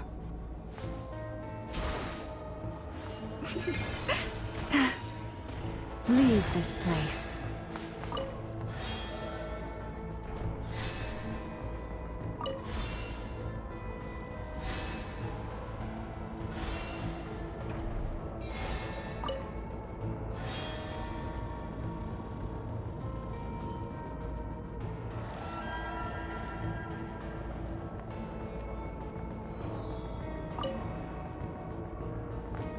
Yeah.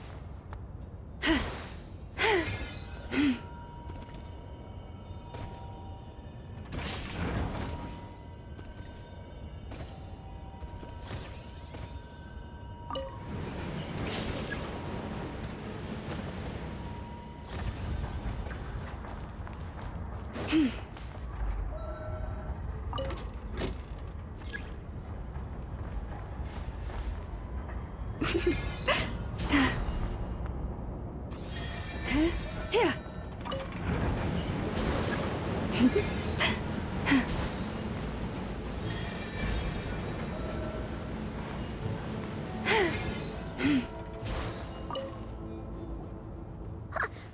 we do now? There are guards here, too. Don't worry. Bots are way easier to deal with than people. At least their behavior is predictable. First, let's find a safe spot to land. Good. That spot shouldn't draw their attention. Let's go. Let me just try something. Maybe I can use the terminal to command them to move out of our way. Security verification? With 10 questions? Are you kidding me? Are you serious? Doesn't he trust me? Or is he just trying to make things easier for me? No. Judging from his body language, he really isn't afraid of the Fatui. What kind of person is he? And what has he been through? So brave. It's kinda scary. Yehoda? No complaints from me. You go for it. Then let's make this quick.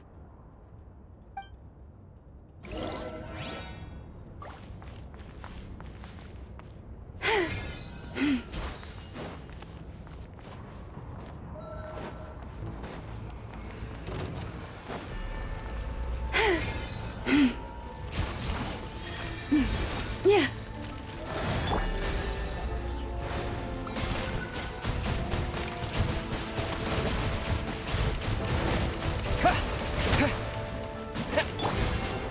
Stay your hand.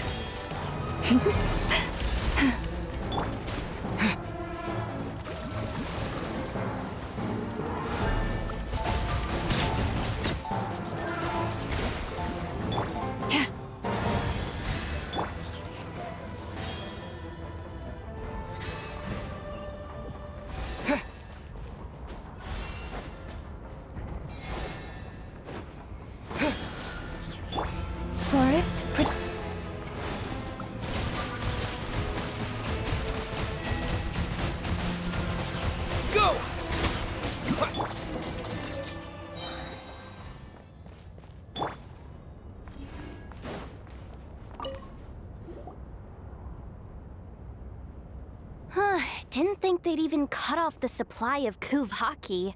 They're being really cautious. If we can somehow divert some emergency power into the system, we might be able to force boot this thing. What do you mean by force boot? How do I explain this? It's like dumping a whole bucket of water into an empty pool, so that the little ducky gets to swim around again. You should probably just ask Aino instead. So, we just need to find that bucket of water, right? Paimon thought your explanation was great. Kinda adorable. In a childish sort of way. Hey, you could have just skipped that last part. Here, bucket, bucket, bucket. Where are you hiding? Judging from the concentration of Kuvaki, over there. Wow, you can sense that, Laumado? That's incredible.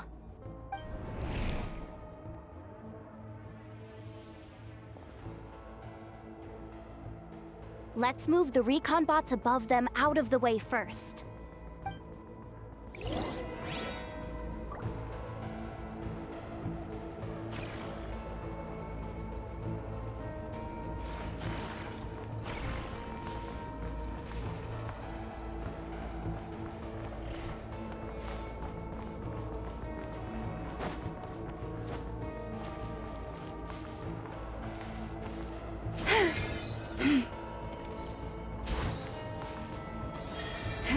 Yeah.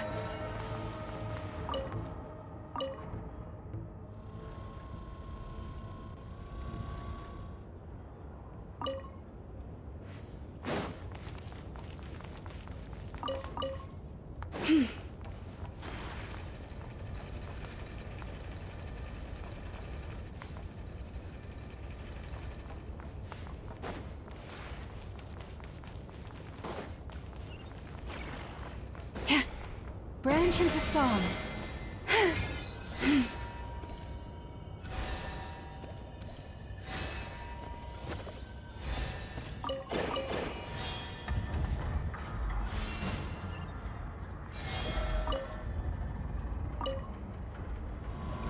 All right, that should keep the alarm from going off.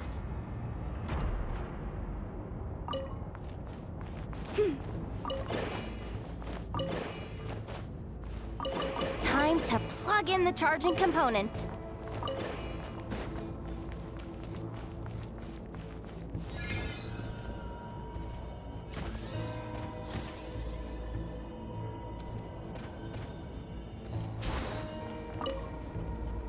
Up and running at last. Let's hope nothing else goes wrong. Please, everyone, step inside. Oh, it's so dark in here. Well, it is a cargo crate after all. No point in being picky about lighting at this point. Ah! Something sharp and pointy just poked me in the back! Sorry. That was probably just my antlers. It's pretty cramped in here, so I had to crouch down. Oh, having antlers must be inconvenient at times like these.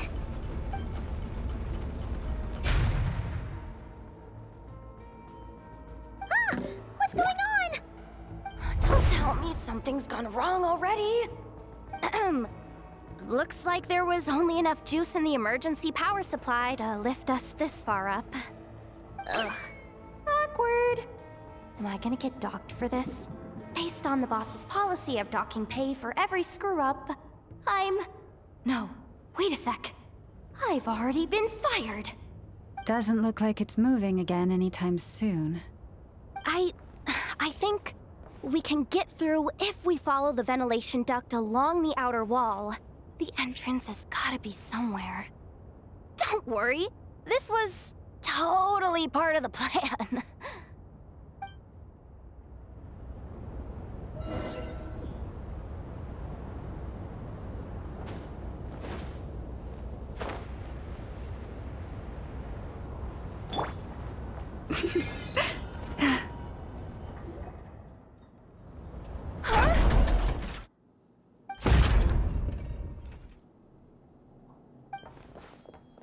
Yehoda?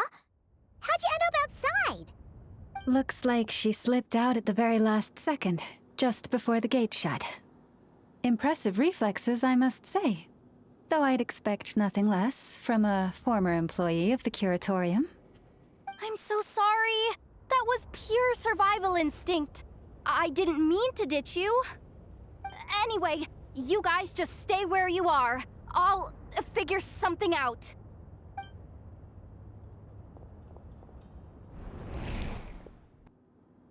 Hey, there's a terminal nearby. Hang tight! Can you hear me now?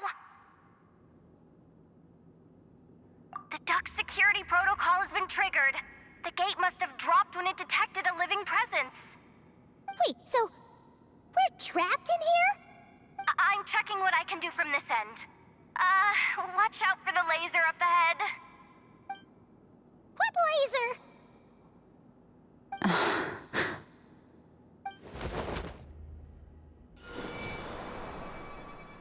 Oh, we see it now.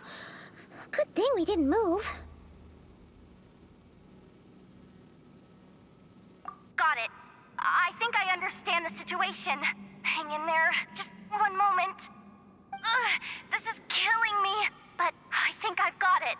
I can try adjusting the direction of the Kuvaki flow inside the duct. If I've got this right, you might just be able to dodge the lasers by utilizing the Kuvaki's pull in reverse. Oh, Paimon thinks she gets what you mean. But I can't see where you are from here, so I'll need your constant input. Just tell me what to do. I'll follow your lead.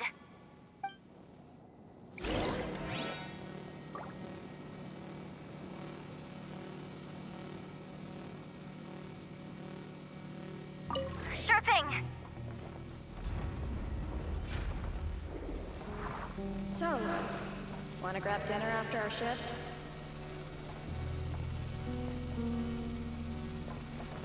How about the flagship? too far. And besides, we're not exactly in with the locals. Okay. Then how about the staff cafeteria? Brimming with bright ideas, aren't we?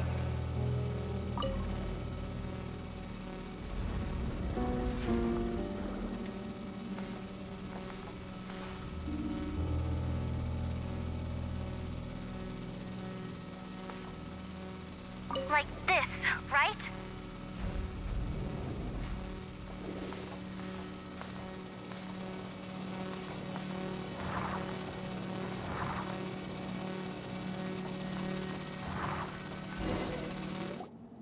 Oh, we made it to the other side. And all thanks to Yehoda. Well, but the gate hasn't opened. How's she gonna meet up with us? Yehoda! No irregularities detected in the duct. Confirm. Confirm. Confirm. Ugh, just confirm the command already, you useless excuse for a terminal. You piece of robo-junk, you mindless pile of scrap! What the? Insufficient clearance? Of course, I don't have the clearance! You oversized... Ow! Go with the flow, Yehoda. Go with the flow. If the others make progress, that's great. But you can't bank on it. You've never been one to depend on others. So it's about time you stepped up to the challenge. Deep breaths. Stay calm. My priority right now is getting my hands on a high-level access card. That way, I can override the security protocol. Senior maintenance staff. Only they can access the core sector. But hey, there's always someone careless enough to hide a spare key under the flower pot by the door. Which means there's a good chance there's a duplicate lying around somewhere in the control room. Even if I can't get into the control room myself, doesn't mean I can't rely on some external help. If I can take control of one of those guard bots, maybe I can use it to search for the access card. This is crazy, Yehoda! You're all alone. You've got nothing. And yet, you're charging ahead like fear's a foreign concept. Maybe that's exactly why. 'Cause I've got nothing left to lose! Confirm! Am I a genius? Whoa, this feed's super clear. This is gonna be a piece of cake. Wait a second. This thing's not a guard bot.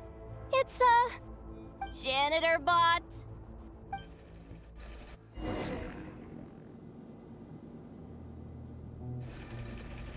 You think Marionette even knows what we do down here? She seems to spend all day either holed up in her lab or out doing the rounds. It's still a mess over there. Go clean it up. Why? Planning to skim a little off the top? No, nothing like that. Just wondering if anyone would actually notice if we didn't show up from time to time.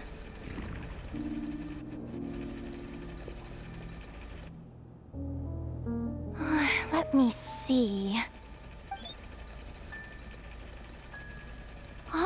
There it is! Hey, why'd you stop? You haven't finished sweeping that corner. But, I can see the card from here. Guess I have no choice but to swallow my pride and stay in character for now. Sweep up the crumbs by my feet. Yeah, good luck with that. What are you gonna do when they ask for a progress report?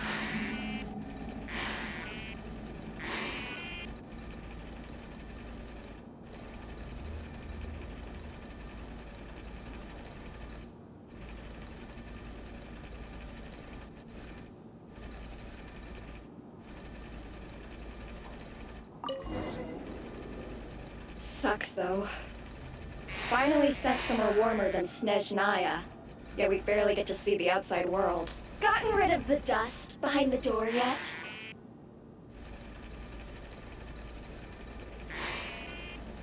Clean this spot too. I saw you skip it.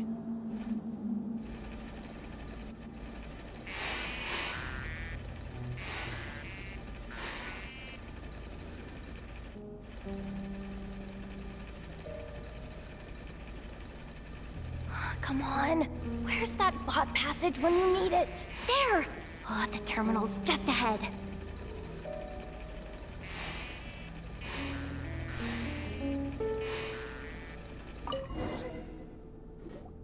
But will Yehoda be okay? Paimon? She said she'd used every resource at her disposal, so let's have some faith in her abilities. Besides, when it comes to surviving in Nodcry, she probably knows more than any of us. So, they really do believe in me. But how long are we gonna have to stay here? Paimon doesn't want to get caught by the Fatui either.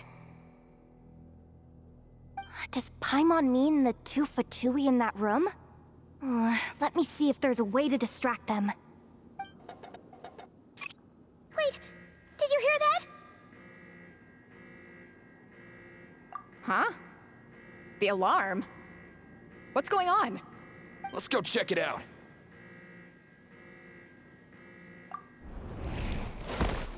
This looks like somewhere important, but there's nothing here.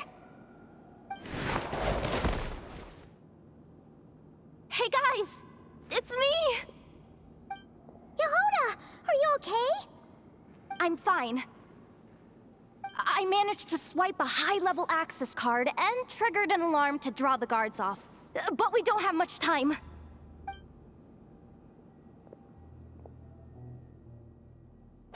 All right, looks like we can control the elevator.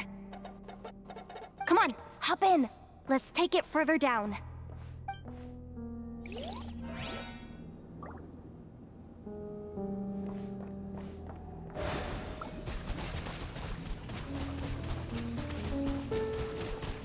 Go!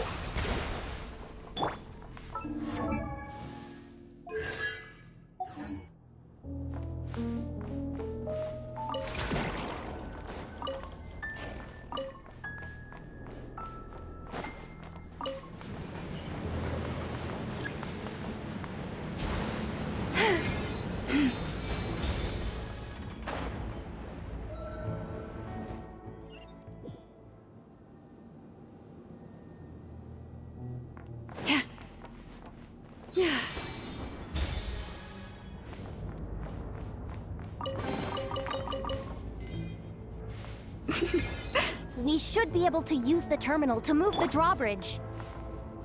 Here's the access card. I'll keep watch while you handle the controls.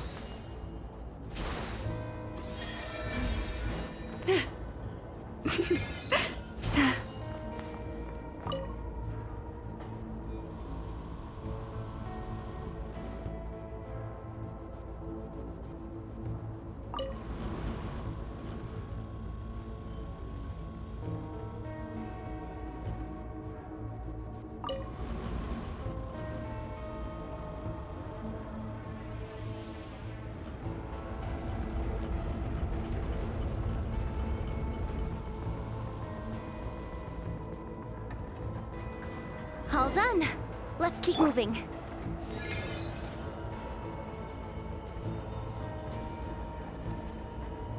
Yeah.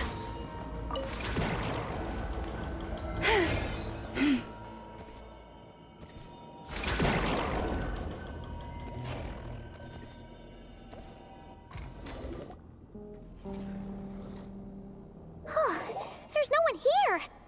That's good news for us. Let's head inside. Looks like a rest area for the Fatui's Oprishniki. Huh? The terminal's still on? Huh.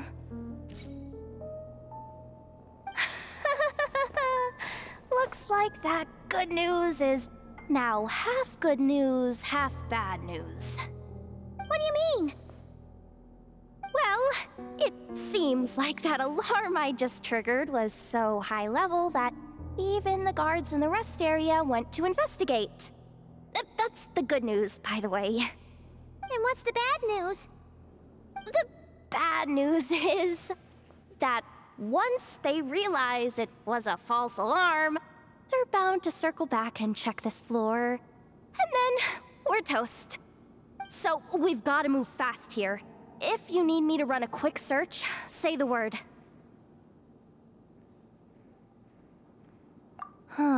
Analysis of Kuvaki extracted from the moon marrow suggests that its energy core bears some close relation to the power of the former Three Moon Sisters. It is suspected that there is a link between the Frost Moon Scion's hidden relic and the shattered remnants of the Eternal Moon. Come on, none of this is important right now. Just tell us where you hid the darn thing. Access denied. You do not have permission to view this data? Even with a high-level access card? Who does have permission then?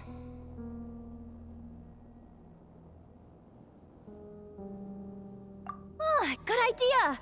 Pulling it right away. Wow. What's with that huge hollow structure down below? That might just be it. Secluded, out of the way. Exactly the sort of place they might be keeping the relic.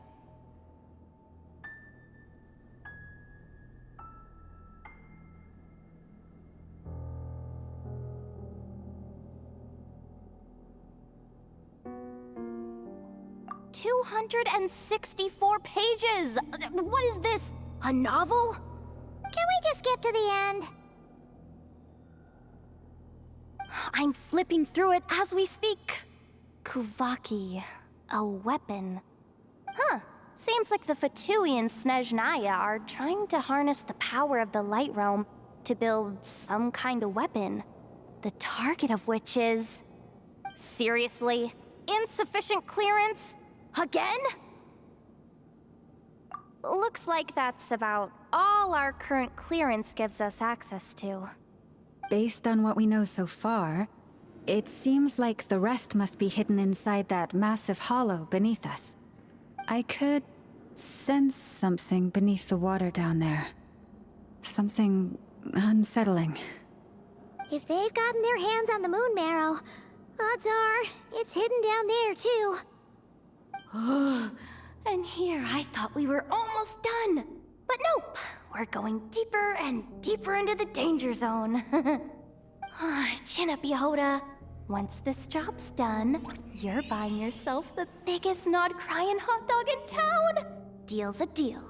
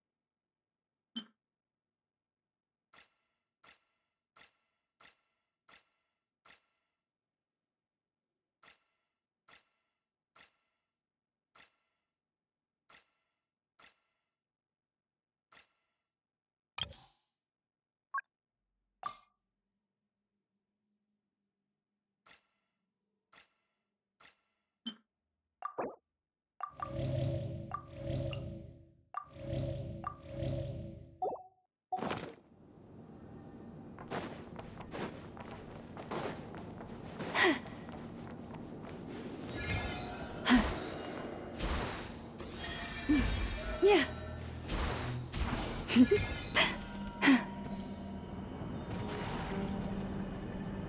Watch out for that defense bot! It's aiming right at us! You'll have to use Kuvaki to deflect its attacks back the way they came!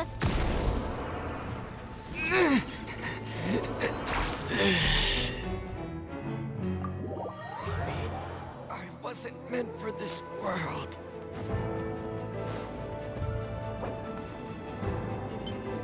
You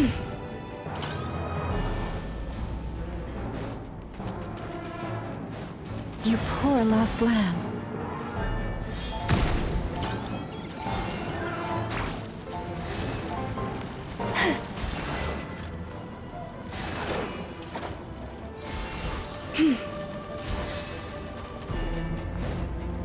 Forest, protect us.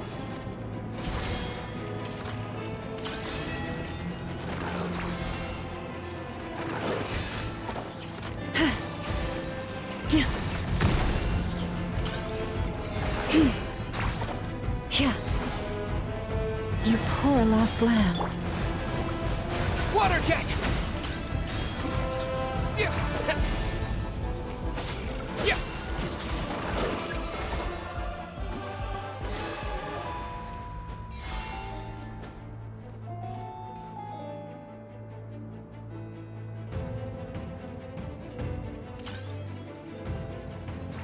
This is not the end.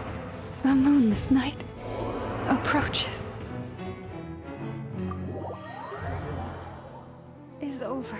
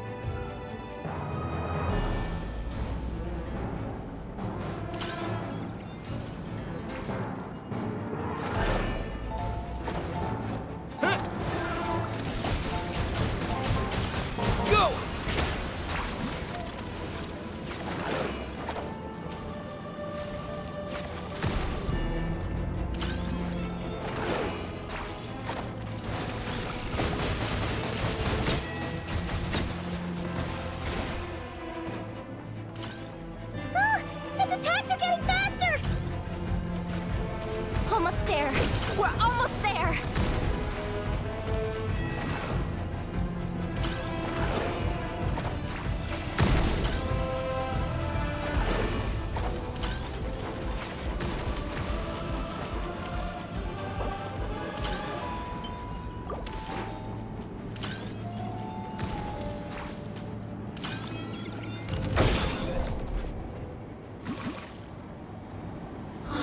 Finally down.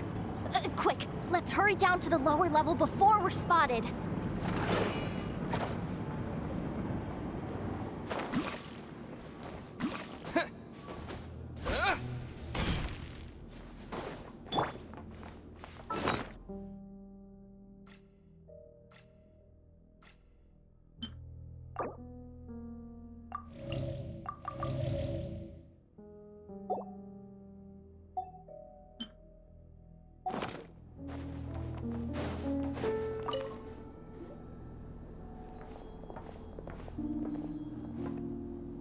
That switch looks suspiciously obvious.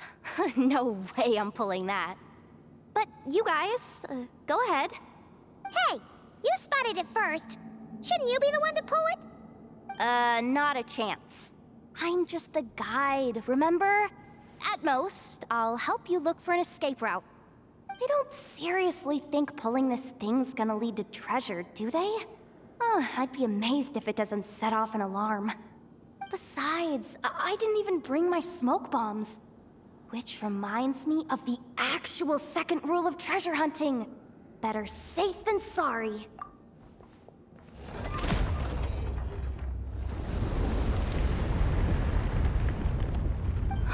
The ground, it's shaking.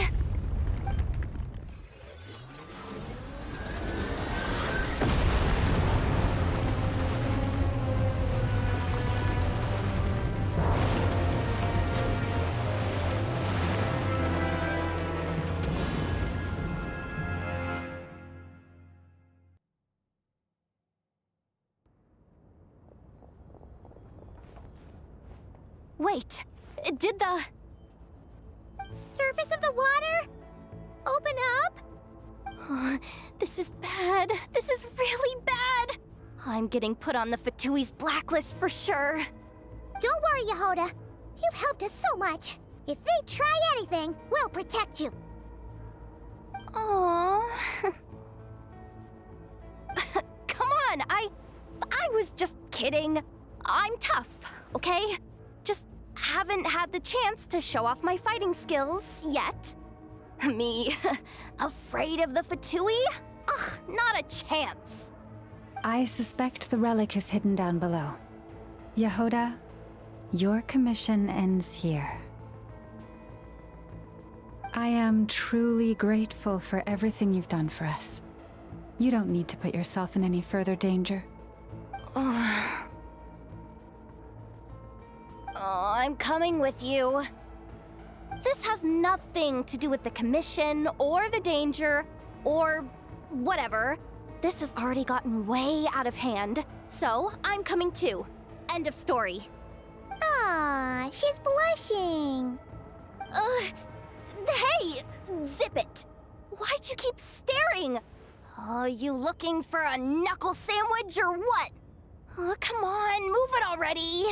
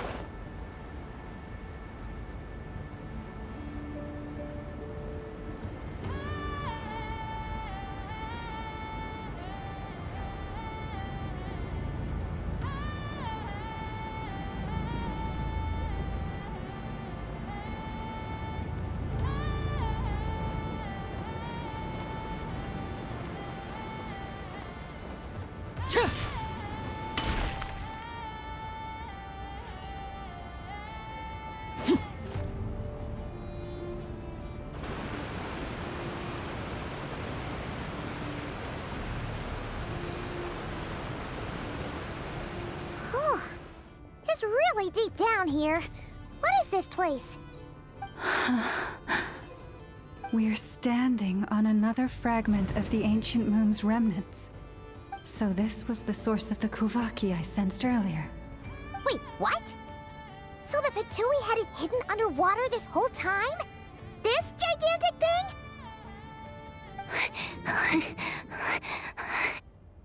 Yehoda, you've been kind of quiet since we got down here.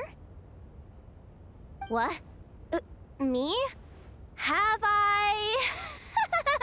It's nothing. Really. We're doomed. How are we even supposed to get back up from here?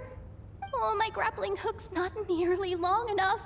And if someone spots us here after all that commotion, we'll be sitting ducks!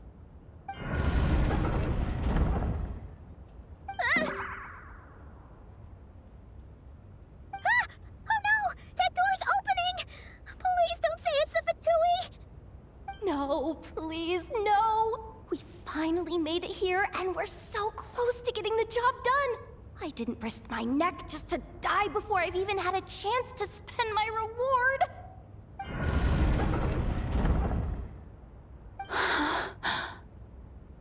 What happened? Why did the underwater barrier open? How could this be? Huh? Lauma? And... you guys... Wilhelmina? What's going on here? Looks like... there's no point trying to hide it anymore. Well, what are you talking about? I thought you might come, but I didn't expect to see you here so soon. Forget it. The Moon Marrow isn't here. You... joined the Fatui? Yes. When? The day I could no longer bear to live a lie. At first, the Fatui wouldn't accept me. But then, one of their harbingers noticed me, and... said she'd give me a chance.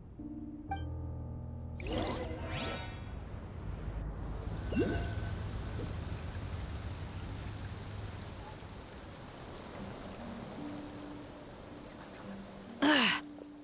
Lost them again. That Harbinger told me to follow the blonde traveler who might visit the Frostmoon Scions. Easier said than done, though. The animals are on alert at night. If they see me, Llama will catch wind of what I'm doing sooner or later. Am I really doing the right thing? No. It's too late to turn back now. The empty prayers, the stubborn displays of faith like Cappy's today. This isn't the life I want. Huh? Is that? The Traveler's back. I won't let him slip away this time. Wait, who's that with him? They look so alike. They seem to be heading towards the statue of Kutar.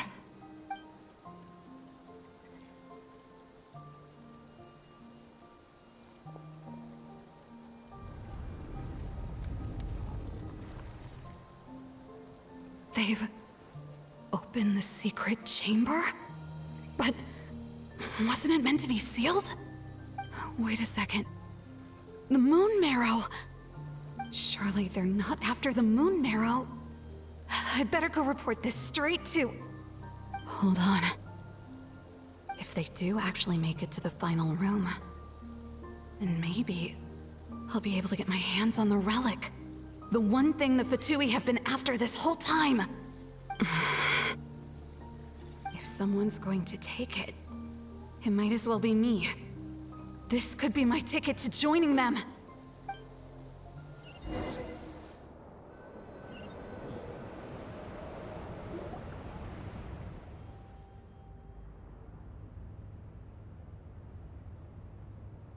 Yes. And in your final moment of hesitation, I took the chance. And then you gave it to the Fatui? But when we talked to you before, you seemed so genuinely worried about Lauma. Because I thought she was as fed up with the Frostmoon Scions as I was. We grew up together, Llama. I know you were chosen to be the next Moon Chanter when you were just a child. They never gave you a choice in that. I saw the look in your eyes when you were treating that child. That sense of helplessness. Surely you too must see that this blind, inherited faith of ours is simply holding us back. If our prayers are never answered, then why keep praying? Do they really deserve all of your devotion? Or are you trapped by the responsibilities they imposed on you?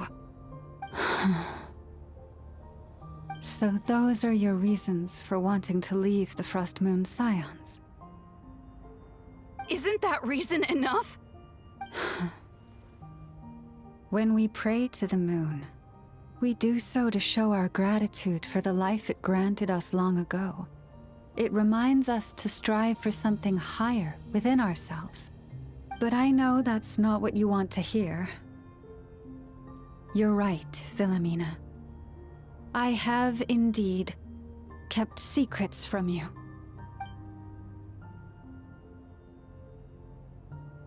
I knew it. You don't want to be the Moon Chanter, do you? No, that's not it. I'm talking about the fact that the moon in the sky isn't real. What? You're saying... Huh? I've completely lost the thread now. Oh, do we really have to do this here? What if a Harbinger shows up? Oh, I'm not cut out for fighting big bosses! The pain you sensed in me was the pain of hiding this truth. If what you're saying is true, then you already knew that the Frostmoon Scions wouldn't believe any of this. Why didn't you just leave like I did? You don't understand, do you? That's the difference between us, Wilhelmina. I care about the Frostmoon Scions, They're family to me. It hurts because I care. And that's why I chose to hide the truth. But now I understand that was a mistake. My family deserves to know the truth. I shouldn't have tried to hold it all together with empty prayers. Are you trying to say that I only ever cared about myself? There's nothing wrong with that in itself. No one would have tried to stop you from leaving. But you did not have to stab us in the back like this. We've been spotted! I knew it. I just knew it. Oh, what now? If a Harbinger shows up, I'm out of here. No darned relic is worth dying over. Looks like I misjudged you, Llama. I didn't think you had it in you to stand up to your fate. Turns out, you are a great moon chanter after all. But you were right about one thing. I haven't considered Hisi Island my home for a long time now. Bosses, time to go. I will change the Frost Moon Scions, Wilhelmina, as soon as the new moon rises. Then I guess I won't be around to see it. Say, Lauma, what happens to those who betray the Frost Moon Scions? May their antlers be shorn with silver blades, and let them be cast into the long night of unknowing.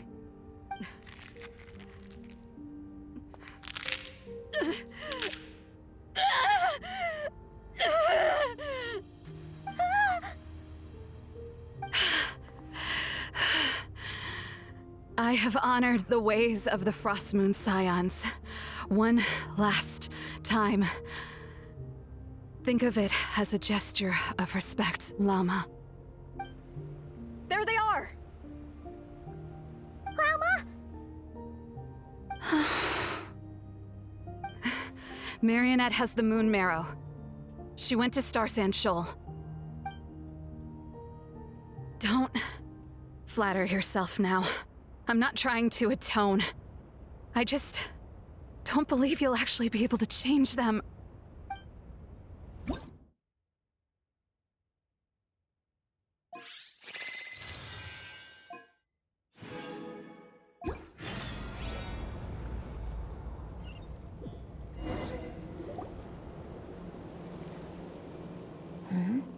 An alarm coming from the Experimental Design Bureau.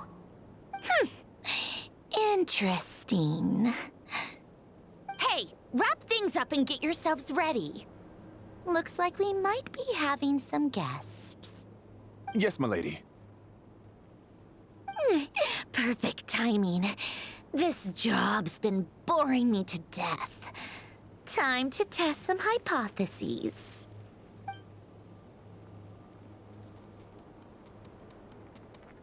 Bosses! I mean, esteemed clients. I mean, generous benefactors. Wait up! Come on! Sure you don't want to consider heading home first and coming back another day? Nasha Town's that way. You are aware that this is the way to... A little ahead of schedule, aren't you? Oh no, it really is a Harbinger this time. Marionette. So you are here after all. Hand over that relic right now. It belongs to the Frost Moon Scions. You mean that thing your antlered turncoat brought us? I have never much cared for trophies given up without a fight. But watching you tear each other apart over it? Priceless. I'm not in the mood for warnings today. Ooh, how frightening. Had I a Trimble function, I'd have rattled off at least a dozen screws by now.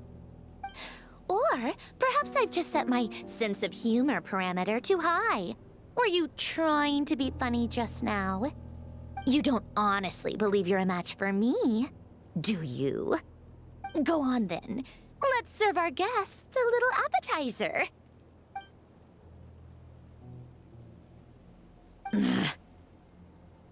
Hey, didn't you hear me? I said let's serve our guests a little... What's going on? Oh no. Watch out. It's the Wild Hunt.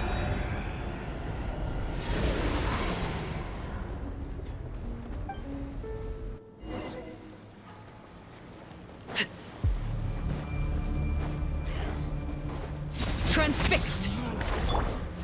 One with nature. Show no mercy!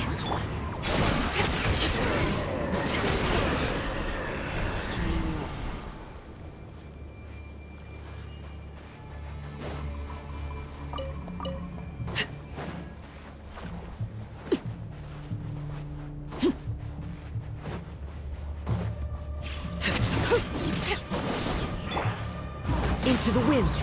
Fulfill our pact!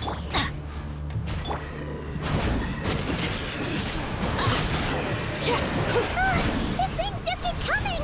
Isn't there anything we can do?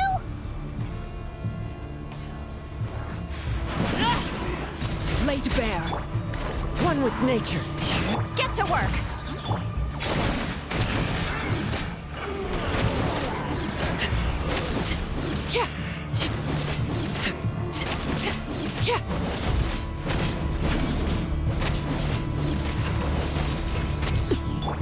Into the wind.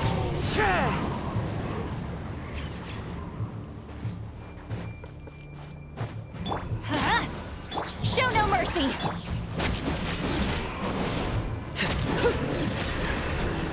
Use that device to steal them away!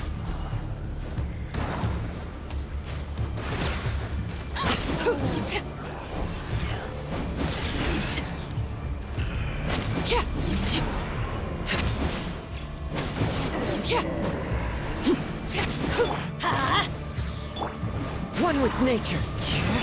Overruled.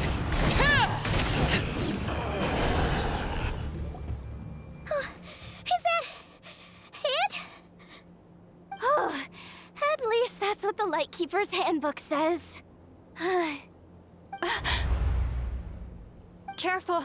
It's not over yet.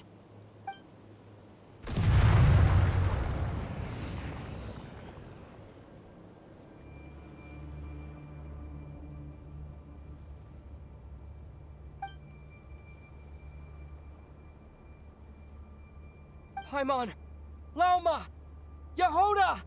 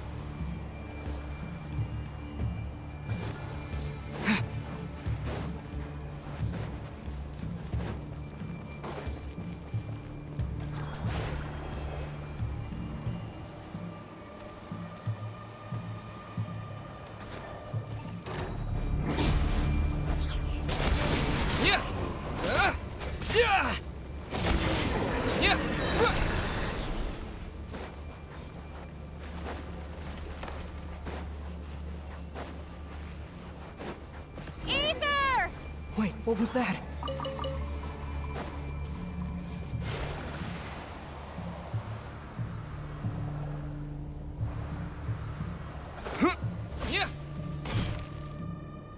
Ether!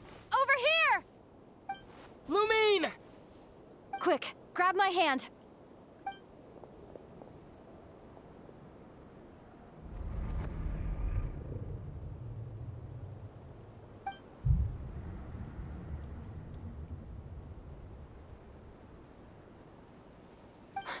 Ether? What's wrong?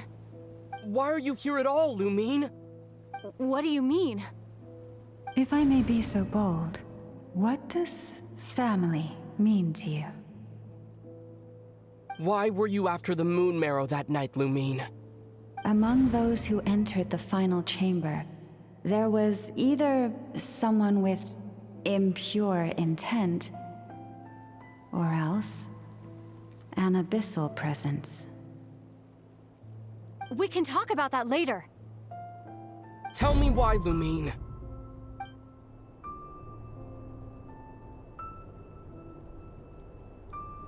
You know, this is only the second time we fought together since the day we both woke up in Tevat. No. Ether? But when I found you, you were still in hibernation. Even the key to the chamber was still secure on your person. We didn't wake up together. What are you talking about? We don't have time for this, Ether. Look at me, Ether.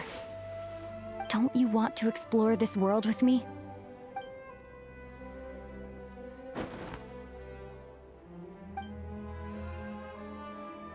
You think I'd lie to my big bro?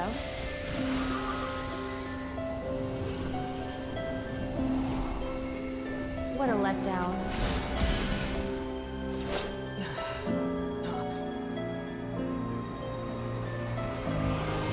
Go get it for me, Ether. It belongs to me. I never believed it. I didn't want to believe it. That strange feeling that something was off. I wanted it to be real so badly, even if it only lasted a moment. But you're not my sister!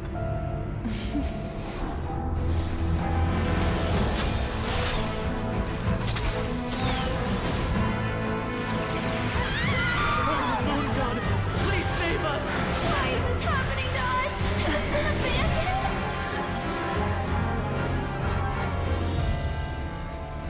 The cold night should be our blessing, yet only confusion and sorrow remain. The truth may yet lie beyond the sky, but must we become lost because of it? Standing before you, as a scion of Hyperborea and the Frost Moon's emissary, I say this.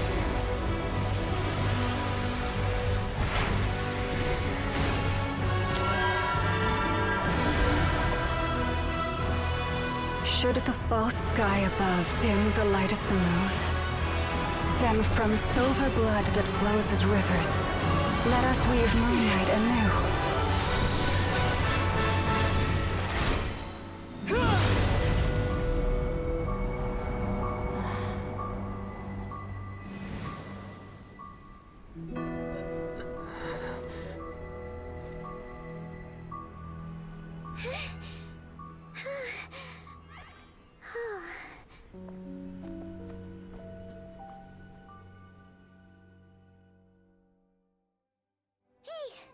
Is everyone okay? Think I saw my life flash before my eyes there. Oh, good thing Laumado was there to save the day. Are you all right, traveler?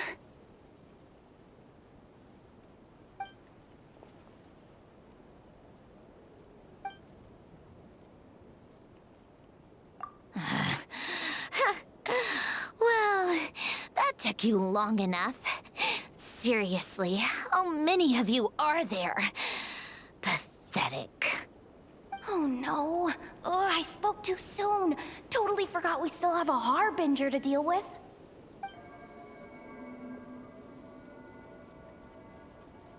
Hey, is that the moon marrow? It was hidden inside that big robot of hers all along! But that robot... That's Polonia to you, not just some robot. Take it and get lost. Huh? You're just giving it to us? Well, I wasn't the one who put out the order to find this thing in the first place. So if someone wants it, they can help themselves. Maybe even choke on it. See if I care.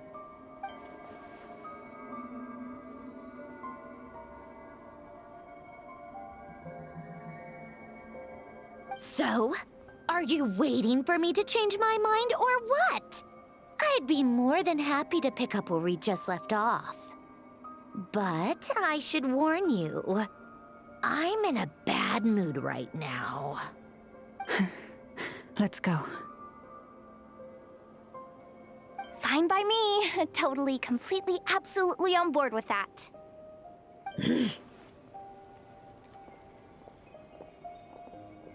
It's finally over. If that doesn't make the most thrilling commission of the year, I don't know what will. Looks like the Fatui are all gone now. Lalma?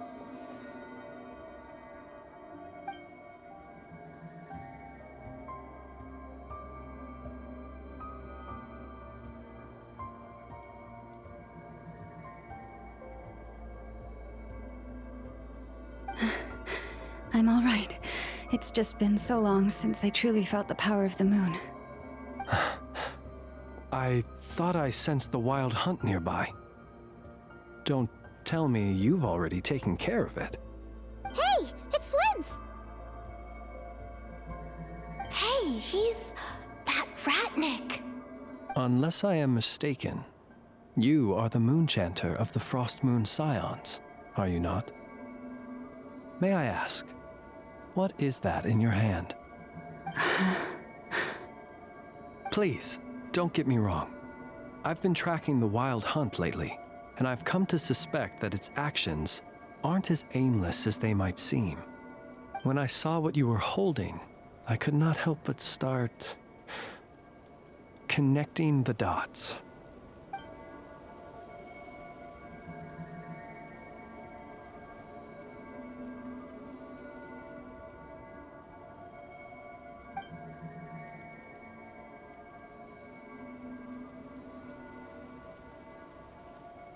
You better be extra careful, Flint.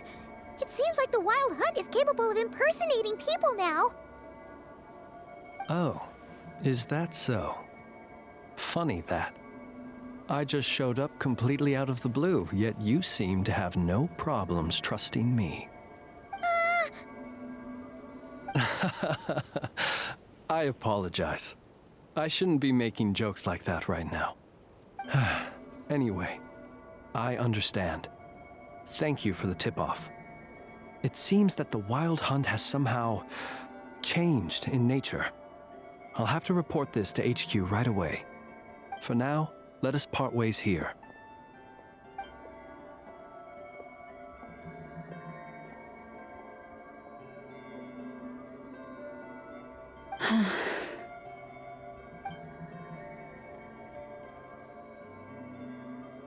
That little joke of his just now sure scared the bejeebies out of Paimon. Are all the Ratniki and Nokrai like that? They're usually stationed in remote areas and tend to keep to themselves.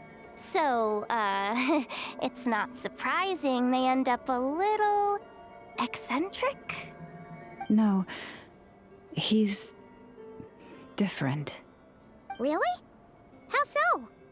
The animals. They've told me they're afraid to even go near him.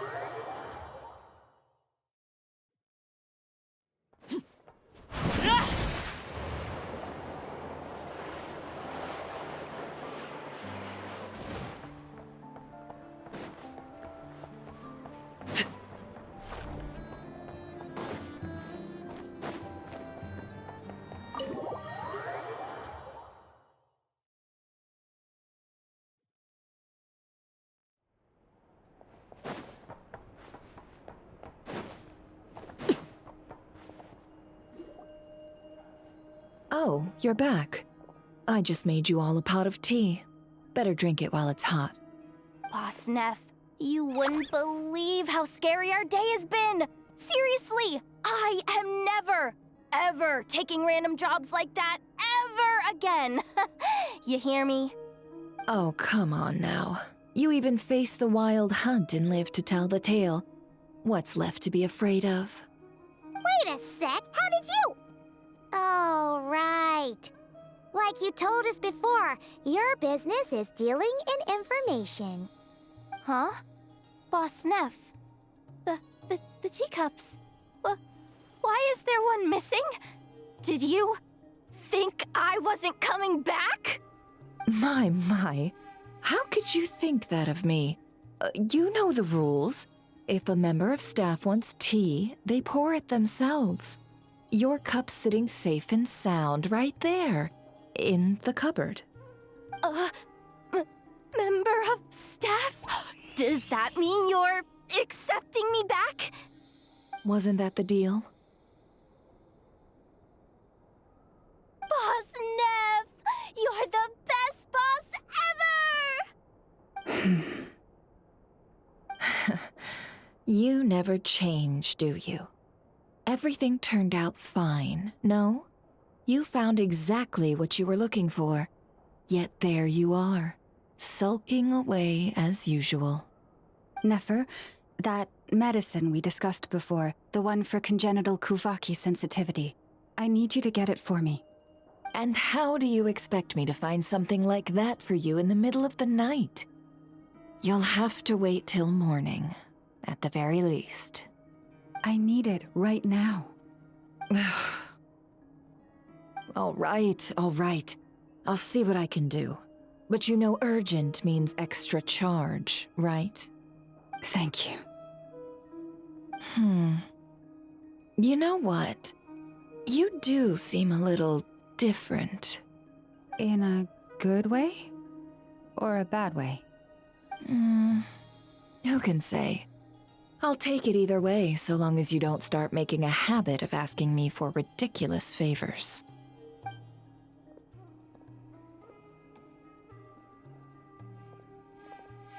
Traveler, Paimon, a lot has happened these past few days. I don't know what I would have done without you. Hey, don't mention it. That's what we're here for.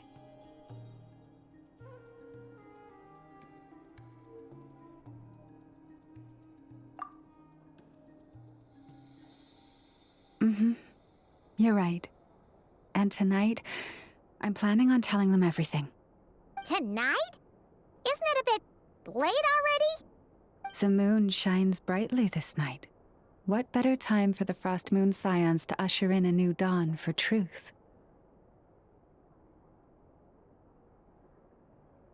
Thank you for your kind words.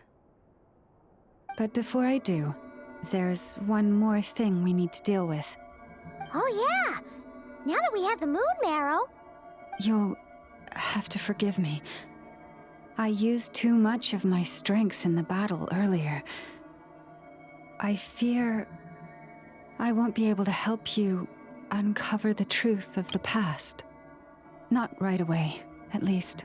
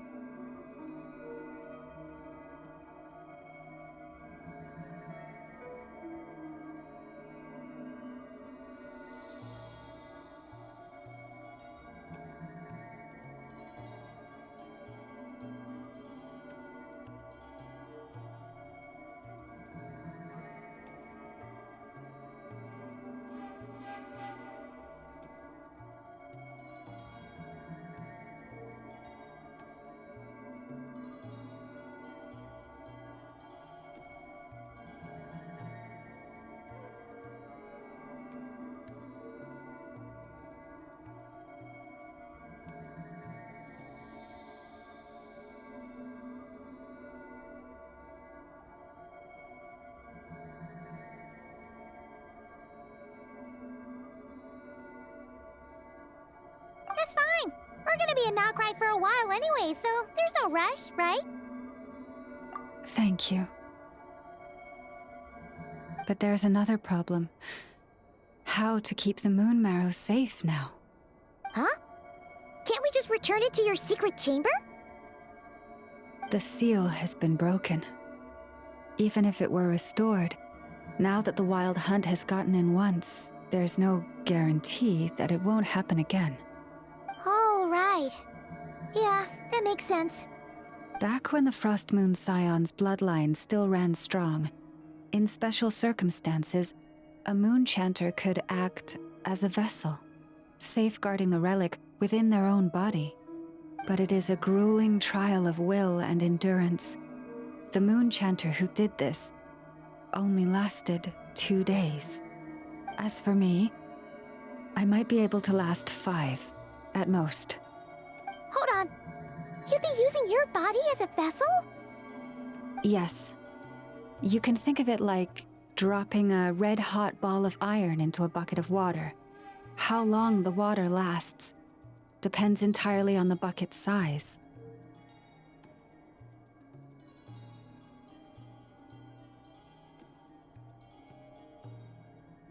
Pardon? Hey, that's not a bad idea. You've always held up pretty well against the abyss. Surely the moon mirror can't be any more dangerous than that. It's not at all that I don't trust you, but it's too risky. But we're out of options, aren't we? Might as well give it a shot.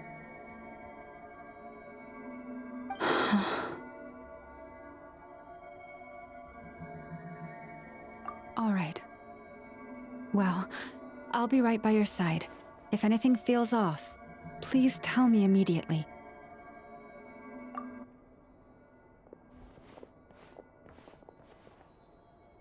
Here, hold it in your hands. Feel its power. Imagine you're a lake, a cluster of stars. Let the moon become a part of you. Whoa! It went into your body! How is that? Are you feeling any discomfort?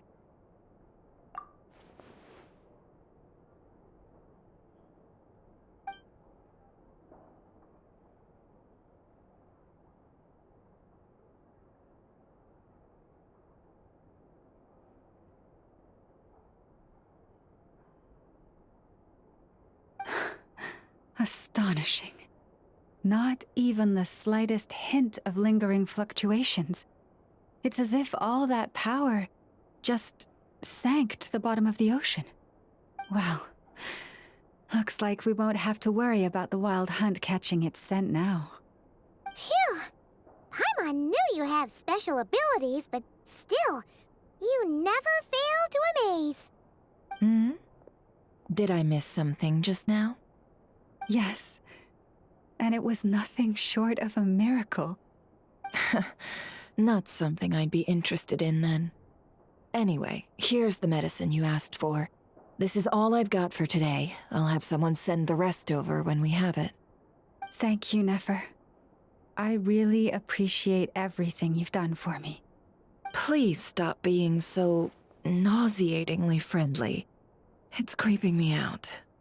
So, what exactly did you all go through during that wild hunt attack? I'd prefer to hear it straight from you.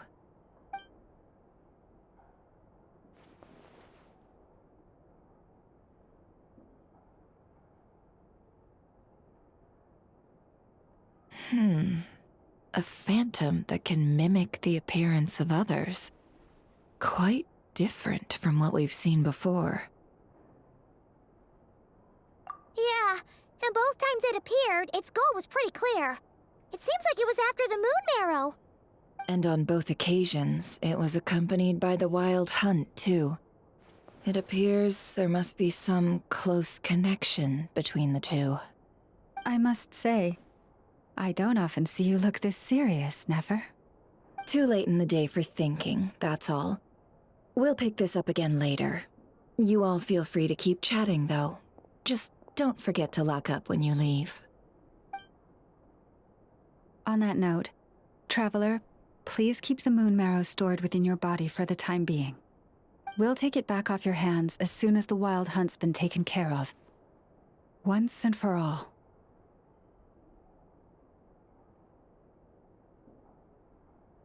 Of course. Anyway, if the two of you will excuse me, I'm heading back to Hisi Island now. It's time I came clean with the Frost Moon Scions. Hey, we're coming with you!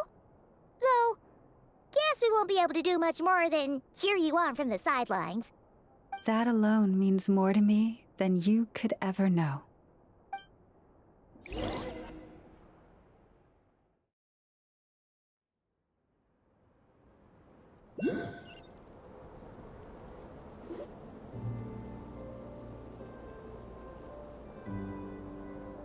What's going on?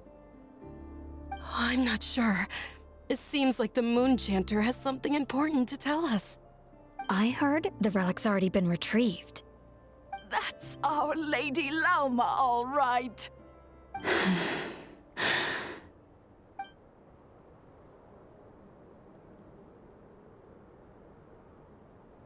Noble scions of the Frost Moon, my kin beneath the moonlight, I hereby declare the truth to you. Long have our ancestors looked up to the Frost Moon, guided by her serene light. Yet now, she lies hidden beyond the limits of the sky. And so, Lauma began to reveal to the Frost Moon Scions a truth long hidden within her heart. A story of a false moon and the death of gods. Kutar was indeed born of the moon. But that does not give us the right to reap without sowing, nor clothe ourselves without the toil of weaving. As she spoke, some who listened were stunned into disbelief, while others seemed to awaken as if from a dream. From this day forth, the road shall be paved with truth, and we shall pave it ourselves.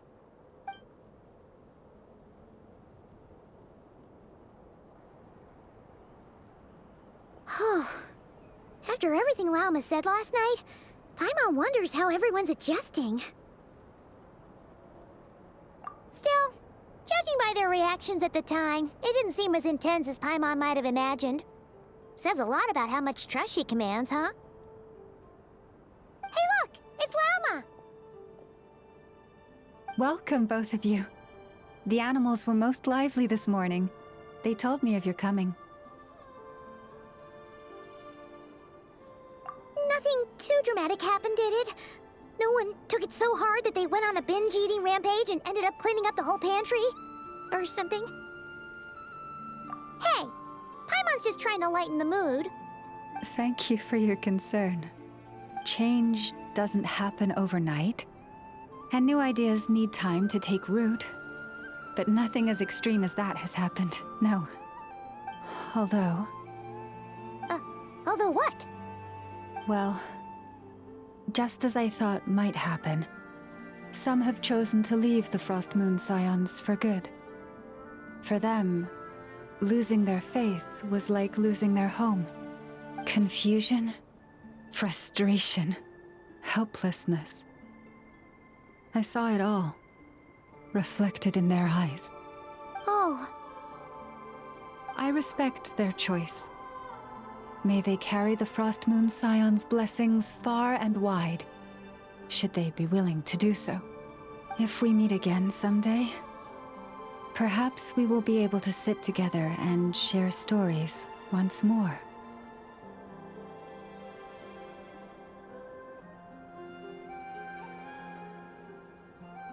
Others sought me out afterward, though, and thanked me profusely for sharing the truth with our people. They said they used to see me as distant, even somewhat unapproachable, whereas now I seemed much closer to them. Like a friend, or even a family member. Sounds like a win overall! Paimon thinks you did the right thing, Lauma. Thank you. Though, I wanted to ask, Do I really come across as distant? Well, maybe just a little. To people who don't know you, you are kind of tall, especially if you consider the antlers. I see. That's a bit of a hard one. My antlers tend to grow under the moonlight, so I can't quite help it. It brings me comfort to hear you say that.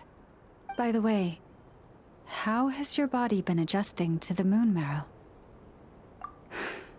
I'm glad to hear it. I've also suggested to Nefer that we meet within the next few days. We need to figure out how to counter this new manifestation of the Wild Hunt.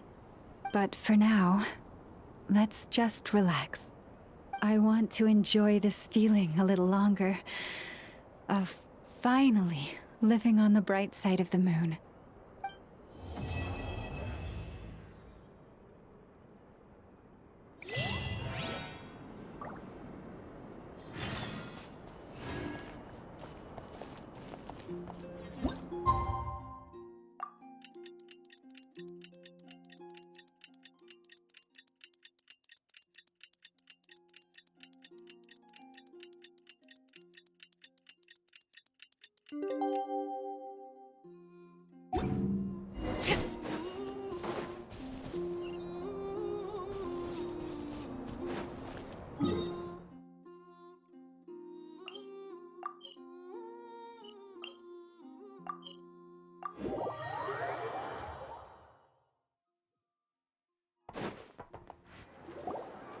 The Wild Hunt assault on Star Sand Shoal, you mean? Huge wave. First I've ever seen of that size. Good thing it was so brief. No, I mean there's been another to the north of Nasha Town. What? How many does that make in the last couple of days now? What are the Lightkeepers playing at? Can't be helped. There are only a handful stationed on our side in the first place, and the cannon hasn't been fixed yet either. They've been strained to breaking point for a while now, I'll bet. I'm bugging out if this goes on much longer. And here you all told me this was a good place to do business. Fool me once, I say. Hey now, this could be our big break. My second eldest brother made his fortune off Wild Hunt attacks, you know. Come on, let's get moving. There won't be anything left for us if we're late. Left for us to scavenge? I did hear about an overturned cargo vehicle over there. Hey.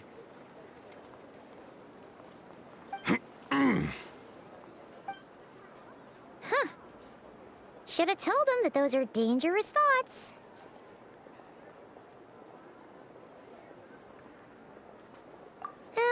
Guess you're right. Even if we solve this Wild Hunt problem, they'd probably just jump headfirst into some new danger if they thought they could earn some quick mora. Paimon will have you know that when it comes to staying out of trouble, greed and cowardice make the perfect match.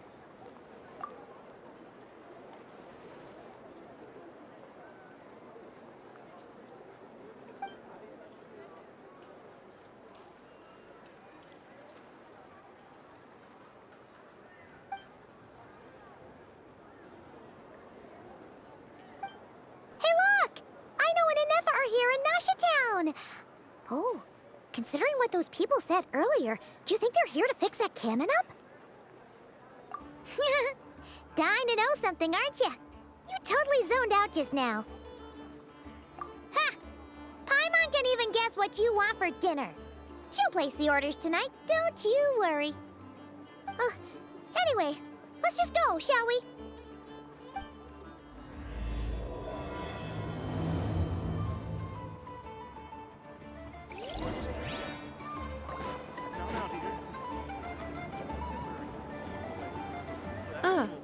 Familiar faces identified.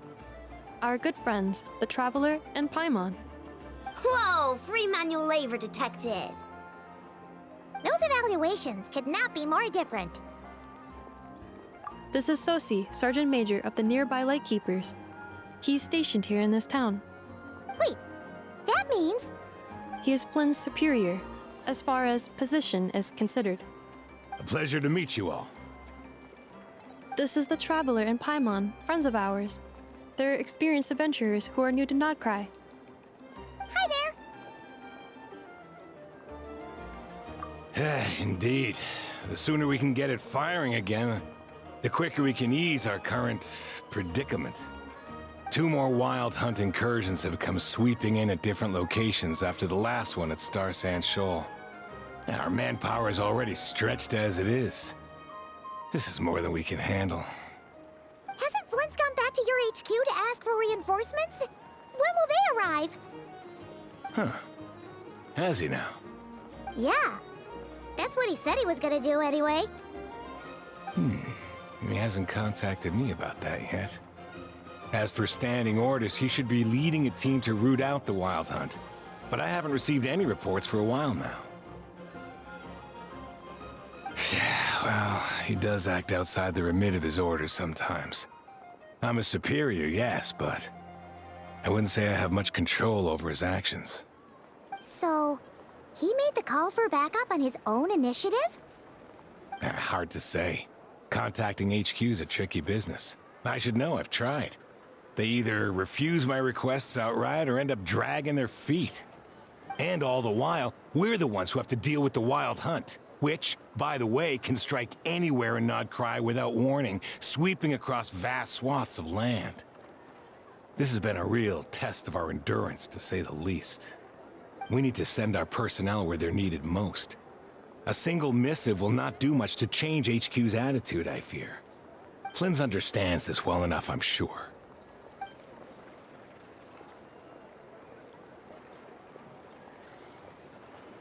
We usually sort our foes ahead of time into ones that our Ratniki will take care of and ones that we'll target using the cannon. I finished the preliminary dispatch work already, but this cannon... Okay.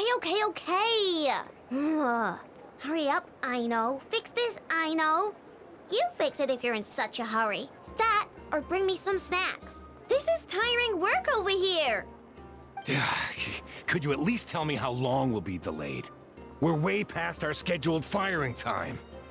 Well, that's your fault for firing too often recently. Machines get overworked too, you know. You could try thinking about their feelings for once, maybe. Sorry, what? A machine's feelings? In layman's terms, this refers to wear and tear.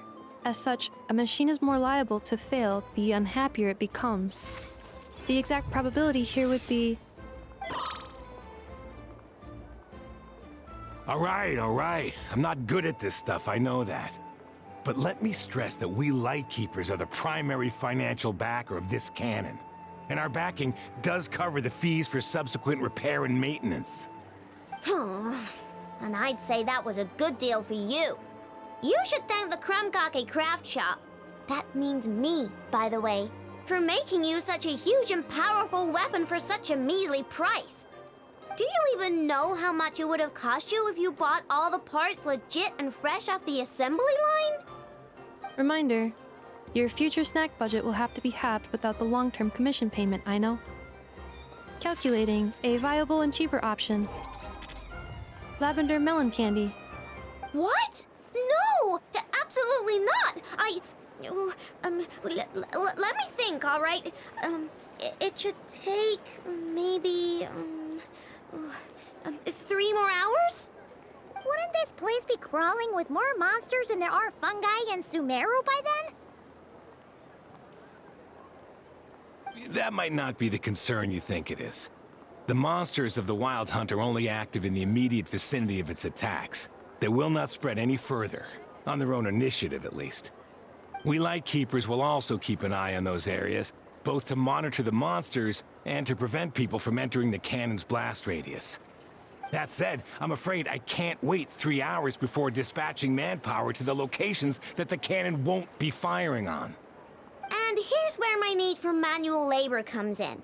There are some checks I haven't finished yet, but with your help, I can get the repairs done sooner. Wait, but we don't know a thing about this stuff. How much help will we be?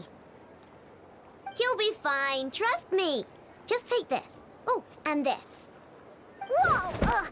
This book is so heavy! And what is this? can use Beep Boop Pizza to run diagnostics on the cannon. It'll tell you what to do. And this book will help you understand Beep Boop Pizza. This cannon was built using more than 50 components from different factories and manufacturers. Aino has bound the manuals into one volume. Also, please note, the device's name is Burkida. So, it's manuals all the way down, huh? Yep. And if you're quick about this, we might just cut our time to fire down by a whole 2/3. I'll go with you. Nice! So you check the outside and Anefa inside. Come find me in the control room once you're done. Cool? Cool. Instructions received. Please go about your work seriously as well, Aino. No snacking while I'm away. Hey! A little snacking will also improve my efficiency by 2/3.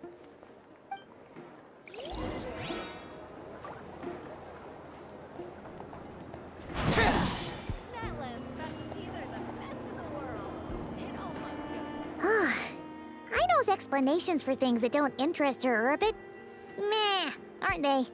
Or is that just how geniuses are? Isn't Beep Boopita just following us around? Sure doesn't seem as smart as she said it is. How are we even supposed to know what to check?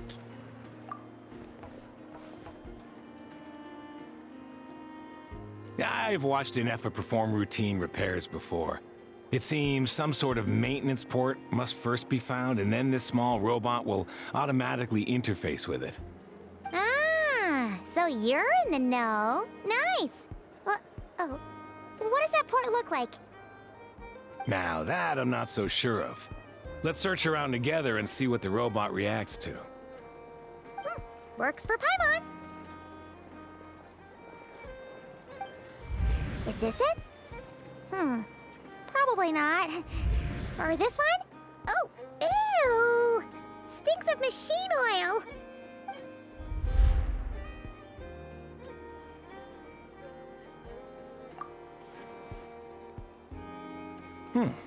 That thing over there looks promising. Where? Oh, yeah! It does. Let's try it out. Whoa! It's flying! Does that mean we got it right? So, what do we do now? No taste whatsoever.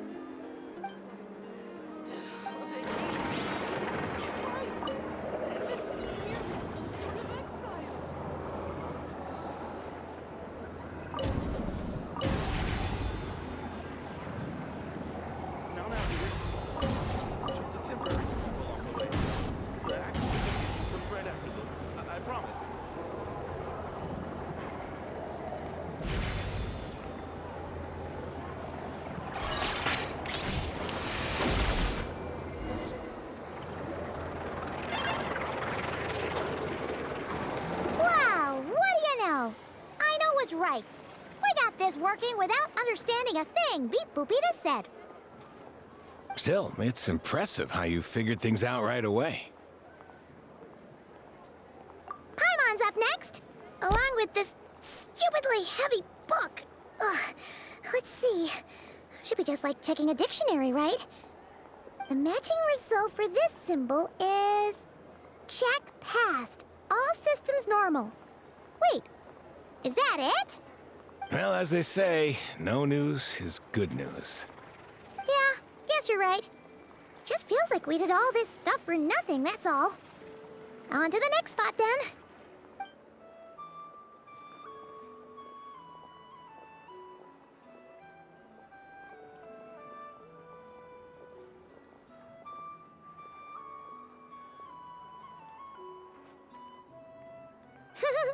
Paimon's getting the hang of this now.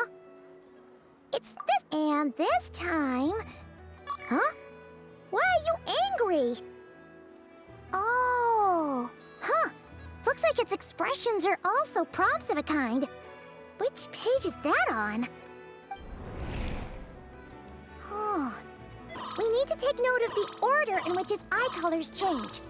Purple, red... Hey, slow down! Paimon didn't catch that!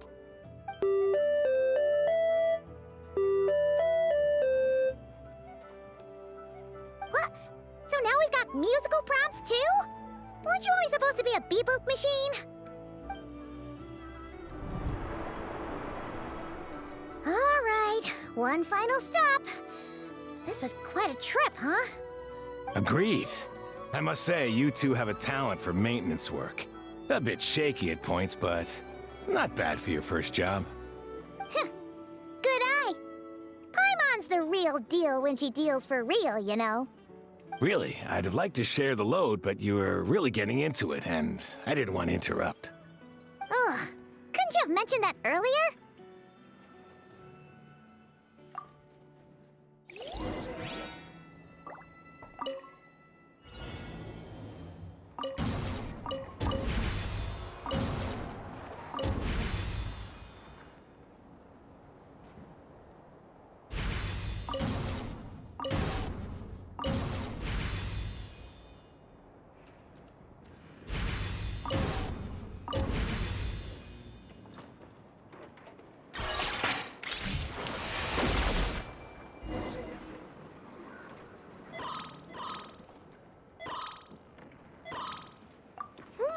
A pictorial prompt this time. Don't worry, Paimon's just about gotten the hang of which prompts are listed where.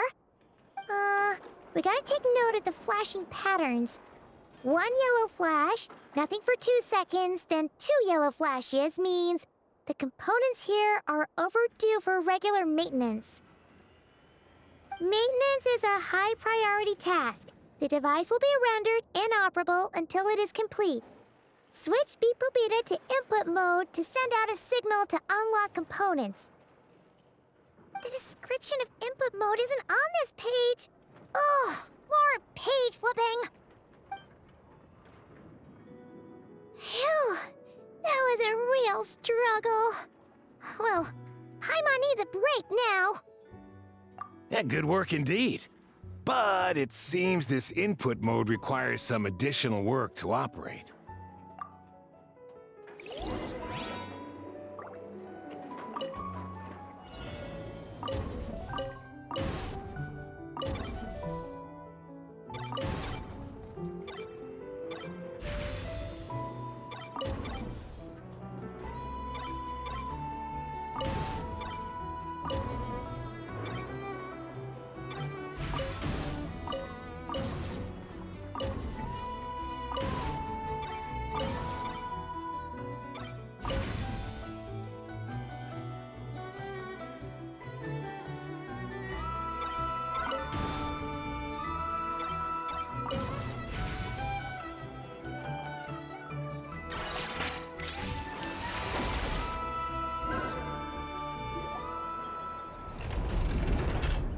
Well, looks like we're all good.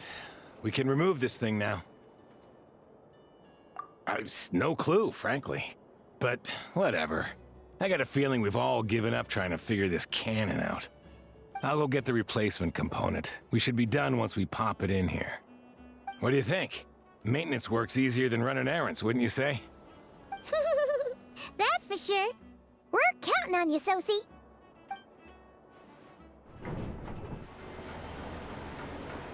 You know what? Paimon took him for the stony type at first, but he's actually a pretty nice guy. Let's wait for him here, huh?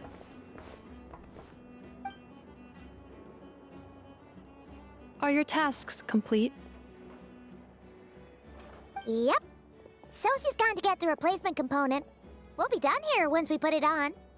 Allow me to check against the recorded data. Yes. This component is approaching its replacement deadline. The cannon will generate immense recoil when fired. If this is not controlled, the firing platform will become misaligned. This part is designed to anchor the cannon and ensure accuracy when aiming. Huh.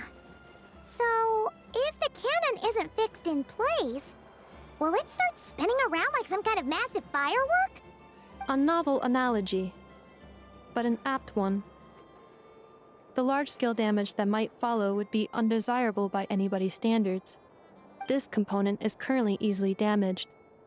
The materials are not up to par, and there are still some design flaws. But Aino and I are working to improve it. Estimated waiting time remaining: 7 minutes. Would you like a crumb cake? Yahoo! after a hard day's work. Certainly. It will be ready shortly.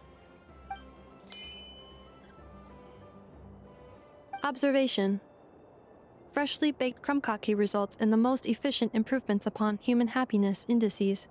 As such, I activated an internal heater before starting repairs. Thanks for the treat. Aino's lucky to have you.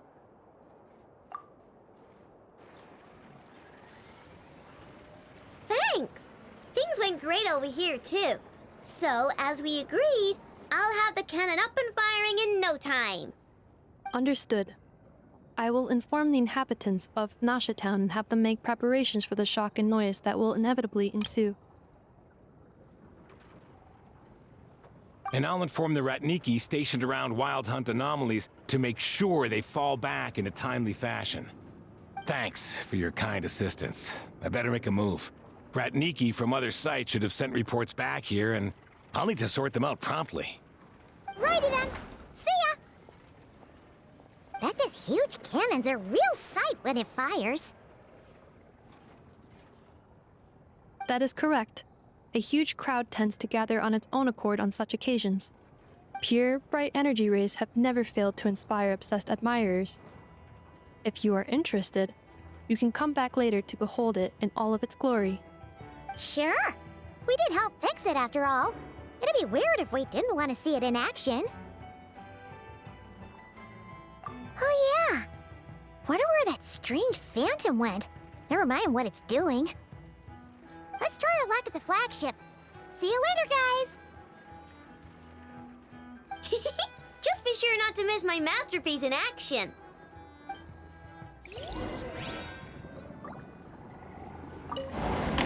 Checking snack stock. Lower than expected. Please, explain, Aino. Later. Can't you see I'm busy? You know, saving the poor, anxious inhabitants of this town?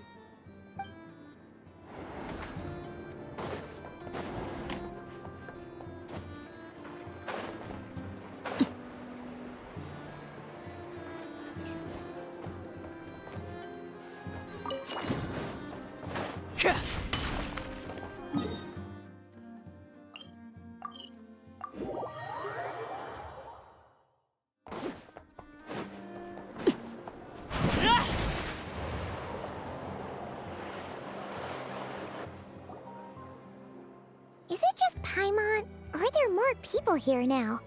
Oh, just as well, since we're sniffing for intel and all. And maybe, just maybe, let's get some of their berries and fried meat too, huh? We still haven't had it yet. Oh, come on. Why so uptight? Excuse me, are you guests? If you wish to return to your room while the banquet is on, please use the side door. No, we're not heading back to our room. Are we not allowed in here right now? That is correct. Only those invited to the banquet may enter. Our goal is to ensure that our regulars can enjoy peace of mind and comfort, so that they can speak freely with one another. Familiar with our ways already, I see. But here in Nodcry, channels hold equal value to Mora. I am but a lowly employee, so you'll have to forgive my inability to help in this matter. It's fine. Can't be easy being you. Looks like we'll have to switch channels then. Never, right? The Curatorium does seem to already have an amazing intel network up and running. But if we ask her straight up, she'll likely squeeze us for all we're worth. Ooh, Paimon's got a plan! Lauma got Nefer to help her prep some medicine, right? We'll be heading to Hisi Island later anyway to ask Lauma to help us use the moon marrow. Couldn't we deliver the medicine while we're at it? If Nefer doesn't mention a payment, we can cash our services in as a favor. If she does, then we can use it to haggle. The thought of Mora made it worth the effort of thinking up. Come on, let's go!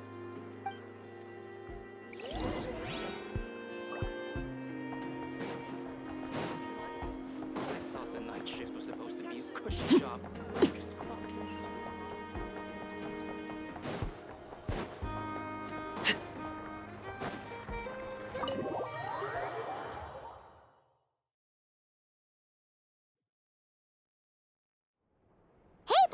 we're here. Oh, it's you this time. Hello, you two. What's up? Not much. Just here to say hi. Also, we'll be going to Hisi Island later, so we can deliver the medicine to Lauma for you if you need. How thoughtful of them. Bet they want something from me in return. Well, the faster the delivery, the better, naturally. And we're lacking free hands right now, so that would be a great help. Yehoda's gone to get the medicine, and she should be back any moment now. If you have nothing else to do, feel free to wait here. I'll have someone bring you some snacks. Don't mind if we do then. Thanks. Oh yes, I'm sure you've all heard about what's going on. Nasha Town's in turmoil, and right now everyone wants intel. Whether it's to strike it rich, save their lives, or escape whatever predicament they've found themselves in. Ah, so you're busy making Mora. How nice. It's not all good news, I'm afraid. We're stretched so thin that our clients have taken to competing for our services via auction. The price for taking priority slots has all but skyrocketed. In other words, we've had to suspend free intel handouts for now. She cornered us right away. Did she guess what we really wanted from the start?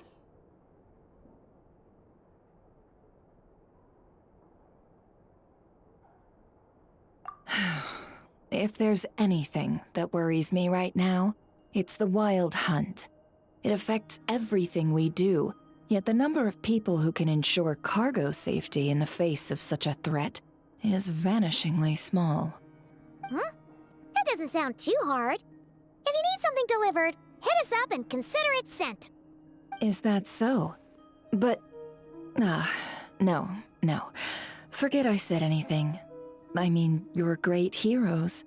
How could I waste your precious time on trifles like these?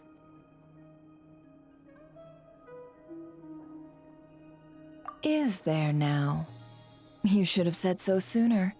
Far be it for me to extort you, of all people, for intel. But seeing as you so kindly made me an offer, I suppose I'll accept. What's there left for us to say here? More like our common perspective. Most who live here only wish to defend their own interests. But we are different, are we not? We both seek to resolve the chaos that the Wild Hunt has caused. Huh. Or like make a profit off the Wild Hunt. Paimon doesn't believe a word she says. Dissatisfied, are we? The number of commissions over at the Adventurers Guild spikes during tumultuous times, too. Would you call taking those jobs for Mora a sin? Well, that's... We might squeeze some advantage out of chaos, but equally, chaos could uproot everything we've built at any time. Such is the threat of the Wild Hunt today.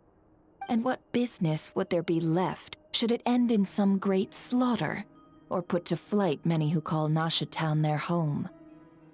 And as I understand, the two of you are here in Nodcry to follow a trail of clues yourselves, no? Well, yeah. In that case, we should keep Nodcry the paradise people say it is. At least, until our respective goals have been accomplished. You must understand, no force exists here that would inspire unconditional unity amongst all parties. After that incident with Lauma, I'm inclined to believe you.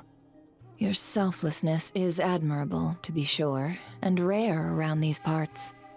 Though it's rare for a reason, kid. Just a shame that our mysterious phantom has hidden itself well.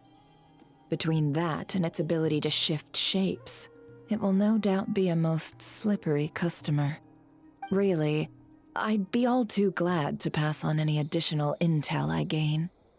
We make a good team, after all, don't you think? You front and center, me behind the curtain. That does make sense. Sorry, Nefer. Paimon took you for someone who only cares about profit. A well-placed only, indeed, Paimon. Nothing is wholly divorced from profit of some kind. Wait, so you were ready to work with us from the start? Why, of course. In fact, I was wondering when I might bring this up the moment you entered. But... Hey, boss, I'm back! Huh? Oh, you guys are here too? Indeed they are. In fact, they've volunteered to deliver the medicine to Lauma on our behalf. And totally free of charge. Such kind souls, aren't they? Really? Great! Oh, in that case, guess I'll be clocking out now. Got a few more places for you to visit right here, dear. Huh? Haven't I already worked a few days worth of overtime already? Well, guess the extra more is pretty nice. Well, we better get this medicine delivered pronto. Huh? Surely not. The special medication from before wasn't salt, was it? Wait, that can't be. Let me see. This isn't right! How could it be salt? It was raining back there, so... could it have happened while I was resting at the store?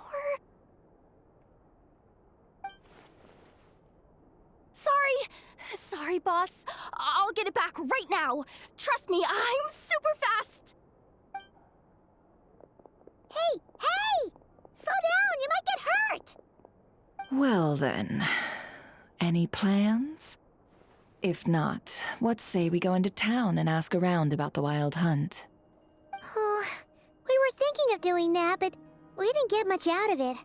The townspeople are a bit wary of us, and we can't get into the flagship right now. Ah, yes, the banquet is on today. Perfect timing. That's where we'll go. Huh? Can you get us an invitation? Oh, come now. What are we, sticklers for the rules?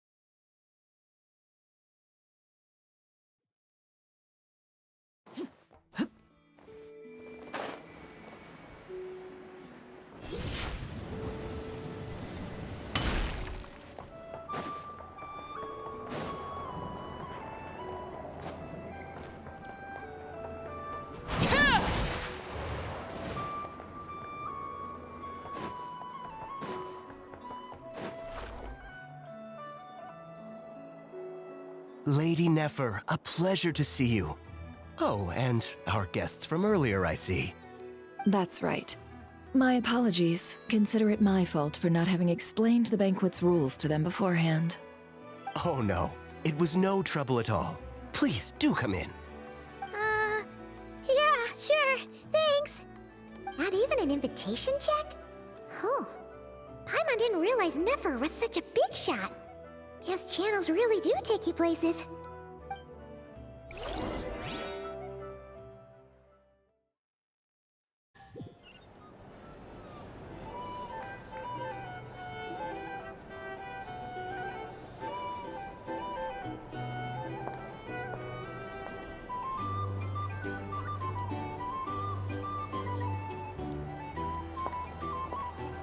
Finally! Now, what do we...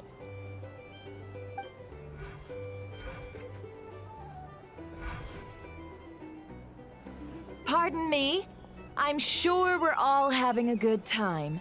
but I would like you all to meet a mysterious guest I invited for just this occasion.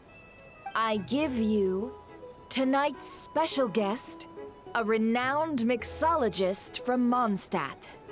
Are you serious?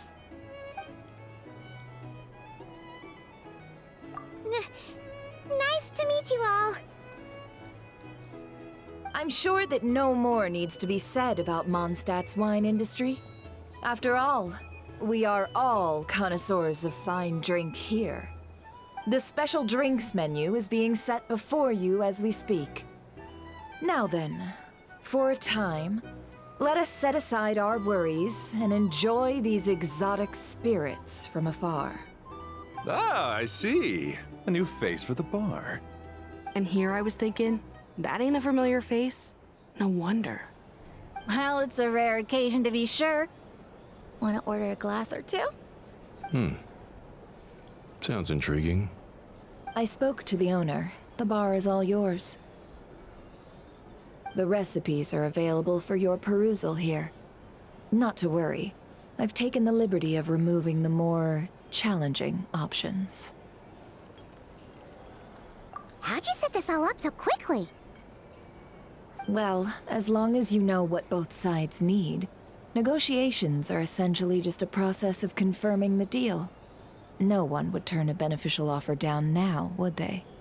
The flagship already had plans to invite a professional mixologist from Mondstadt anyway. So consider this a trial run, with the list of drinks brought out in advance. Demyon will assist you. Serving guests with drinks will be the perfect opportunity for you. Of course, every guest will have their quirks, so you'll have to be careful not to arouse their suspicions. Got it. We'll give it a try. In the meantime, I'll go mingle with some of the guests who pique my interest. There'll be a little event during the banquet's second half, by the way. See you then.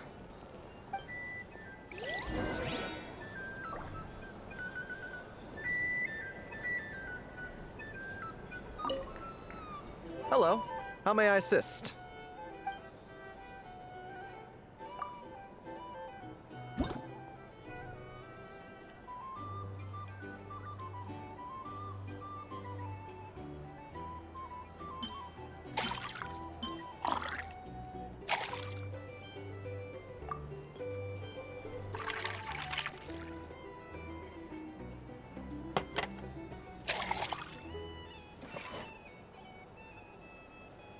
Good work!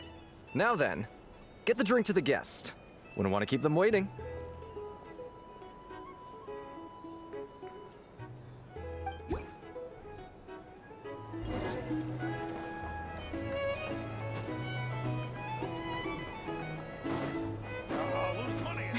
Ever consider returning to Snezhnaya? Oh, thanks.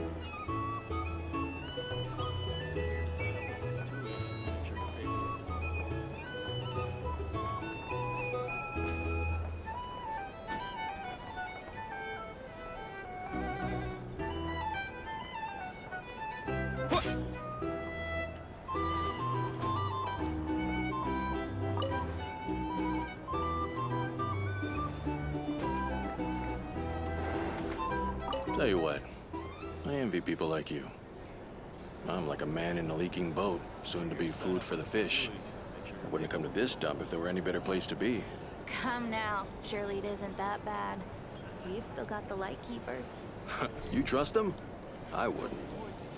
Wouldn't trust anyone, really. You're stuck with the wild hunt here. The Snezhnayans can't be bothered, the Lightkeepers can't spare the people, and everyone else, they're a mess. I'd sooner put an ounce of faith into that cannon. Forget it. Let's just drink.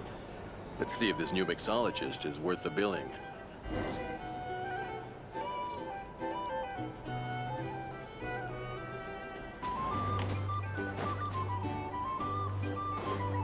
Hello.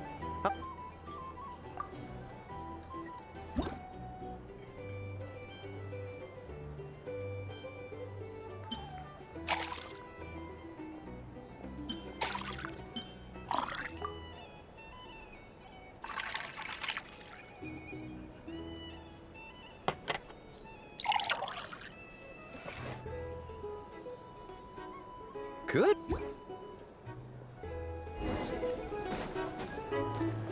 I doubt the Schniz Nayans will stand idly by if this wild hunt problem gets any worse. I wouldn't be so sure. They look like they give a hoot about anything other than their precious research. Hey! Just leave it over there.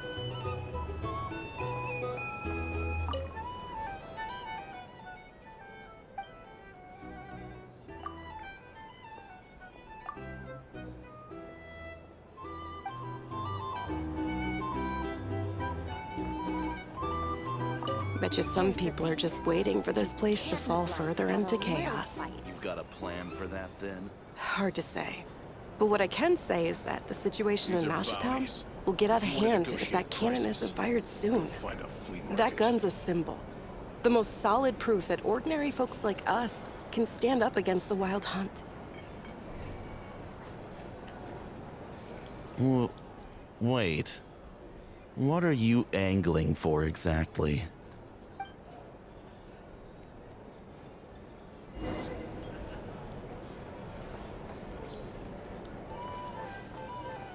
Well, what if that was nothing but an illusion? What if, let's say, the cannon was never meant to be fired? For our sakes, at least. Surely this town is still of value to those who control it. Of course. That's all it is. Value. For us, though, there's no place but Mashatown. And we're putting its life and ours in their hands. I get what you mean. Let's just see how this plays out first. Ooh, seems like they're all talking about the cannon already. Guess that's why Sosie was so anxious. Hello. How may I assist?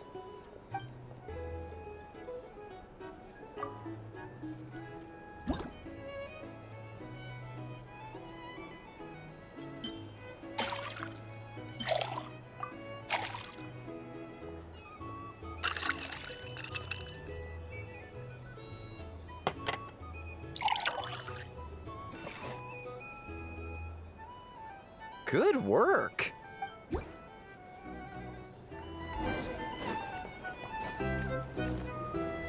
Oh, so this order was yours, huh? Indeed. So, any notable news? Ah, you two must be Nefer's friends. A pleasure to meet you. If you've got a moment, let's have a drink. On my tab, of course. Paimon doesn't recall there being any other orders right now.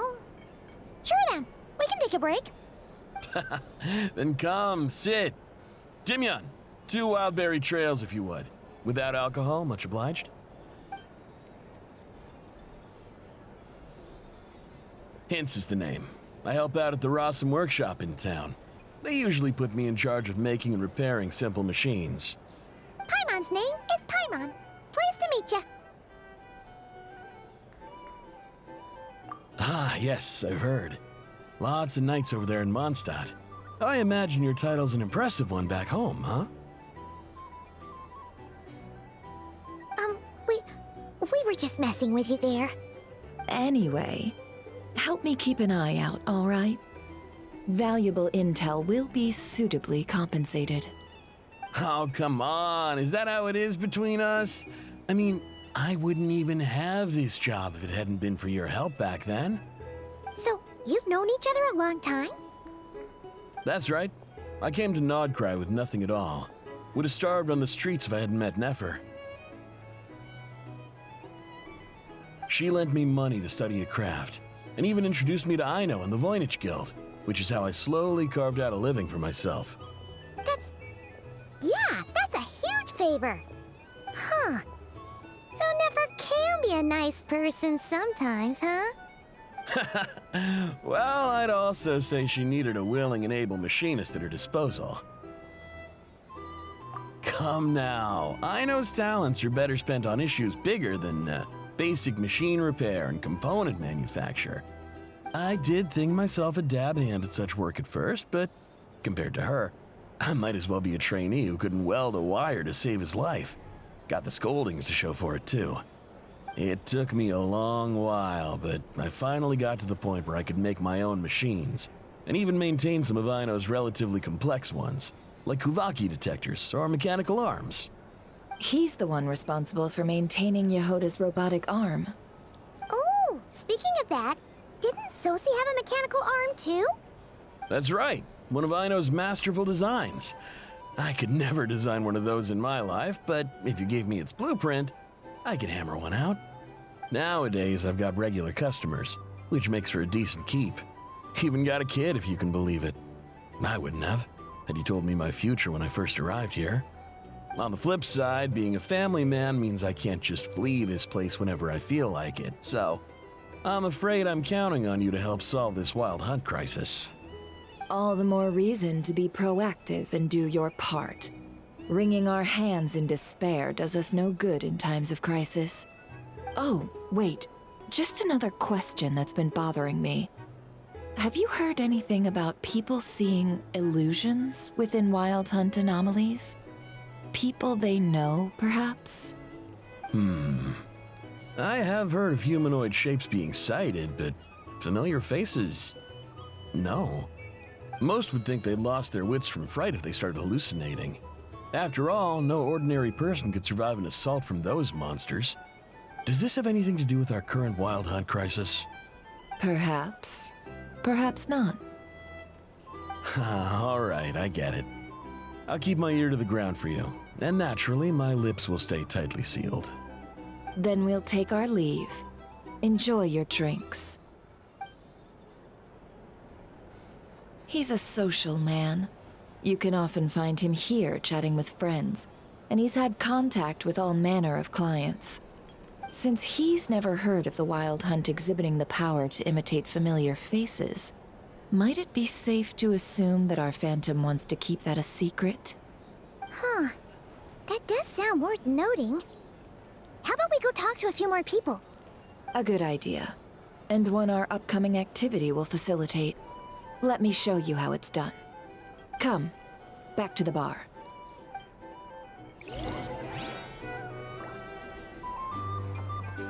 These are bounties. If you wanted to go for prices, go find a flea market. Thank you for waiting, everyone. The roulette showdown is ready to begin. Finally! Come on, let's go try our hand.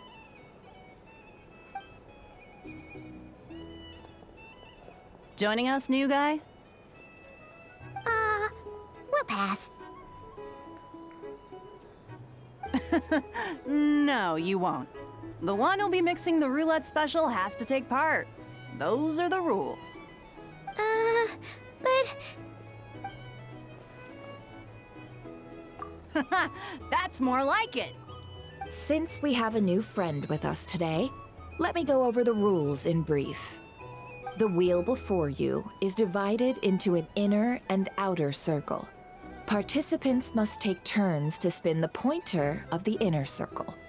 Whatever beverage it stops at, our lucky contestant will drink. The drinks are divided into juice, tea, and alcohol, with that last further divided into 3 levels by intensity. Spin your way to a non-alcoholic beverage, and you'll score no points. Otherwise, you get 1 to 3 based on alcohol content. During a round of drinking, one participant may choose another with less points than them and pose a question, which the other party must then answer. This sounds like it might favor those who score higher, but push your luck and you might not recall any answers you were given the next day. Defeats the purpose, wouldn't you say? And that's why the person mixing the drinks has to take part. You know, just in case they decide to pour heavy, then sit back and watch the show.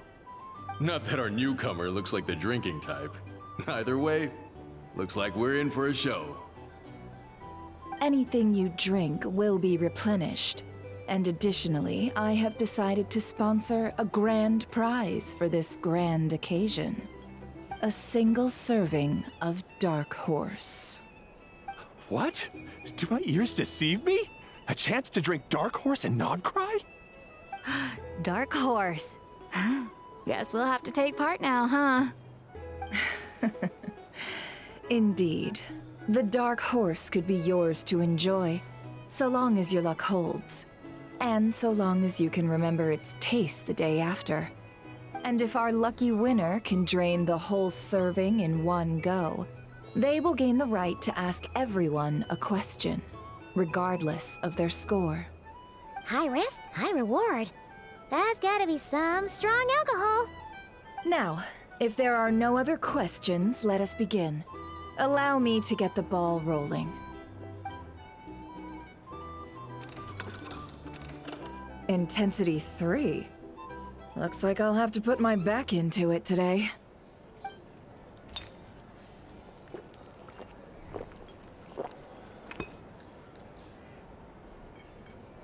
Let's go! Wow, this is kind of intense. Oh, my turn, my turn. All right, man, fess up. You've been making a killing lately. Where's it all been coming from? Hey, bro. I heard you met up with some big shot from the Voynich Guild. Mind introducing me sometime? Ugh. A normal drink, huh? Must be my lucky day. We've reached the final round of the roulette showdown. Let's see who gets the last laugh. I gotta say, you monsters really know your alcohol. These recipes are super good. Teach me, would ya?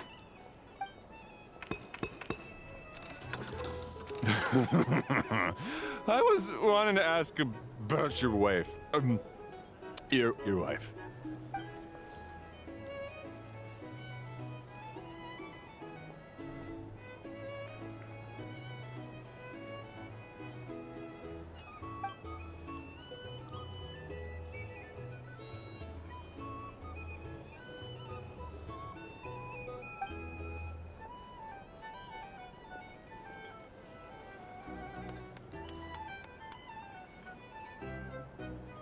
You're up.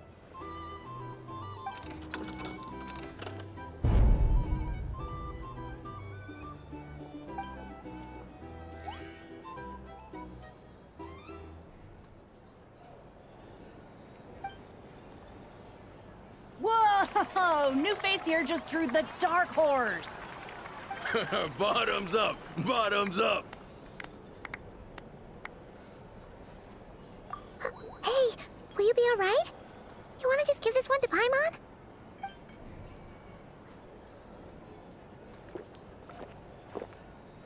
Whoa! He actually downed it in one gulp. Nice job! No wonder you Mondstadters have such a reputation. Me? Well, what do you think? Monsters, of course. Absolutely. If there was something else, I didn't stop to see it. Just took off as fast as I could. Oh, and guess who showed up just as I'd gotten out of there? Those good-for-nothing Ratniki, that's who. If my luck had been just a little worse, they'd have found nothing but my corpse. Or whatever was left of it anyway. Either way, there's nothing in there you'd want to see.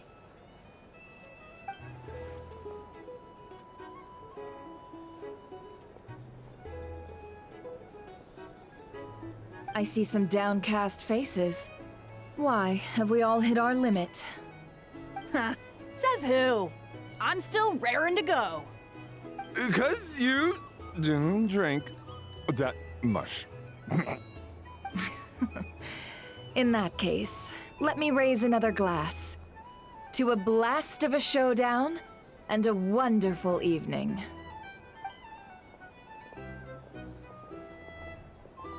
Hello, sir.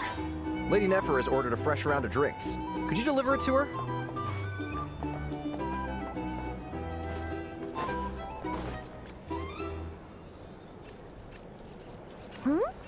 Are they playing cards?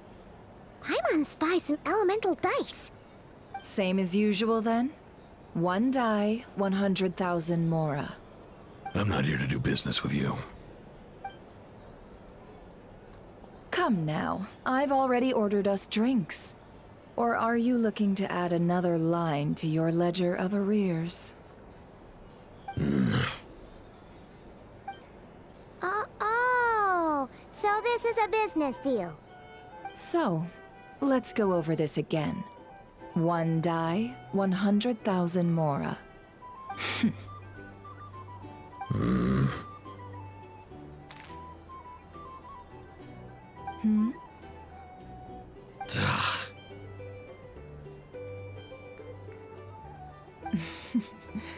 Then we have a deal.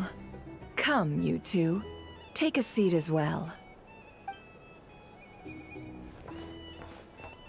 What are we even doing here? I can give you 3 things. The features of the Wild Hunt, the exact locations where it has appeared, and the intel we've received from the Lightkeepers. The Wild Hunt is in fact a phenomenon linked to abyssal power. Fog and monsters follow in its wake, posing a lethal danger to ordinary people. On the flip side, these monsters cannot leave the fog, so the disaster cannot spread quickly. We already know all that. Fair enough. Then I won't beat around the bush. Here's a map of current Wild Hunt anomalies that I snagged from the Lightkeepers, including the locations they'll soon be bombarding.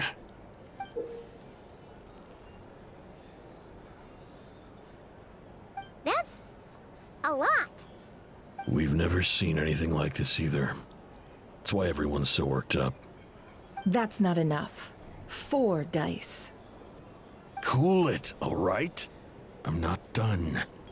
Now, the Lightkeepers don't want you to know this, but weirdly enough, more Wild Hunt sites have disappeared than their involvement would indicate.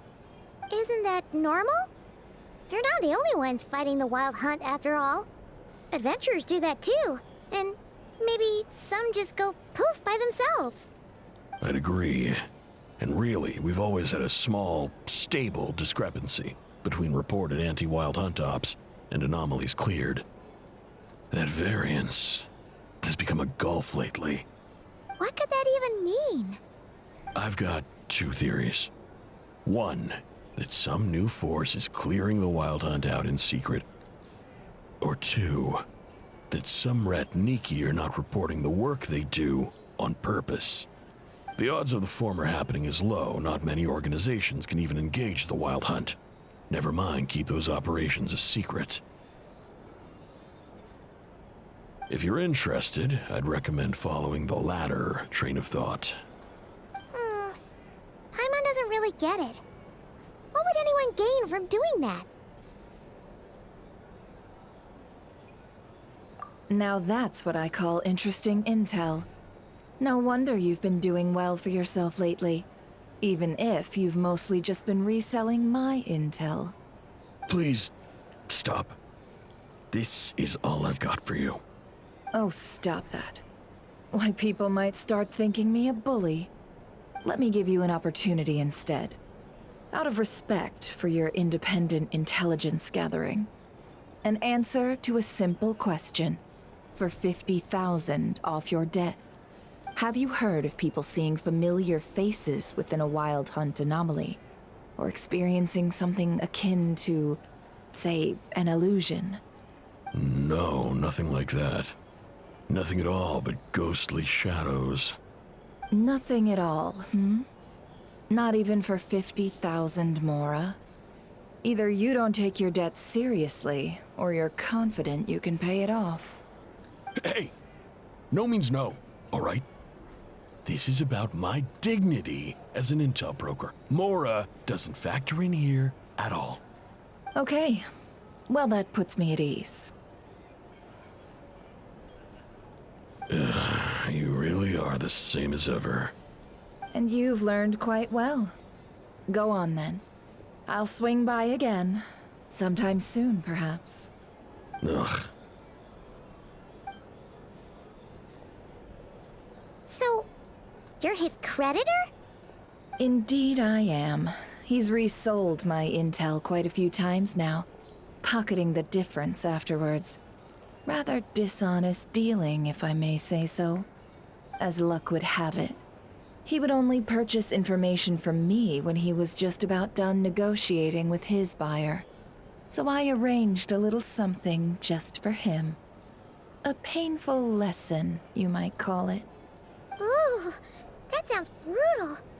Oh, I was downright beneficent in charging for that betrayal. It was more about the message, really. In any case, I believe that's all we'll get here. Let's go through what we've learned outside. If you're here to sign up with the Fatui, make sure your paperwork is all in order.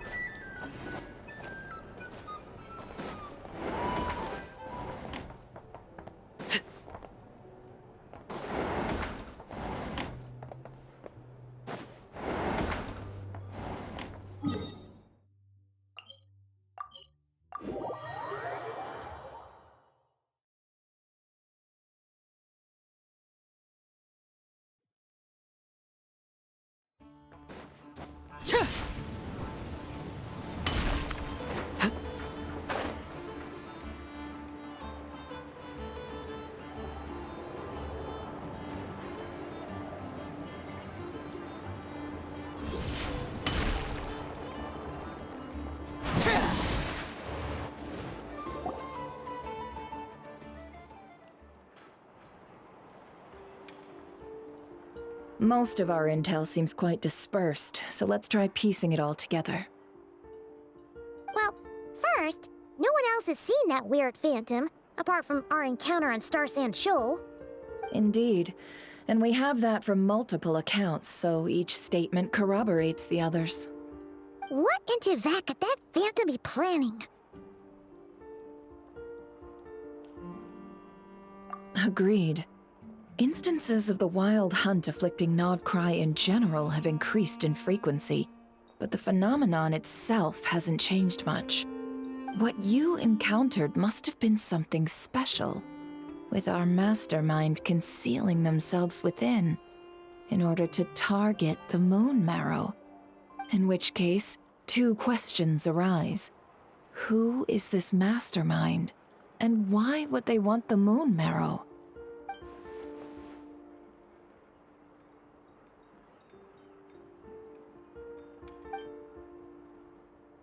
I'll continue investigating along these two lines.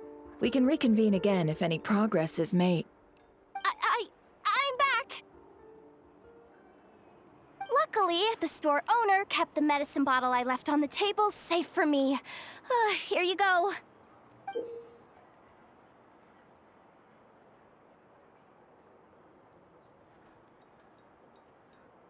Huh.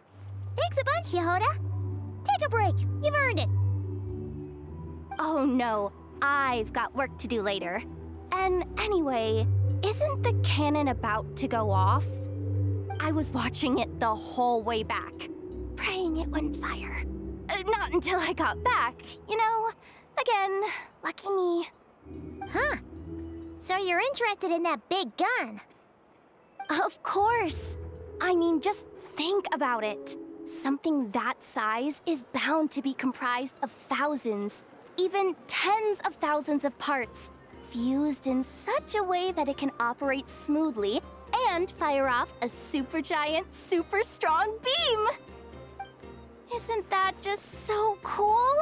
I mean, miraculous. Like a miracle created through countless careful calculations. It has been a while since the last time it fired. Go on, feel free to go watch. Work can wait for a while. Thanks, boss. Anyway, y'all wanna come? It'll be worth the while and worth your wait. I swear. Might as well. Fruits of our labor and everything, you know? Woohoo! Let's go! Kaboom!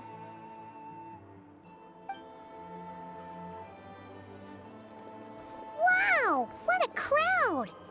People seem pretty excited, too. Just goes to show how big a deal this cannon is, huh? Oh, for sure. One shot, one kill, problem solved. Simple and practical. Just the way we like it. And even if that wasn't how it worked, just listen to how it roars. If that isn't power, I don't know what is. If only I had that kind of strength. Hey, don't think like that. Your skills and smarts have been a big help to us, too. Really?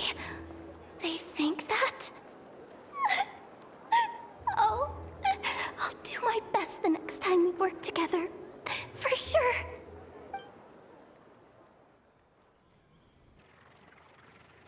Hey, look! It's starting!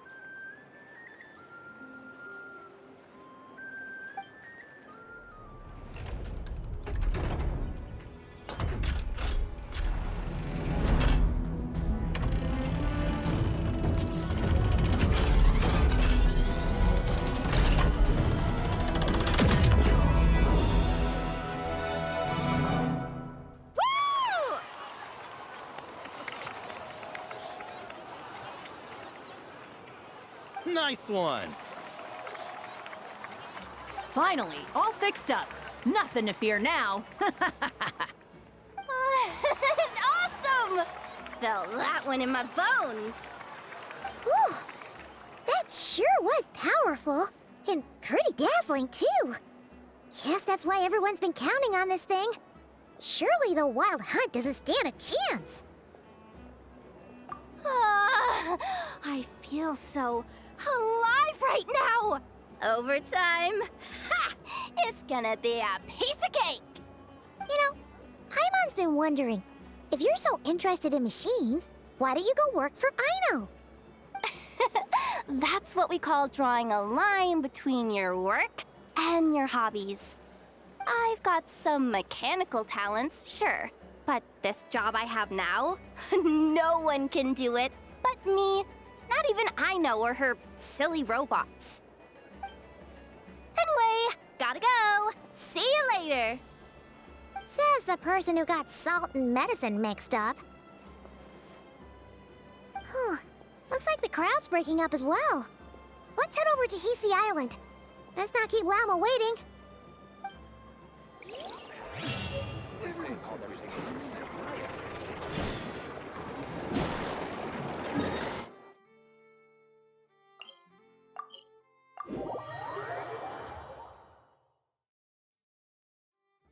Huh. Let's see now. What's changed since we were gone? Yeah. If anything, looks like things are settling down. That's Llama for you. Hey there, Llama! We're back!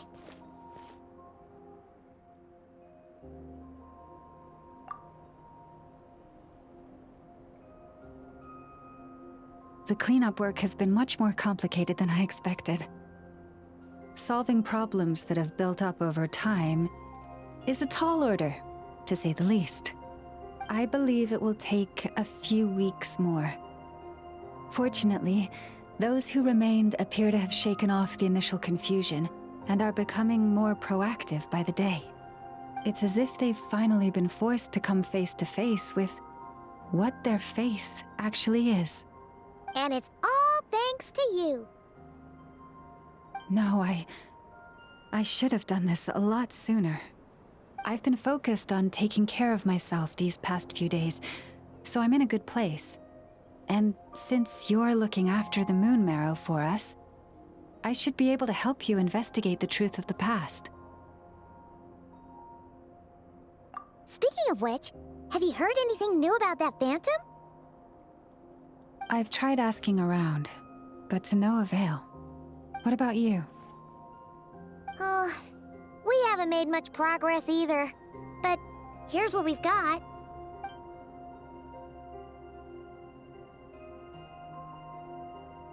I think I've got the gist of it. Sounds like you've got your work cut out for you too. Don't forget to take good care of yourselves. In any case, please, come this way.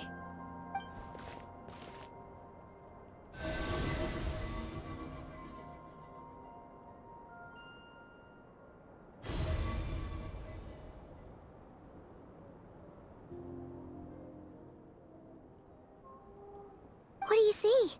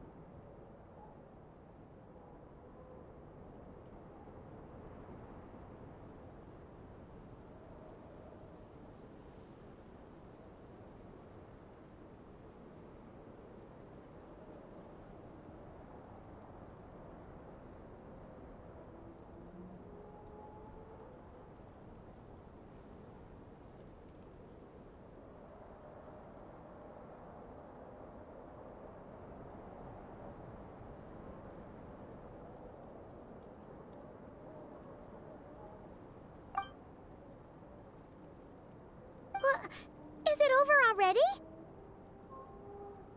This appears to have occurred a long, long time ago.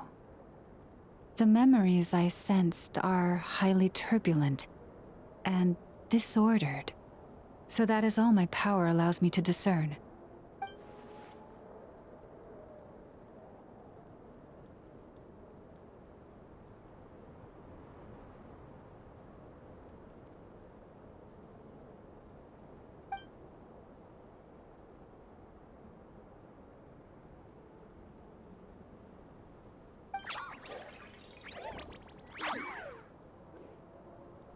Huh? What's the matter?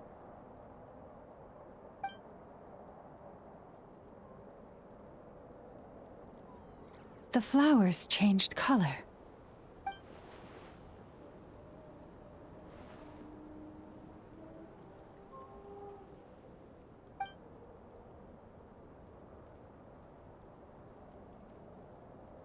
Yeah, we should go see her and see if we can help her in some way. I'll leave that in your hands then. Oh wait, here you go. This is the medicine you asked the Curatorium of Secrets to help prepare earlier. Ah, thanks for coming all this way with it. You've been a huge help. Also, if I may, I have a feeling that Kuthar might be able to help you get a more detailed glimpse at the memories about your spaceship. Oh, that's true. She's the Kutar after all. But we best check if she's doing okay first. See you later then.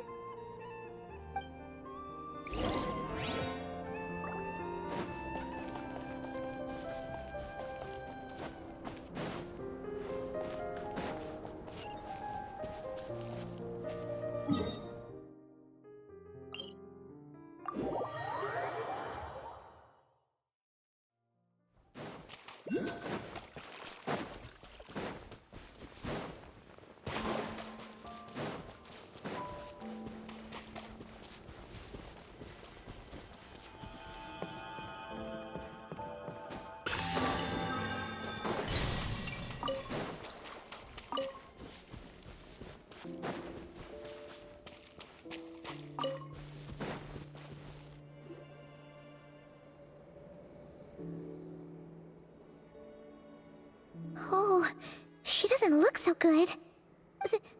Sorry for disturbing you, but are you okay?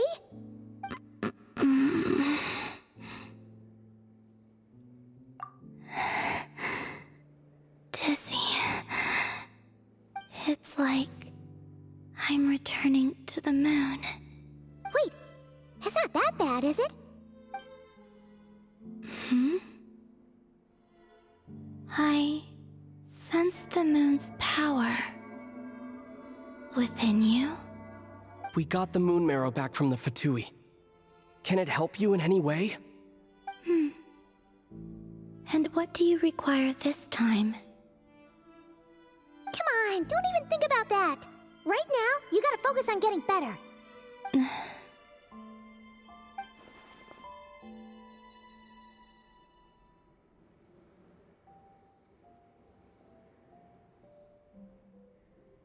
I might need your assistance in the future.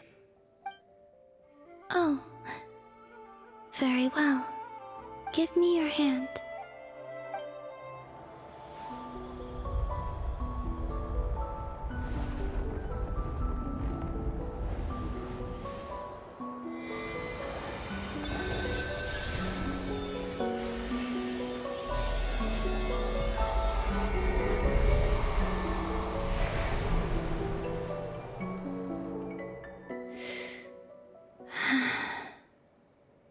Back to Earth. My thanks. Your feet never left the ground. But anyway, feeling any better?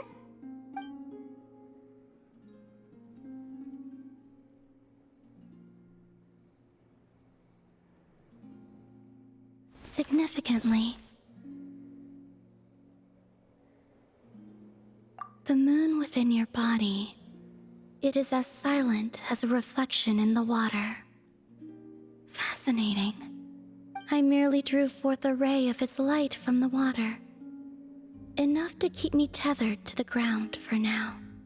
I think I sense some other changes as well. That is the moon goddess's favor. All things I come into contact with will bear this mark. It is harmless and will fade over time. Speaking of which, do you want to be the Moon Marrow's custodian now that you've got your power back? It's supposed to be something that belongs to a god in any case, right? It is the remains of Arya, goddess of the eternal moon. So it does have to do with... Wait, what? Did you not know this already? Llama just said it was different from the other fragments, and that she could sense divine power within it. And she is correct. When I drew that ray of moonlight from the marrow, I also drew some memories from within. That is how I know that it belongs to the goddess of the eternal moon. But Llama also saw the past by using the moon marrow. Why didn't she see that?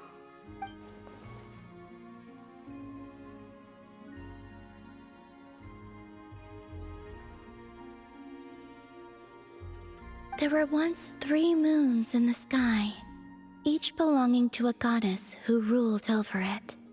But after the War of Funerary Flame, all 3 lay slain, and 2 of the 3 moons were shattered during the conflict.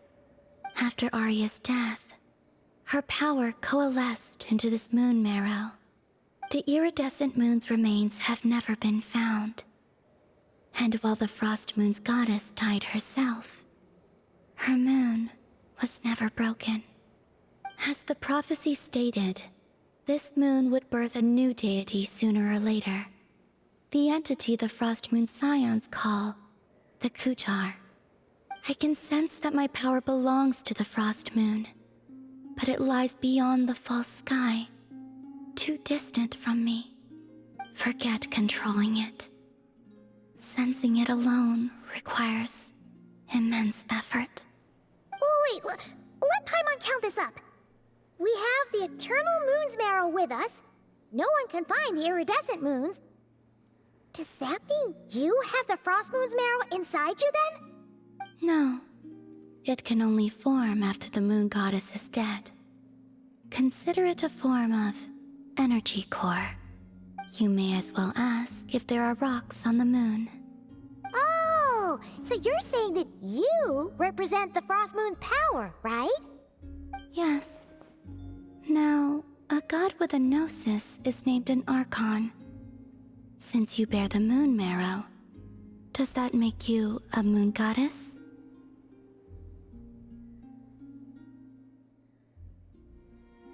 You do not wish to become one?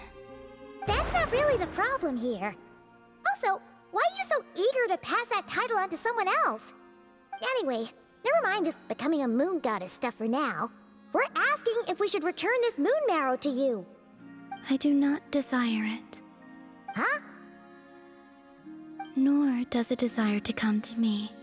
And what does that mean? When I came into contact with its power, I sensed a kind of rejection. I can only guess that this is because I, too, am a moon goddess. 2 moons will not rise at the same time, let alone consume one another. Guess it's stuck with me for now, then. You sure that's gonna be okay? Llama did say that you've hidden its power well, but the damselette sensed it just fine. And it's the wild hunt we're dealing with here, not some run-of-the-mill enemy.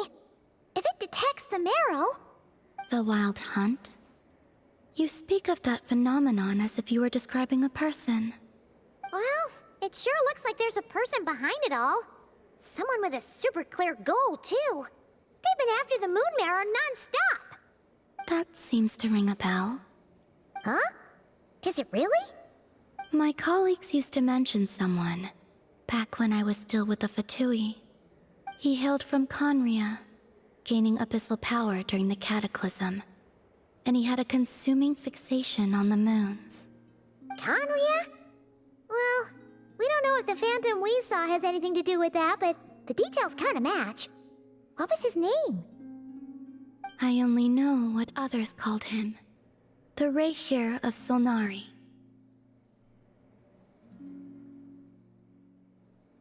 Huh. There was that title too. Yes. Wait a second.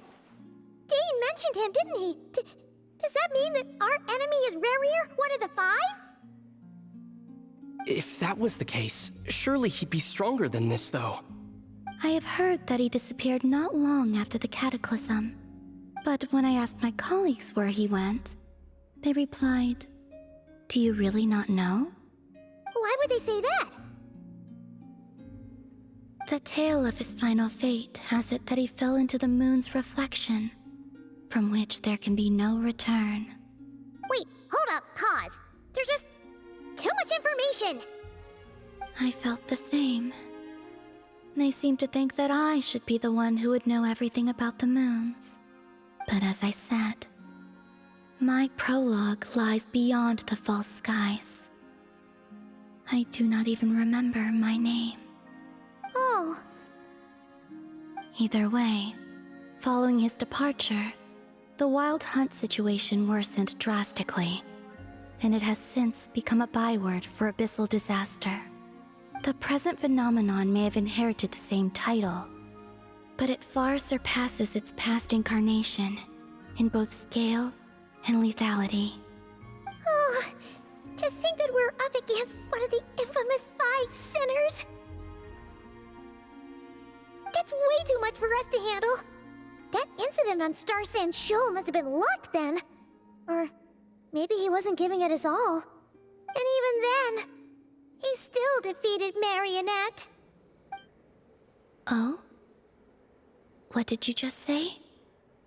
Would you mind repeating that? That's your ex-colleague? So, we were on Star Sand Shoal together, and she was beaten by the Wild Hunt, too. Did you just laugh? No. She totally did. Are you two on bad terms or something? No. I simply imagined the put-out expression she must have worn in that moment, and found it interesting. She seemed quite shaken. Oh, she'll adjust soon enough. She's very good at that. Okay, anyway, we've gotten off topic. Now that we know how dangerous the guy targeting the Moon Marrow is, you sure you want to carry it around with you, Traveler? If Fatui intelligence is to be believed, Rerir would prevail even if all of Nod Cry were to stand against him. Perhaps something restricts him, if only for the moment.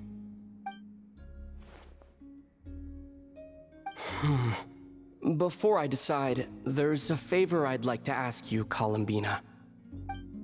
What do you need? Do you think you'd be able to show me what happened when my sister and I arrived in Nodcry? I mean, when our spaceship first landed. Sure. That was quick. As I said, this to me is but a single ray of moonlight. Nothing to it. Give me your hand, and ready yourself.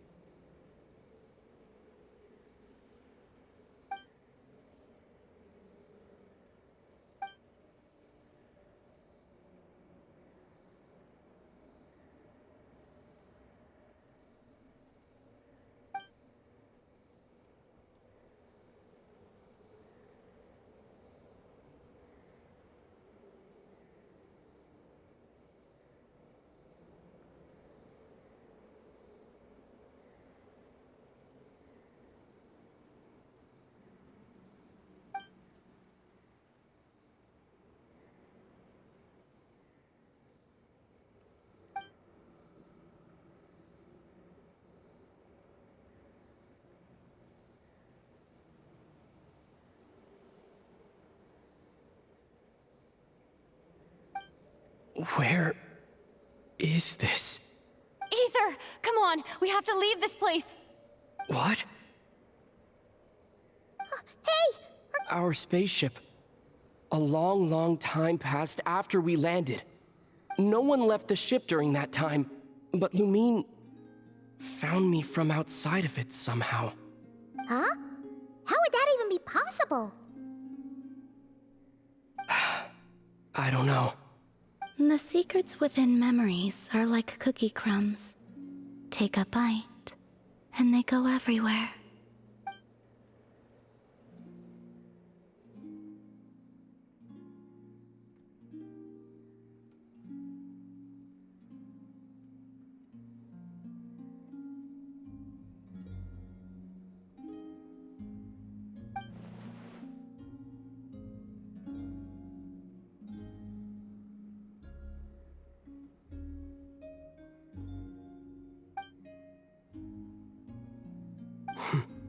All right. I'll keep the moon marrow with me. Well, if you say so. Paimon can't stop you, but still. Ooh. Will you need my help? I could help you conceal the marrow. You could? Oh, that'd be great. Detecting it within you is already no easy task. But I can teach you to further conceal its presence using Kuvaki. Like this.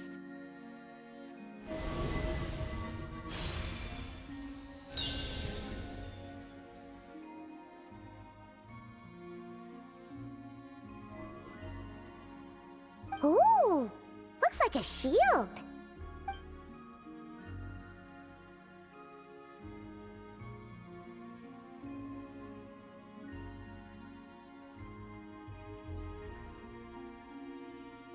Can you sense it? Now, try to maintain it. You learn quickly. Huh. Looks pretty sturdy. Could probably be used in self-defense in a pinch, huh? Are you always here, Columbina? It's kinda dangerous out there, sure, but have you, like, taken a walk outside or something? I dislike strangers. Slightly better. Yeah, the Frost Moon Scions have changed since you last saw them. Who knows? You might actually like them. I will consider it. She seems kinda tired. Either way, thanks for agreeing to help us. It wasn't much. The flowers here. They like guests like you.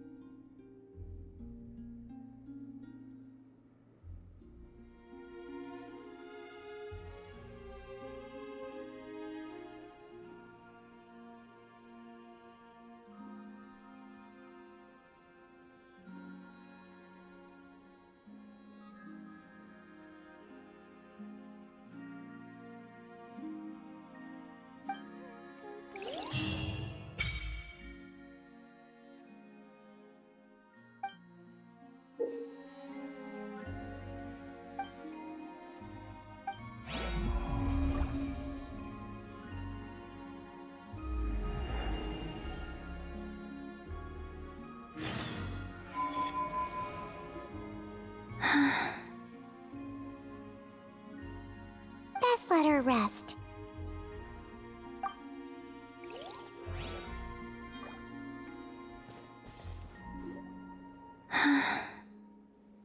Best let her rest.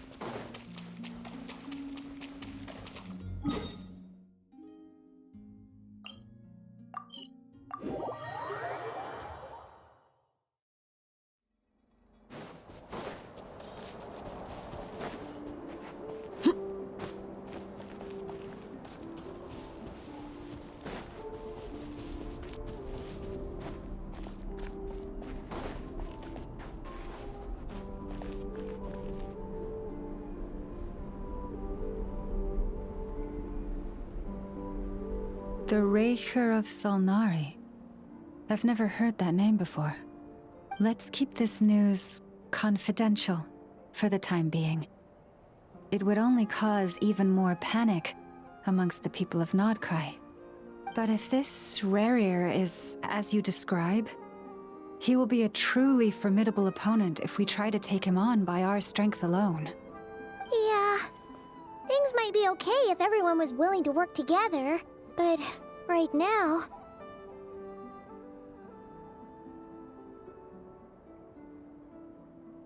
Exactly.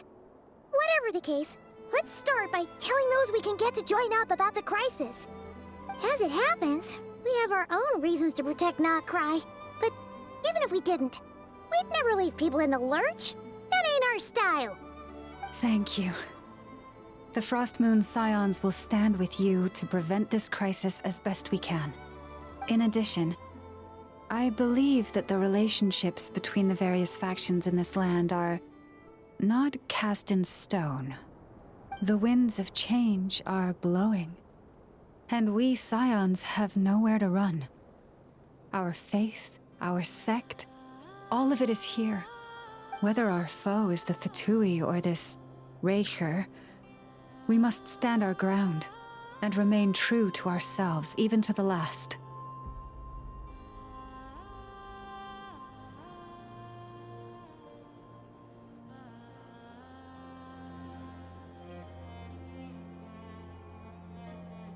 Let's see. Speaking of allies, the Krumkake craft shop is the closest by, right? Enough is sure to help us.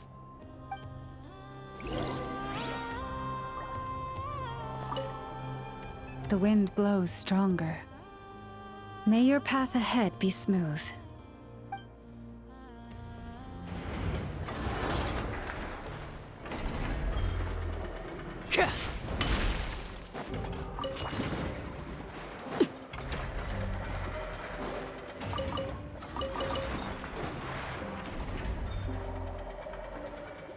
Friendly approach detected. We meet again. Listen! We've got updates on the wild hunt situation.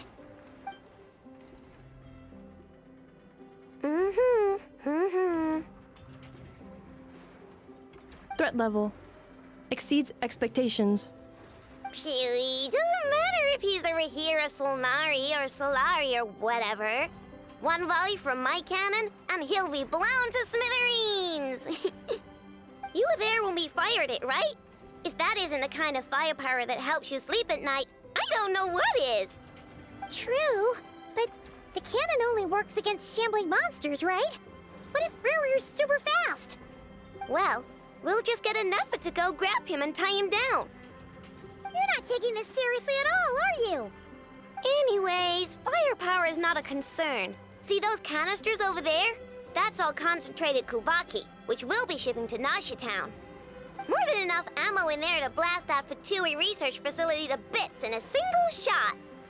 You sure have been looking forward to this battle, huh? Of course! This is gonna be the shot that shocks the world. All of Nodcry, heck, all of Snezhnaya will know my name once we're through. Sure, travel safe. I know. There remains intel left unshared. Oh, right. Yeah. Since you're investigating the wild hunt, something pretty weird's happened in Nasha Town. Should probably watch out for that once you're back. Remember that Sosi guy? The Ratnik in charge of firing the cannon? He's been found dead in their organization's offices. Wait, what? Didn't we just see him, like, half a day ago? Yeah, it's still new news. So not many people are in the know. We were only informed because we'd worked together closely. And even then, only just now. I'll send Anafa over to Nasha Town with some flowers later. Oh, he seemed like a good guy. Didn't put on any airs despite being a superior officer either. The data concurs. This gentleman appears to have been one of the most accomplished amongst the Lightkeeper's sergeant majors. His character has also received commendation. Most would have lacked the motivation to fatally attack him. Oh, that makes it even worse. Hey! What do you mean, actually? Either way, I'm not clued in on the details. Only Ratniki have been allowed on site to investigate the scene.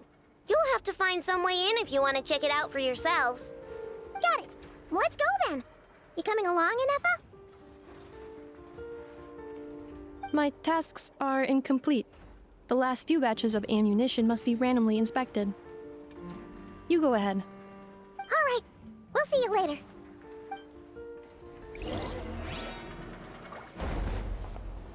Hang on! Weren't you supposed to bring me some candy? You said you would. Sorry, but things happen kind of suddenly, so... Batch inspection complete. Approved. Next up.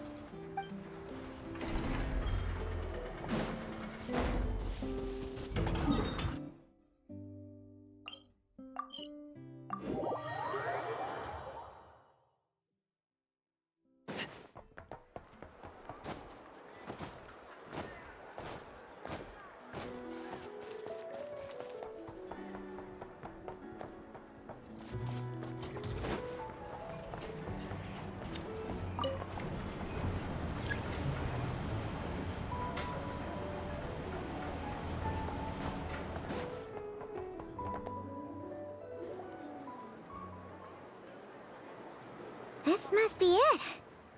Oh, doesn't look like there's any chance of us getting in with that Ratnik guarding the door, though.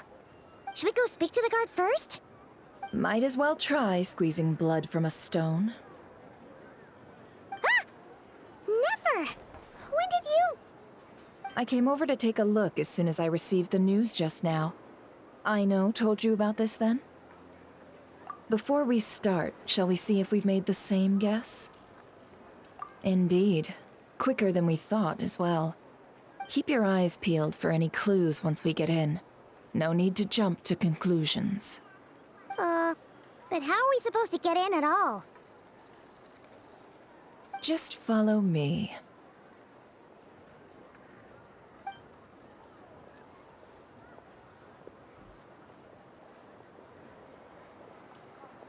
I'm sorry, but we're not open to guests right now. Sorry about that. They're here to investigate. All of them? The paperwork checks out. All right then.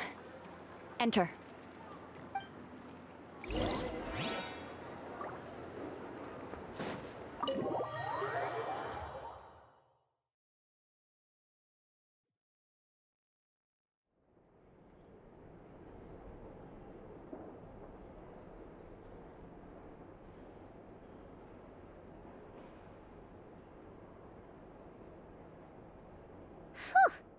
Paimon might have said this before, Nefer, but you sure do come prepared.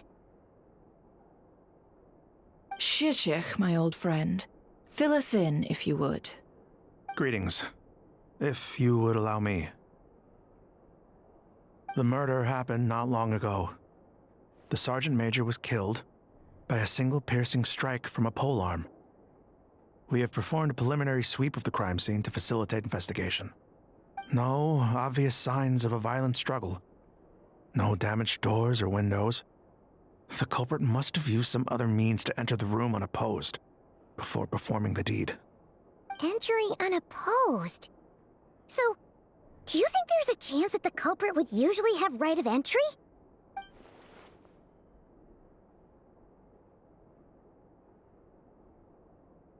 At the moment, the most valuable lead we have is based on an eyewitness report from a nearby resident. Specifically, that Flint's was seen entering and leaving this place in the time period when the crime most likely occurred. Flint's? We have tried to contact him, but he has not replied. Very odd indeed. So, he's the prime suspect right now, right? To be honest, I'm not particularly inclined to believe that this was an inside job. Flint's can come across a bit eccentric, but he does well in missions on the whole. He also had no disagreements with the Sergeant Major that we know of. So he lacks the motive to commit such a terrible crime. But neither the eyewitness report nor the nature of the fatal wound itself are in his favor. So we are looking for him at present. Looks like there's not much else to dig up here. Let's go outside and discuss what we've seen.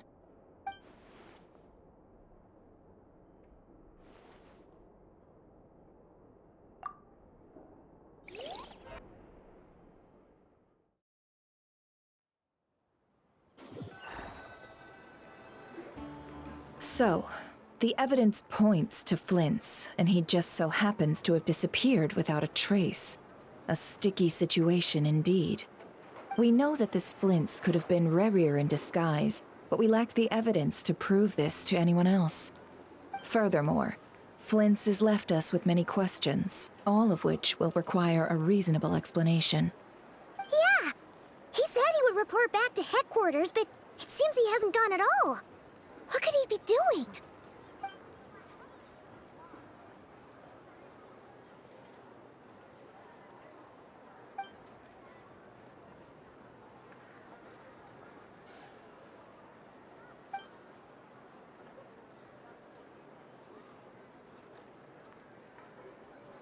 Let's approach the issue this way.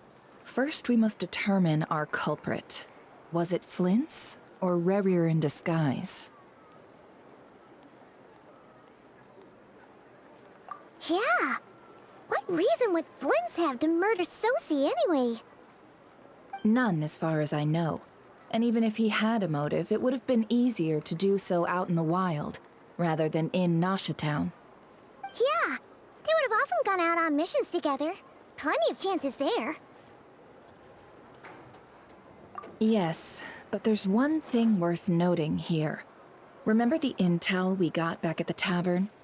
No one has ever seen a phantom that can take the form of other humans within the Wild Hunt. This means that he has been hesitant to abuse this ability, or allow it to become common knowledge, likely so that he could act in secret under other guises.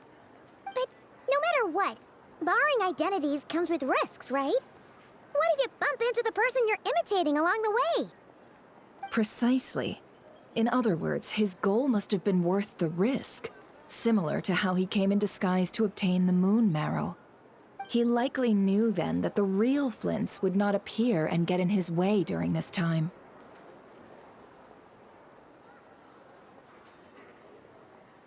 We'd have to ask Flint's ourselves, I'm afraid. But we shouldn't jump to any conclusions here. We can't discount the possibility that he might actually be the murderer himself. Not yet, at least. And there are other, less likely scenarios. For instance, Rerir may have already killed Flint's long ago, and been living as him for some time now.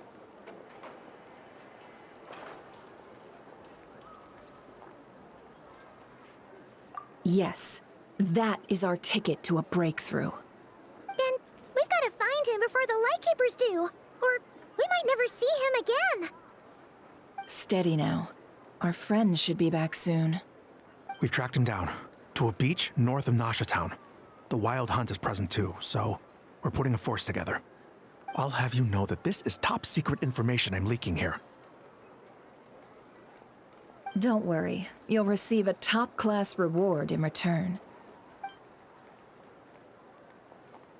The beach is all yours. I'll stay and slow the Lightkeepers down. Things might go south if you bump into one another. Oh, right! Before we go, should we reveal Rerir's secret? Since he's trying to keep it all hush-hush, why don't we just pull the curtains on his little trick? That'll teach him to sneak around pretending to be other people. Hey! Why are you laughing? Oh, I was just imagining how satisfying that would feel. But I'm afraid this revelation would only stir up more chaos. Setting aside the matter of evidence, some may trust Flint's on our account, whereas others would suspect him on account of his behavior. Tossing him into a swirling tumult of public opinion like that might just give Rerir more opportunities to capitalize on. And think about it. Once people learn that he can masquerade as those they trust, would they continue to welcome friends into their homes with such open hearts? Unease grips the hearts of those in Nashatown already. We should avoid throwing more fuel onto the fire. Yeah, you're right. You've really thought of everything, huh? Nothing for it, then. We've just gotta find flints. Indeed. But just in case, let me stress once more. We should neither be excessively afraid of Rerir, nor trust in flints too lightly. This light source is of special Lightkeeper design. It provides illumination within Wild Hunt anomalies, and can briefly dispel the abyssal fog within. Oh, right. We'll have to deal with that mess, too. Yeah, this'll be important. Thanks a bunch, Nefer. You're welcome. I've charged it to your account, by the way. Hey, you!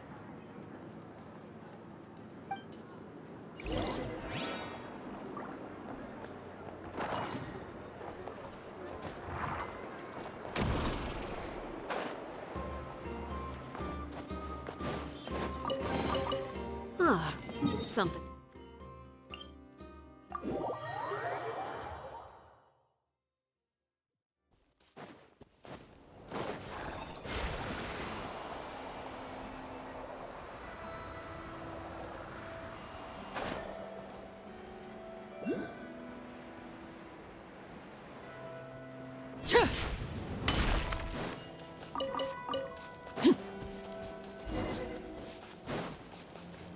Is that a Lightkeeper's lantern? Is there someone up ahead?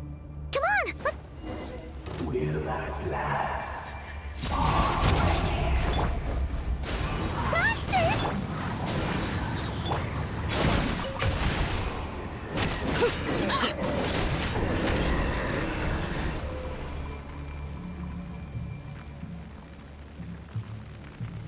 This monster was lurking near the lamp.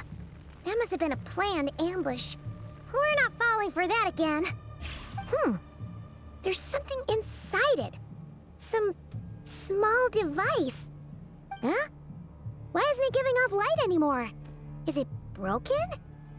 Oh, we better take it with us.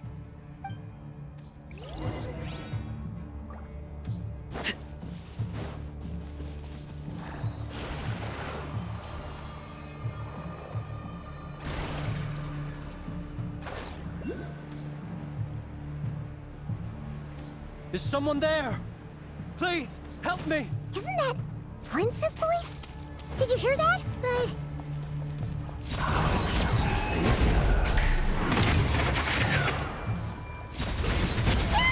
More baddies!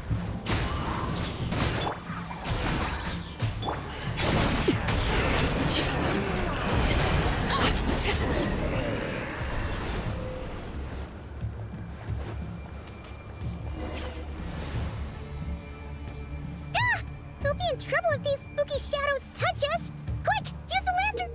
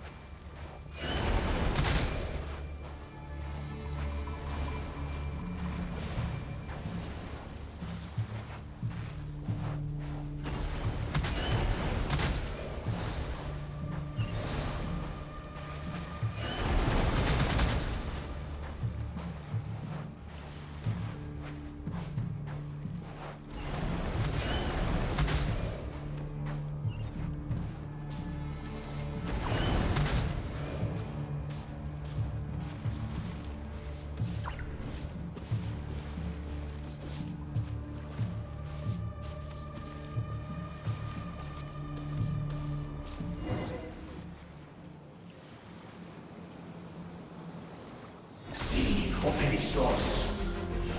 Sì, Oericos. Gli amaluni fatti si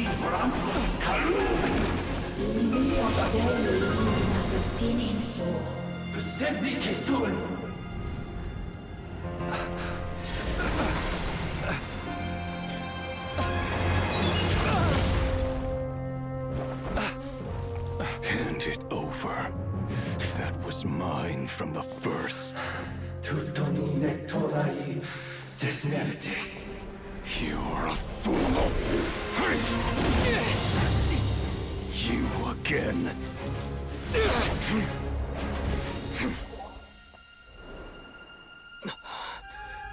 What the? It's stronger than before.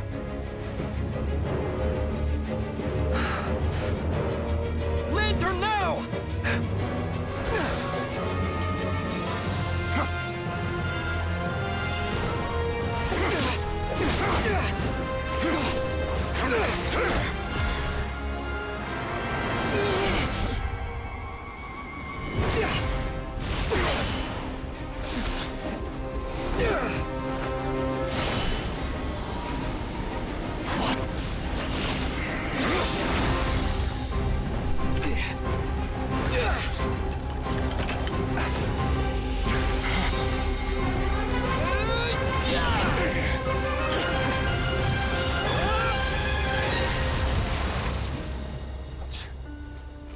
It escaped again.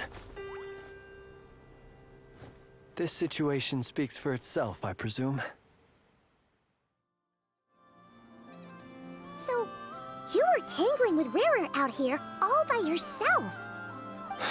So, that vile phantom hiding inside the Wild Hunt has a name of his own.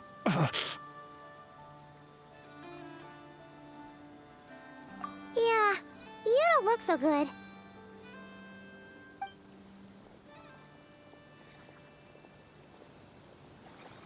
Sorry you had to see me like this. All the same, you have my sincere thanks for your aid. To think you had the power to so easily cleanse the filth staining the lantern, which tormented me so. Might I ask what magic that was? Or whose pupil you are? I believe I might have saved some face had I mastered just a fraction of such abilities.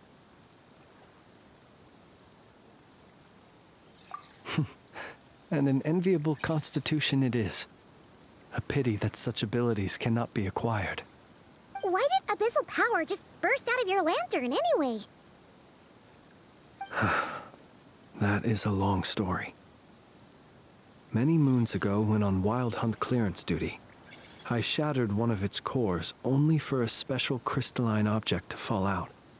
I sensed a power surging within it that was at once familiar yet strangely illusory. I freely confess to being an avid collector of ancient gems, coins, and other curios. And curiosity it was that had me store this crystal inside my lantern. Afterwards, I wound up collecting a few more such crystals quite by accident, and discovered that they could merge into a single piece without my prompting. Though my understanding ends there. It was only recently that they began slowly emitting abyssal energy, which could neither be dispelled nor weakened. Is that what Rarer claimed belonged to him? That must be what he's after then! I concur. And here's the kicker. Before he was exceedingly weak. In fact, I've already beaten him several times, though I could not destroy him completely. But I noticed while engaging him that the crystal fragment would restrict my powers. As such, it occurred to me that I should hide it rather than tangle with him any longer. Alas, he has proved most fixated upon this fragment. And for some reason, his strength has grown by leaps and bounds since I last encountered him. And where, might I ask, would it be safe? Or do you think it wiser I threw it away? Were our places switched, would you discard it, knowing that its perilous might was beyond your ability to counteract, yet capable of causing greater harm should it lie beyond your grasp? Yeah, throwing it away would mean giving the bad guy what he wants. But exposing yourself to its corrosion and growing weaker by the day, that sounds super dangerous too. Only those who shoulder risks are qualified to welcome in the turning of the tide. Those who flee when troubles come are nothing more than deserters. Though I shan't deny that I have your fortuitous arrival and most outstanding assistance to thank for my continued ability to speak such platitudes. Either way, it seems this fragment is now utterly still. That must have made it useless to Rerir. I doubt he would have retreated so readily otherwise. I imagine this wasn't the only reason you came looking for me, though? Well, no, but...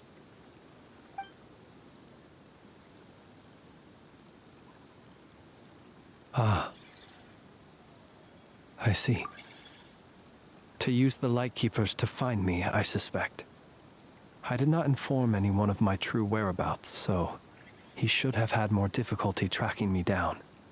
They alone have the ability to quickly pinpoint my position.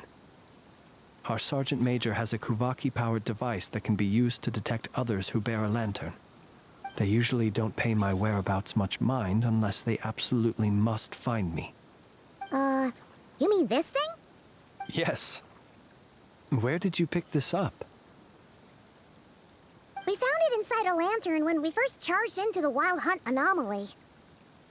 It must belong to a Ratnik dispatched to investigate the area, who, it seems, dropped everything and fled the moment they saw the Wild Hunt massing to strike. Well, at least they're not dead. Guess it's not surprising how they found you so fast, then. But if Rerir could have shapeshifted into Sosi, why didn't he just use that Kavaki device to find you himself? Were he to use it, that device would likely fail to act as it should, owing to abyssal interference. Ah, guess that explains it. So not only is this Rerir ruthless, but a purveyor of dirty tricks, too. You might not be familiar with Sergeant Major Sosi, but he put his heart and soul into every mission. Our deployments are subject to orders from headquarters, and his orders were to be stationed long-term in Nasha Town. As such, he was very seldom able to go back and visit his family. He worked so hard, seeking to produce excellent results that might convince them to transfer him out. Oh. But every year they would say, "Wait a little longer. Wait a little longer." He often wondered if it was because he was lacking somehow. In truth, everyone had nothing but the highest praise for him. But good work does not always lead to good outcomes. The higher-ups would think, he's doing great where he is. Let him stay there forever. A most convenient choice for them, at least. Whereas his subordinates would think, wouldn't it be a shame if we were to lose such a talented, easygoing boss? So he waited. And he waited. Until the world closed its eyes in the depths of the night, and a lantern was slowly lit for him alone, that no one could see. One that has played out many times throughout history. Another reason to take this Rerir's head. Oh. At least we now know that he's looking for these fragments inside Wild Hunt anomalies. And yet, what did the Sergeant Major have to do with any of this? Why did he have to die? Could Rerir be angry that the cannon Sosi set up to fire destroyed the fragments he wanted to collect? Could you take me to the scene of the crime? We shall just have to exercise some discretion then. Come on. Let us be on our way.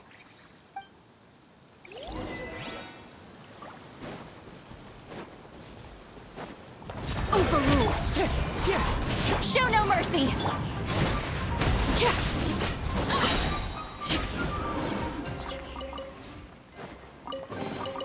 What greater pleasure is there than the unexpected?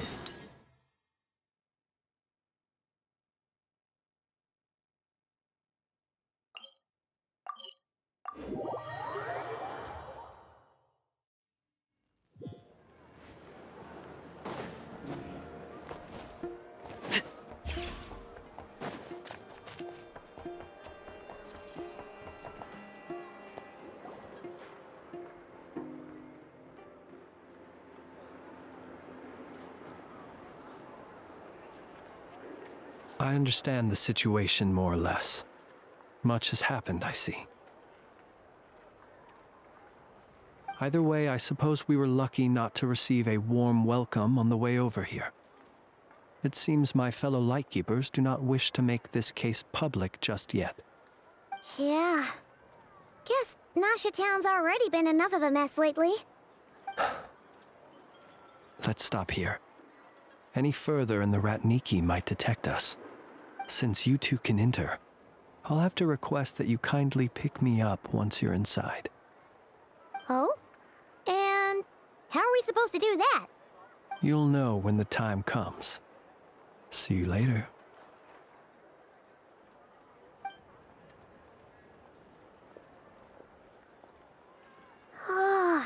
Still acting all mysterious. But he seemed pretty confident, so guess we've got to trust him.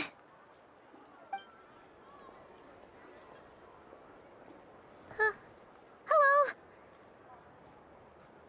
Ah, you're the special assistants for this investigation, right? Yep, that's us. Well, you're just in time. We're basically done investigating the crime scene. All that's left is to finish writing up some records. Then properly dispose of Sergeant Major Sosi's remains. If there's anything else you'd like to look into, this is your last chance to do so. Sadly, no. The motive behind the killing remains a mystery. And while we somehow managed to get news of Flint's, an unexpected accident caused us to miss him. But considering that Nefer from the Curatorium of Secrets came forward to help investigate, I have no doubt that a breakthrough's not far off.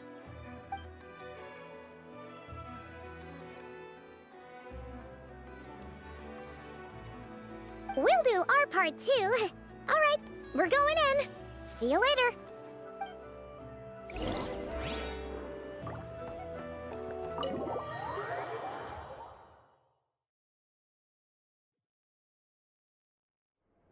Phew, we're in. Thanks to Nefer's reputation, once again. But we still know nothing about how Flint's is gonna enter, or how we'll pick him up. Never mind how we'll leave later on.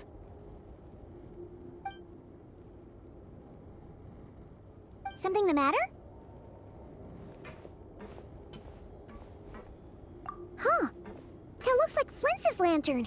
But where is he exactly?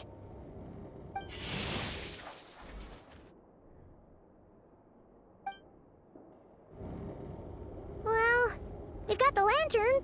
What now?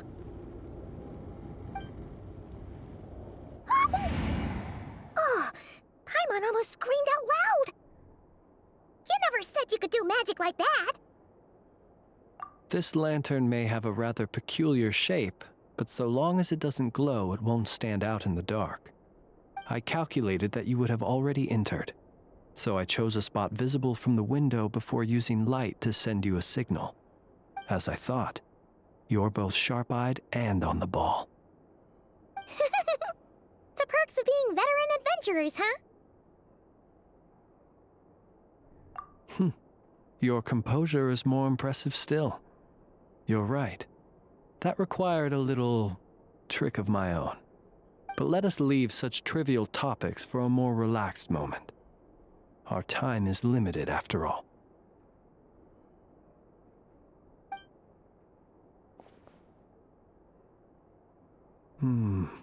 Just as I thought. Come, try sensing it yourself.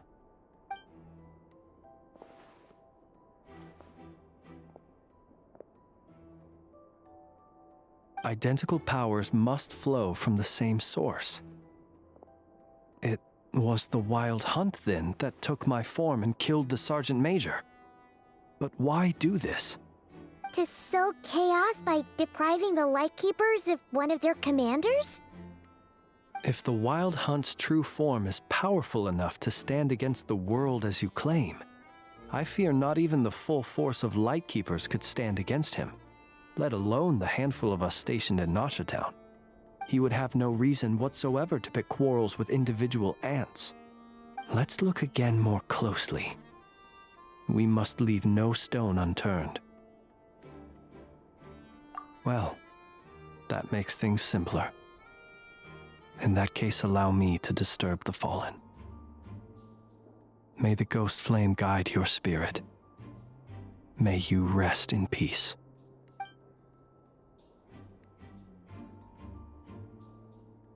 When we fought, he seemed like quite a reckless foe. Certainly not the meticulous mastermind type. Yet here we are, grappling with this enigma he has left us. Oh, if we can't get any leads, we might have to go back and find Nefer. Oh, the longer we're stuck here, the likelier he is to achieve his goal. Ugh, this is so frustrating!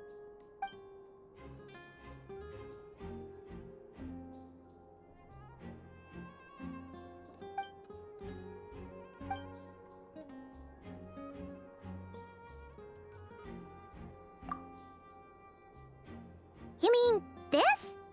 I'm not well versed in machinery, but that means his mechanical arm is malfunctioning, right? It might have been broken in combat. No, that's not right. Paimon remembers this signal. We saw it before while repairing the cannon. It doesn't mean that the components are damaged.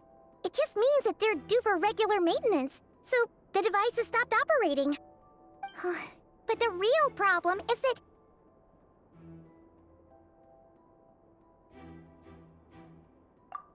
Yeah, he even helped us find the maintenance port.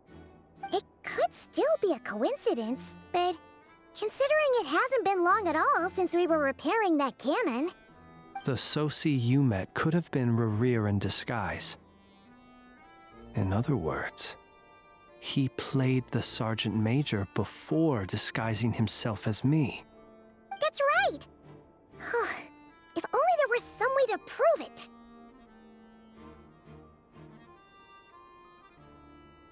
You mean Hintsa? We had a short chat with him once at the tavern, but it's so late. Guess it'll have to wait till tomorrow. I know where he lives. The situation is critical, so let us now take up the role of uninvited guests ourselves. Ah, yes. And one more thing. Remember to pick me up by the window.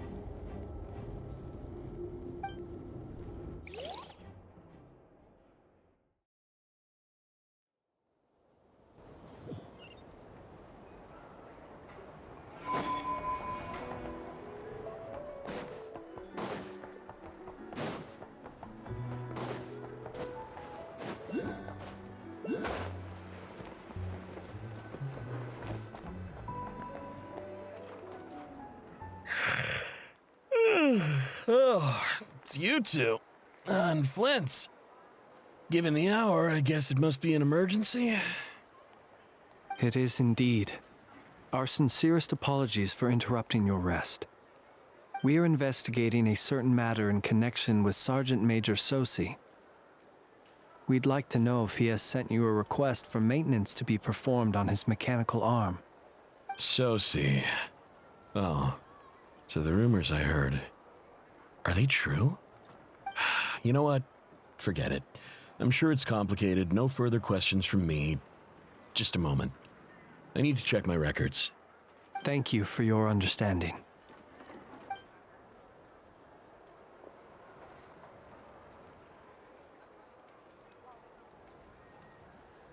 Got it. 8 days ago, he came to request a round of regular maintenance. But as it happened, I had run out of the required components. His mechanical arm is especially sophisticated, having been designed by Aino personally. The parts, too, could only be made by her. As such, they usually take several days to arrive. In fact, this time, he even asked me if we could push his request forward. And I understood, completely. Not being able to use your hand, that's rough for anyone. But even more so if your job involves fighting out in the wild. So I did my best to convince Aino to rush the job. And eventually, the parts arrived. 3 days ago, if I remember correctly. I sent word to the Lightkeepers immediately, but he never showed up. I assumed he was just out on some mission or other. What's with those faces? Everything all right?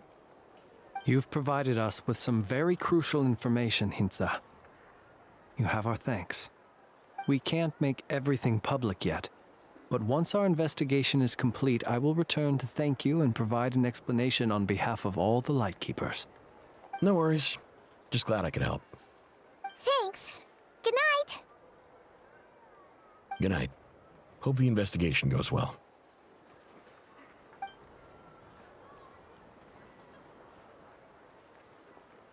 It seems that it is as we guessed. The Sergeant Major Sosi you encountered while repairing the cannon was actually Rerir in disguise. 8 days ago, he had yet to act. But at some point after that, he attacked and imprisoned the Sergeant Major. With the immense gap in strength between them, the job was finished in a single blow. And thus Rerir had no opportunity to discover the malfunctioning mechanical arm. Perhaps his mastery of shapeshifting extends only to outward form, and not therefore to complex internal mechanisms.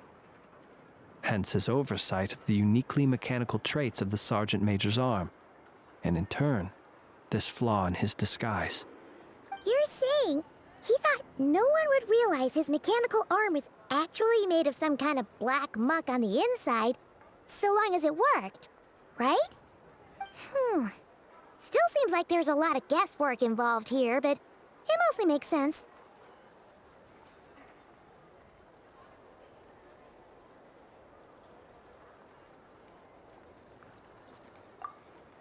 This also has me stumped for the moment. The cannon has always been used to destroy the Wild Hunt, and it works as intended. But how would that help Rerir exactly? Assuming he plans to collect the fragments within Wild Hunt anomalies, firing the cannon works against him, since it would blast those fragments to smithereens.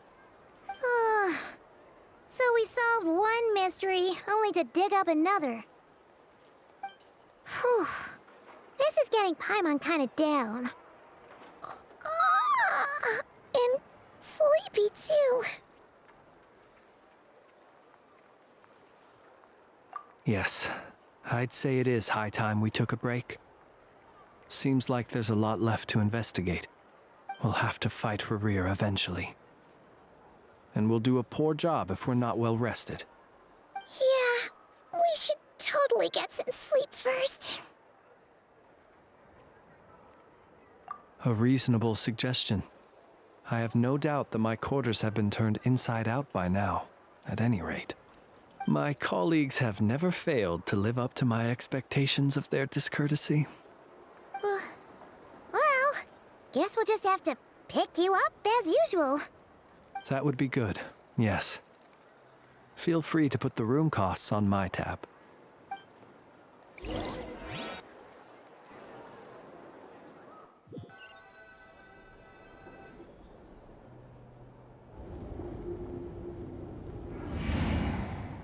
Phew, back inside. Oh, we can finally take a breather. Okay, Paimon. In and out. I suppose we could all take a moment to unwind. As I recall, our first meeting took place not far from here. Ah, the nostalgia. Had you already sensed the unique power within my lantern at that time?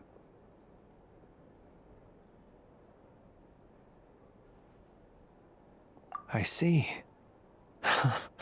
Words truly do fail to capture your superlative insight. Fortunate then that abyssal energy was only leaking from the fragment in minuscule amounts when we first met. Or I might have been in for a real interrogation. Yeah, hard to say how that would have played out. We've had a whole bunch of unpleasant run-ins with the Abyss.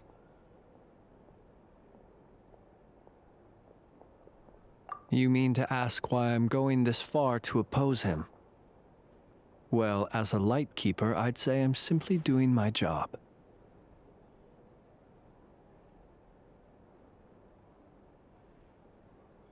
Yeah! You're covered in more mysteries than Paimon could shake a skewer at. You can't just get out of explaining yourself by making lame excuses. All right. I suppose I do owe you some honesty, whether out of gratitude or the need to build trust. Your deductions have been quite correct.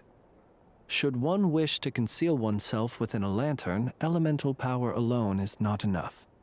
You know humans well, and naturally you understand their limits. But some things that humans would consider difficult are quite normal in the eyes of non-humans. So, you mean you're one of the latter? Have you heard of how Snezhnaya was once the realm of the Fae? This race is no longer of any importance, but they still exist, as evidenced by the fact that I am standing before you. We've heard some scattered legends, but that's all Paimon thought there was to it. I once turned my heart toward humanity, and thus did I experience loss. I once labored and did much, and put an end to my tale with my own hands. When you realize you are floating in the middle of a vast ocean, you cannot help but feel that swimming in any direction would be equally meaningless. Would it not be better, then, to simply sink? But before I could sink to truly lightless depths, chance had it that I should be awakened by a band of Ratniki. They were facing a horde of abyssal monsters, and could not last against such a disparity in strength. Yet none fled. Those who dwell in darkness for long enough become exceedingly sensitive to all light. And the first light I saw upon awakening was that which shone from their eyes. Is that why you chose to help them? Perhaps I was moved by their valor. Perhaps I simply saw my past self in them, and was moved to action for the first time in a long, long while. But I was freshly awoken, and my powers were limited. I could not prevent casualties altogether. The survivors and I buried the fallen heroes. That was the origin of the final night cemetery.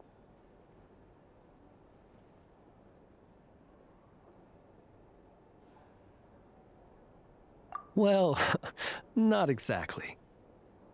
I was just more familiar with them. So joining up seemed the most convenient way to experience human life. Doesn't sound too believable. Well, I believe it. Besides, I'm well past the age when one might believe in things that must be done.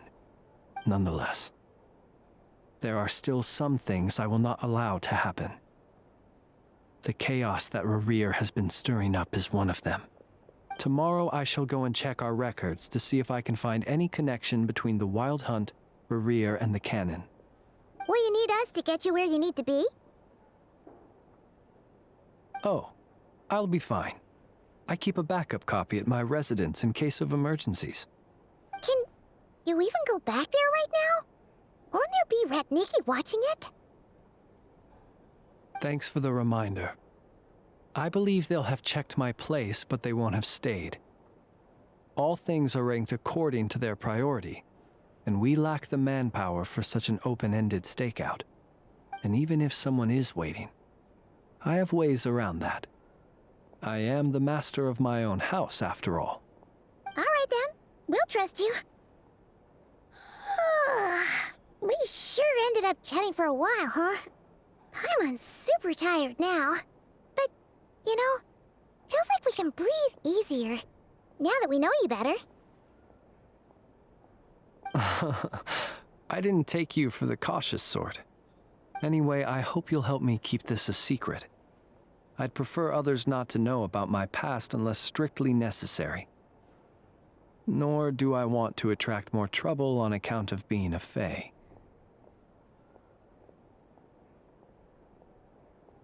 Paimon's lips are sealed too. All right. Thanks again for your help. Good night, you two. Finally, we can rest. Let's go get some sleep. There's tons to do tomorrow.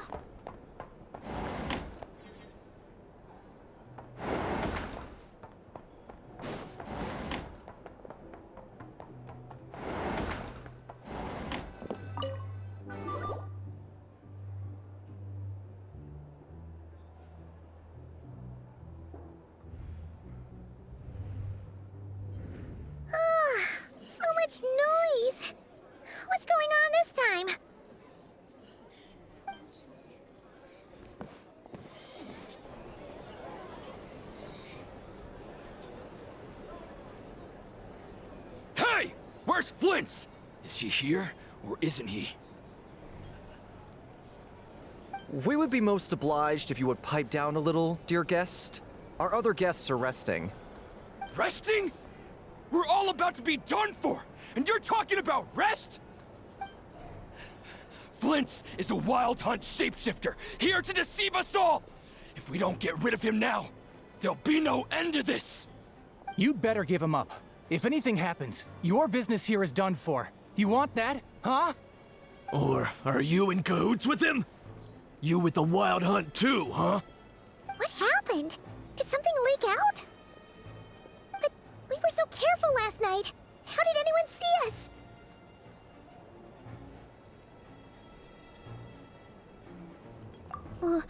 What do you mean? Ugh, this is so confusing! What do we do? These people are no match for Flint's, but they're super heated right now. It's not like all the unusual stuff about him will make it any easier to explain either. Okay! Hey! Let us in now! My apologies. My apologies. Hold on! Calm down, everyone! What in Tevat is the meaning of this racket? Are you intent on depriving both the Voynich Guild and the Curatorium of Secrets of even a moment's rest? Boss, do we really have to entertain people who don't respect the rules? Call a few of your boys and have them thrown out. And what hole did you crawl out of? A watering hole, of course. The one you've just disturbed. A place to get a moment's respite from all the recent unhappiness, and to escape from all this talk of the wild hunt, or strange ghosts and phantoms. Who'd have guessed people like you would come bursting in, shrieking louder than any ghoul? This is a matter of utmost importance. We've got solid evidence. All we need now is to confront Flint's face to face. Exactly. And you sure don't look like an impartial party either, Nefer. Oh, don't I now? How about this then, boss? Let them do their search. If they find their man, they can have their little chat. But if they don't, then they owe everyone here an apology, as well as compensation for all the racket they've caused. Wait, it's... All right. I suppose that's the only way. If we don't let them in now, they'll be back sooner or later. What a mess.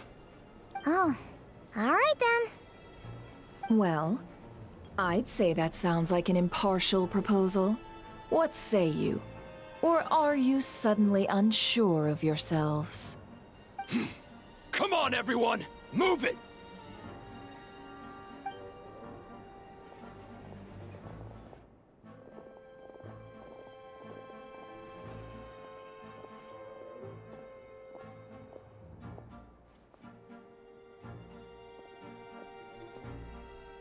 No sign of Flint's.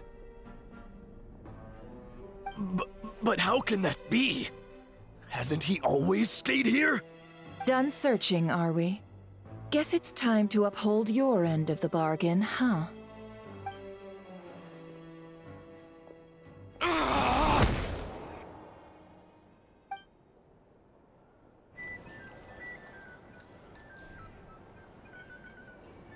So, Paimon, you've been waiting to ask me something, haven't you?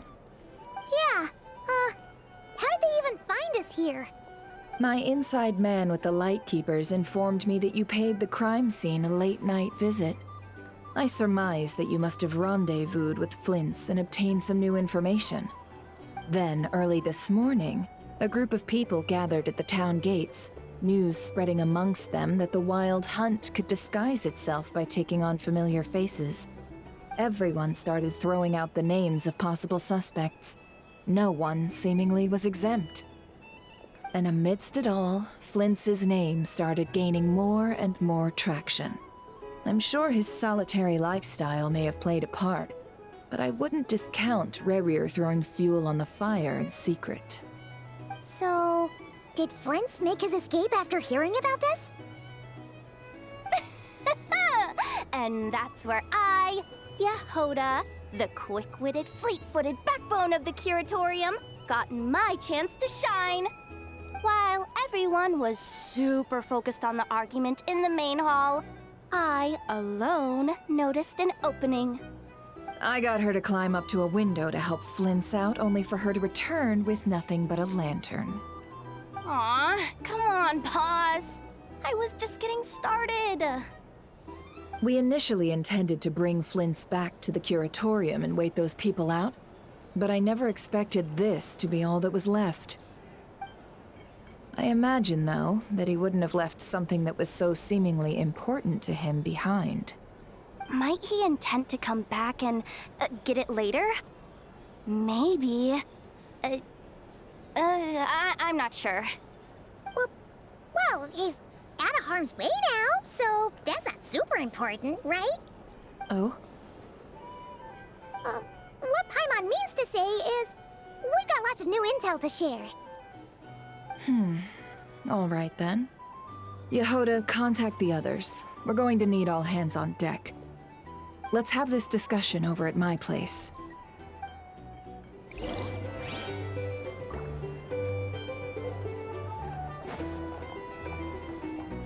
Here's the thing.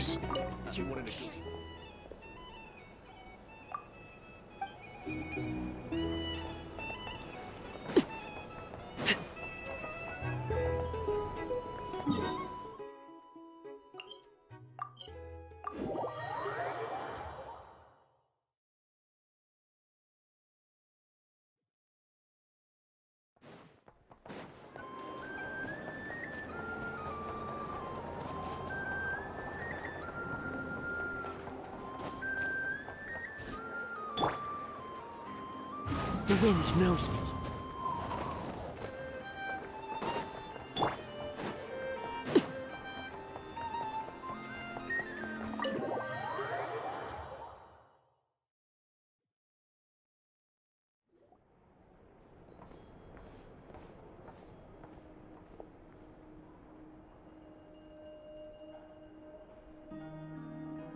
I see.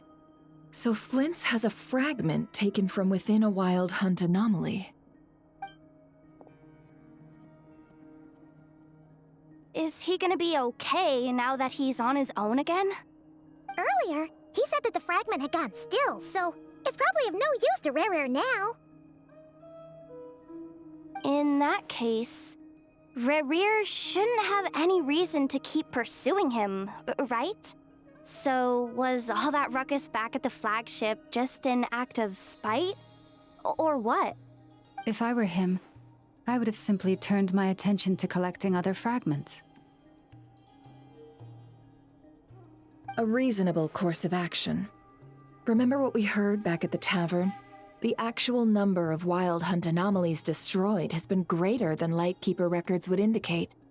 Some of these must have been Rare's doing. He must have been seeking more fragments.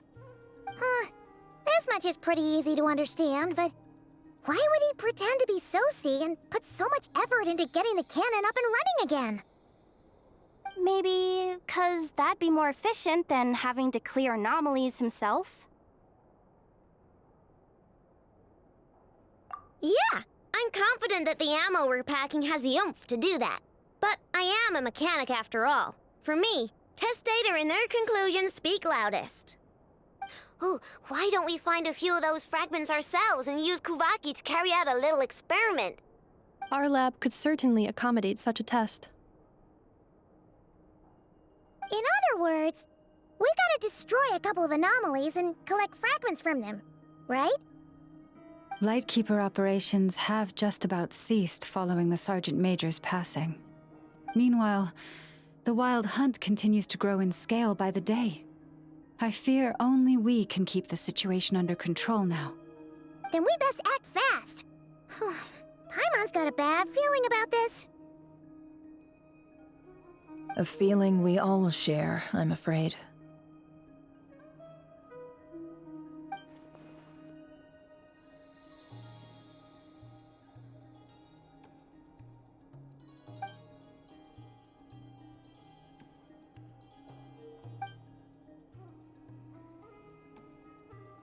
There are 3 wild hunt sites that must be dealt with urgently.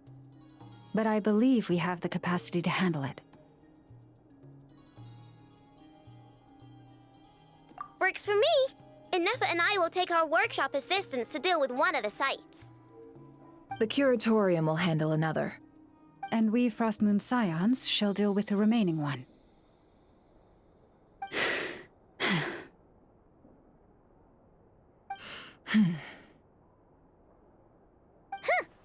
Paimon didn't think she'd ever get to see everyone here carrying out a plan together like this.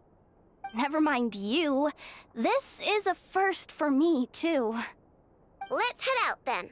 We'll meet back up at my lab with the fragments.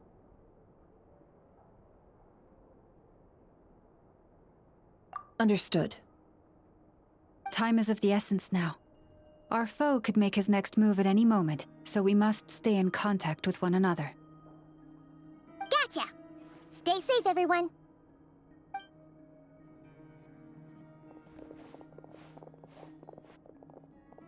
Huh. Anyone seen the lantern? Has Flint's dropped by already? Well, considering what you said earlier, you know where we're going next, right?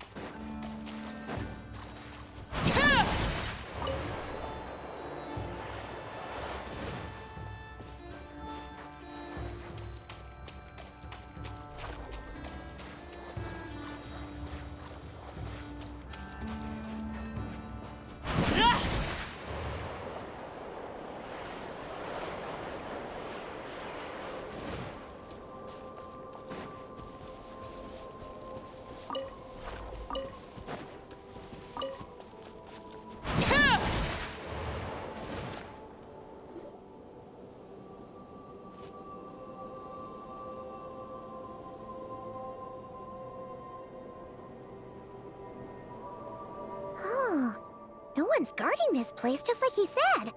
But, where do we find the information he mentioned?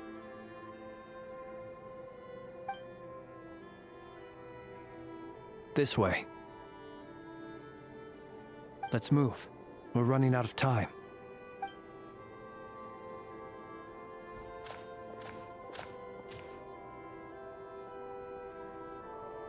Ah! There you are! Okay, let's split up and make this happen. Or not! How are we supposed to read through this many files? Difficult, yes, but it is also our most efficient option. To expose the true intentions of this Rereer, we need to dive into Nodcry's history. Hope we don't land on our heads then.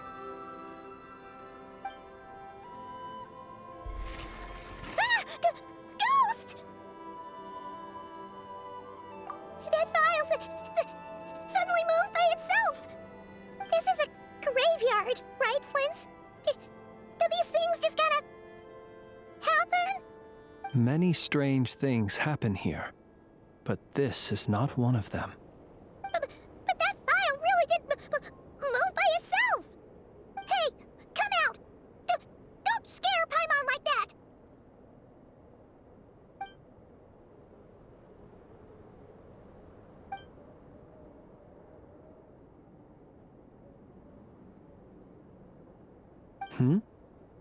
Wild Hunt Phenomenologue? Hey! Another file's moving!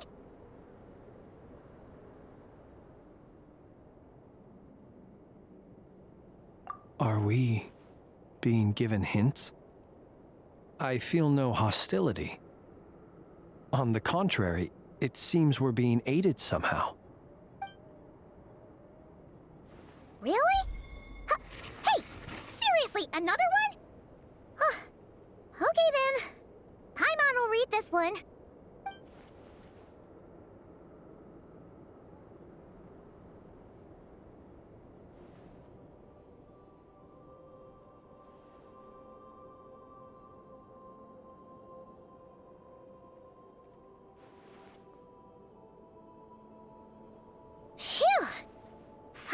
finally finished. Oh, Paimon sure could use a long break from long words now. Hope she can remember it all. The material I've read through has all been about past Wild Hunt incidents of enormous scale. What about you?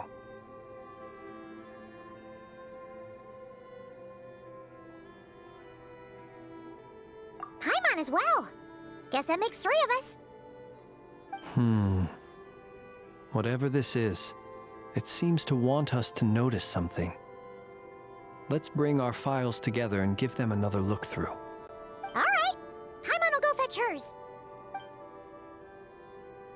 All these incidents look pretty different. Wait. I've noticed something. Before the occurrence of these huge Wild Hunt events, a smaller scale one would erupt in the exact same location. And look, all these smaller scale Wild Hunt site reports share a common outcome. They'd be detected, but would go inactive before any forces could be sent to deal with them. They could then be sealed directly using a tide seal stone. Huh? But why? Some of these records are too old. I doubt he had regained the ability to act freely yet, or we would have met long ago. Ah! And here's another similarity. Kuvaki in nearby soil completely drained. Could this be important somehow? Kuvaki and the Wild Hunt are mutually opposed forces. We Lightkeepers previously believed that these small Wild Hunt sites would temporarily go inactive due to being neutralized by the Kuvaki present in the soil. But now that we've synthesized all this data, there is a key issue this hypothesis cannot explain. Indeed. Despite the name, I would not call a tide seal stone's sealing powers watertight exactly. But for it to fail and the situation to deteriorate in such short order. Paimon feels like she's almost got it.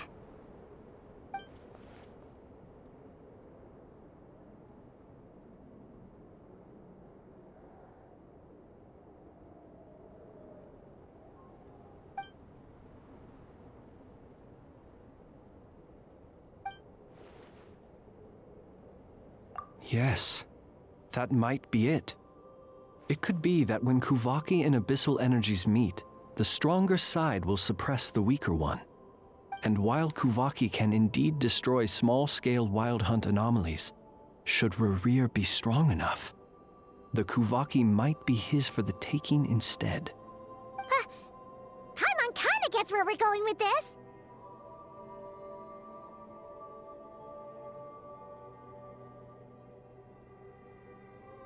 What are you referring to? Oh, we had a real close encounter with the Abyss in Netland. It's a force that tries to taint everything. It's hard to explain in detail, but basically, your reasoning makes sense.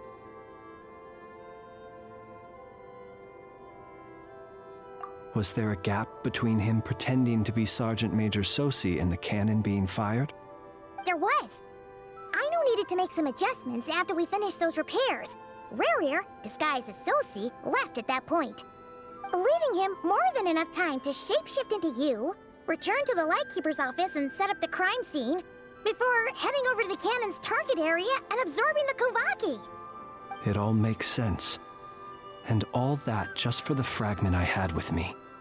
It begs the question, what makes it so special that he needs it so badly?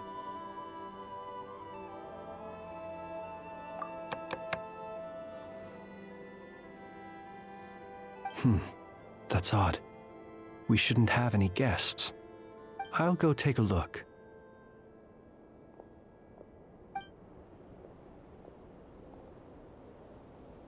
Ah, it's an ibis. It's carrying a letter! Oh, Lama must have sent it. She can speak to little animals. Let's see here. Situation urgent. The cannon began operating shortly after we left Nasha Town and is preparing to fire. It is locked on to Star Sand Shoal. Please return to Nasha Town and assist with all haste. Lauma. maybe Rerear's doing. But why is he using the cannon again? Didn't he already fire it once before? No time for speculation. He's already made his preparations. If you recall, his body was incomplete when we last met. If this bombardment continues to increase his strength, he might regain his complete form.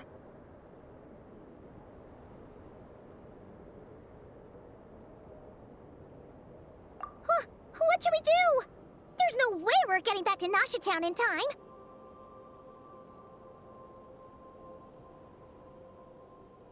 Let's go to the cannon's target site. That's where we should find Rerear, and that's where we'll stop him. One moment. Just let me get this news to Lauma. Nasha Town is in their hands now. Go! Fly! Not a moment to lose!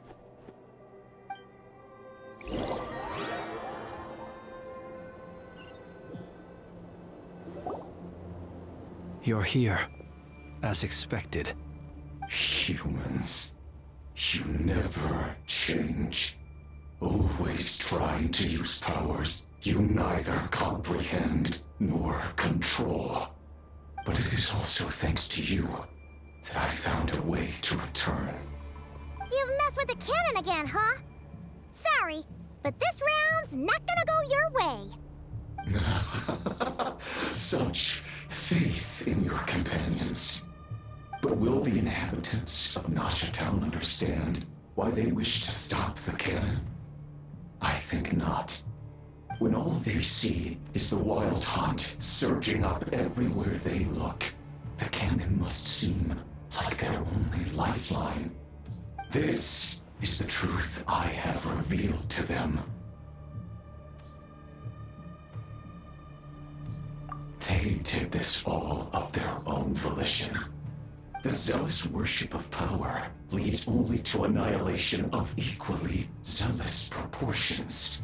True power does not heed the commands of the weak. You were waiting for us to leave Nasha Town then. Of course. I imagine the one you call Aino would have managed to stop the cannon otherwise. Shame, then, that you proved one step too slow. In their folly, the townspeople will bar the path of all who seek to stop the cannon.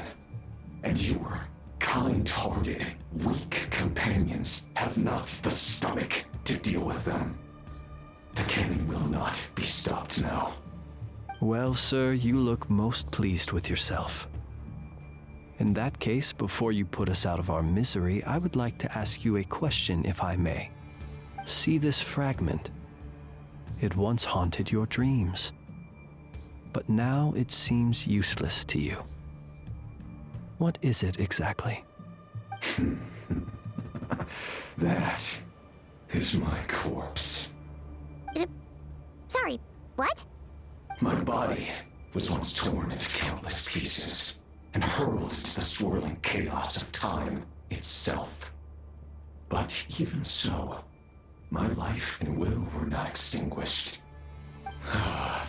Every last fragment calls to me. Sooner or later, they shall welcome my return. What are you even saying?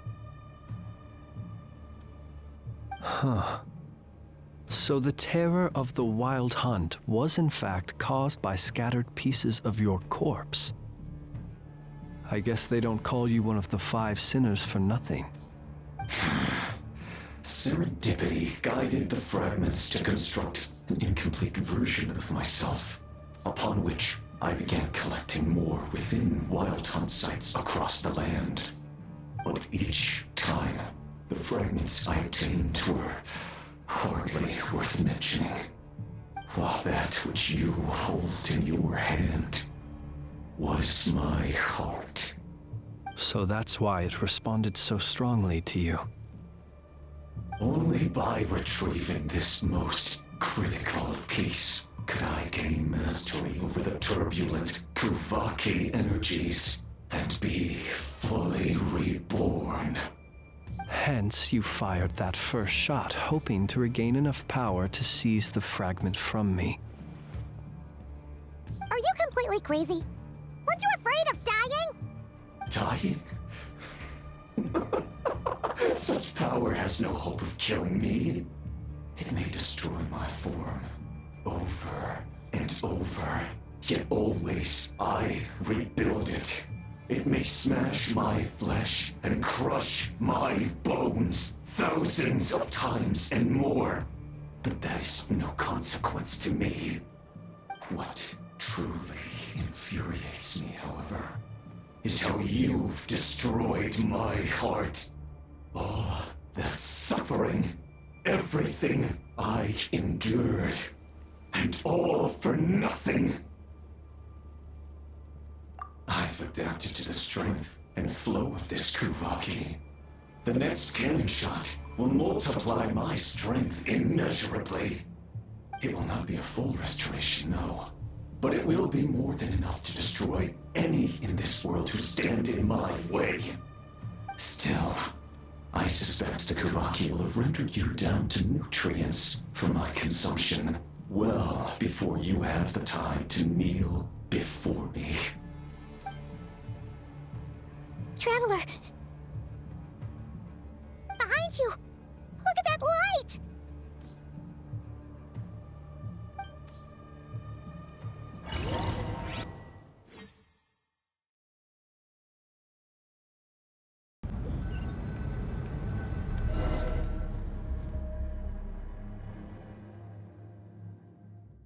Dang it!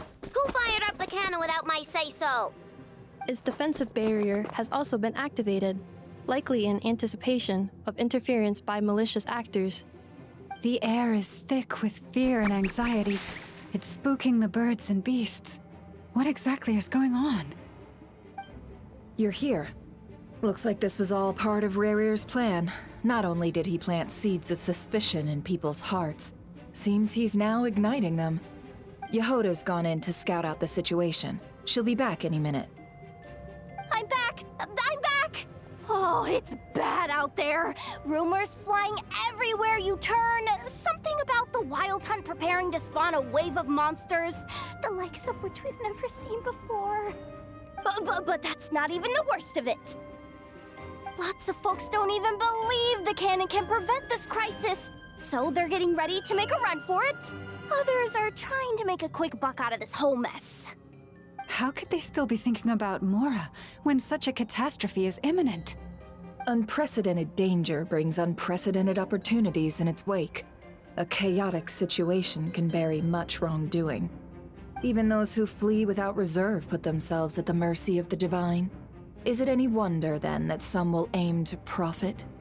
After all, a gamble that might rewrite one's entire life is hard to come by. Even so.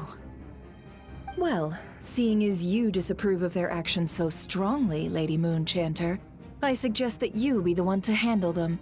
Not like that's the only major problem on our plate right now. Affirmative. We must quell the chaos in Nasha Town as soon as possible. Also, the unexpected activation of the cannon entails a high risk of incorrect operation. This must be stopped in a timely manner. Well, about that, people have been talking about how someone might come to stop the cannon. They've decided they won't let anyone in. What? I made that thing! They can't just take it from me! Let me over there! What are they gonna do? Stop me? They might, if Rarir has already formulated some countermeasure. For example, he might have spread a rumor that the Wild Hunt would take your form.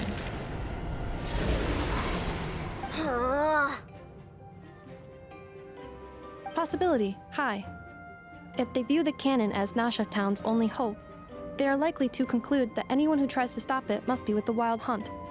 We will face strong resistance, but they're just ordinary people. Brute force must be avoided, if possible. There's no time. Let's go into the town. I'll find some way to calm the townspeople. You find a way to stop the cannon.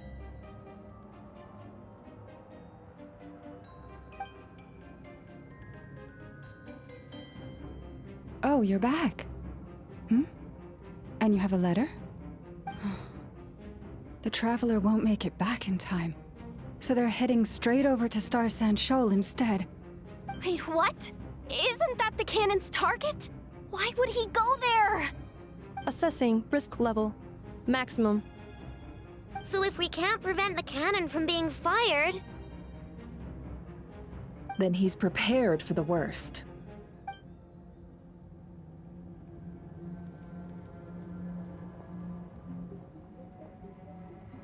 And we must ensure that his trust in us is not misplaced. Let's go.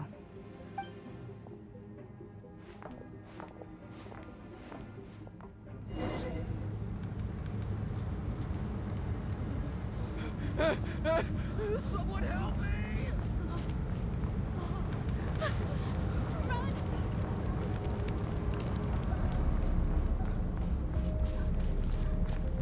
What are you waiting for?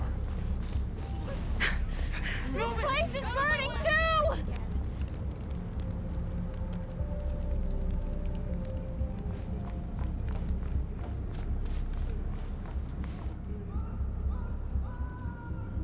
Most of those we've met so far have been attempting to escape, so they haven't gotten in our way. But it won't be so easy from here on out. Looks like they formed groups to protect the cannon.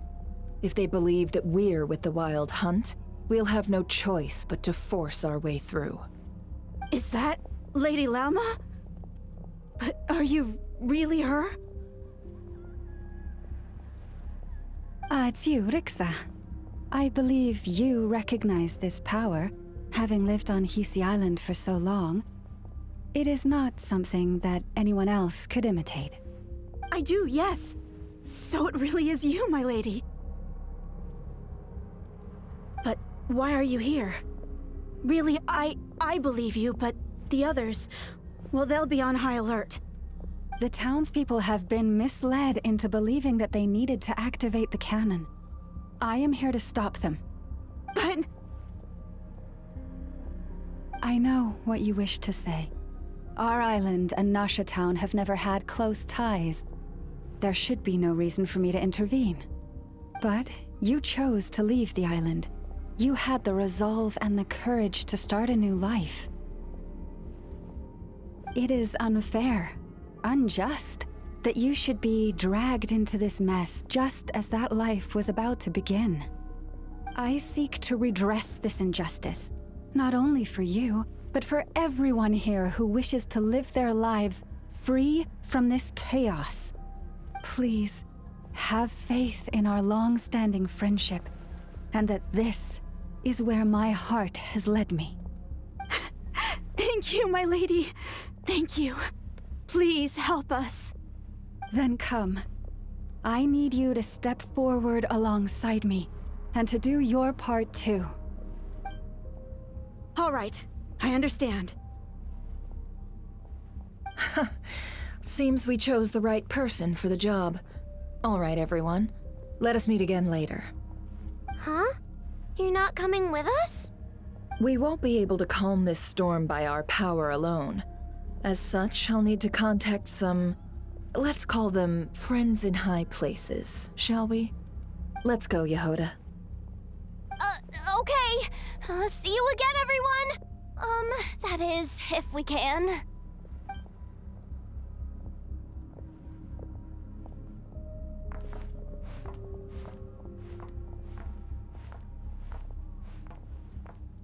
Remember these words. The road shall be paved with truth, and we shall pave it ourselves. It's you, Lady Moonchanter. It's her. Everyone, it's her. You're right, my lady. At times like these, we must rely on ourselves. I always knew something was off about you. You're actually some abyssal creature, aren't you? Time to teach you a lesson you won't forget.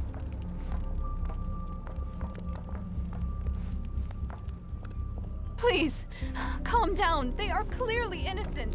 Thank you. You mind your own business.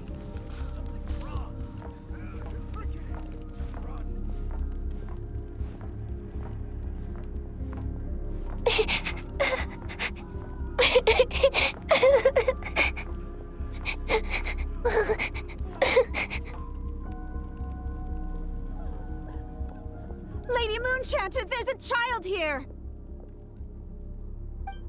It's all right now. Go, quickly.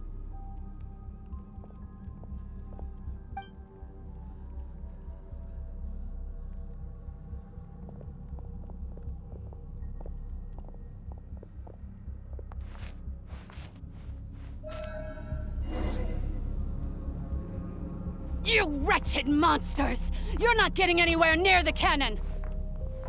The monsters you fear do not exist here. The madness you have fallen to has been the source of untold disasters. You think we had a choice? Destiny is no excuse for greed and destruction. The choice has always been yours to make, and it remains so, even now.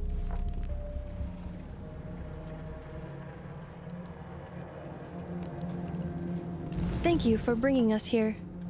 We can quickly overcome the barrier by going upward from over there. The cannon is all yours now. Got it. Thanks, Lauma. Inefa, give her a crown kake. Orders received and immediately deferred. Departure takes priority. Please, everyone, listen to me. I will not deny that we hold different beliefs. But in the face of the immense threat that hangs above us all, we must persist in trusting one another.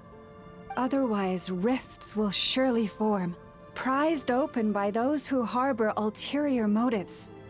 If your fear is born of helplessness, if you flee because you know not how to fight, then follow me, you who are lost.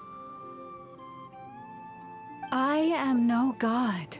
But so long as we hold our candles steady and unite beneath the same moonlight, no deception or rumors can be concealed from us. Let us resolve then to defend ourselves and to stand firm against the false illusions by which our foe seeks to beguile us.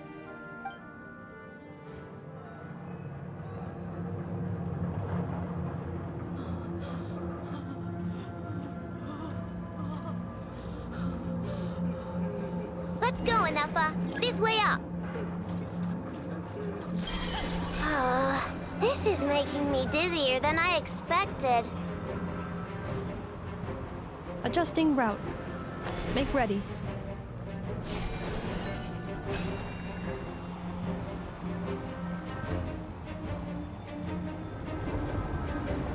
Out of the way, small fry.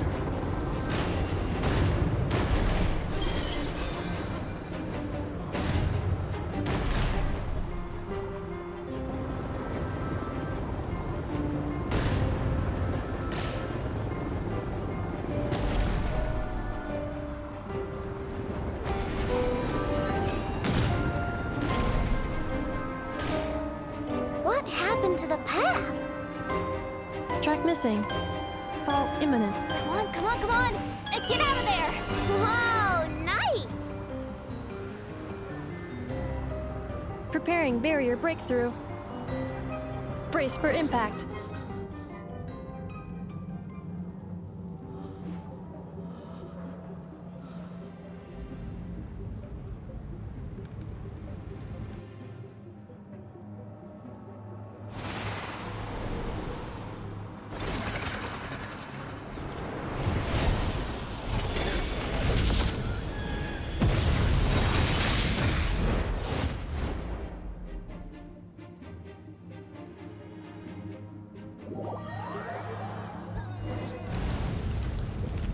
Knuckle Duckle, what are you doing here?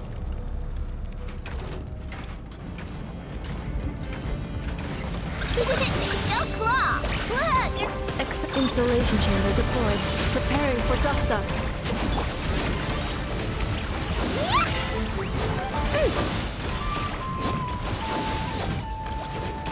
Shoot your blood!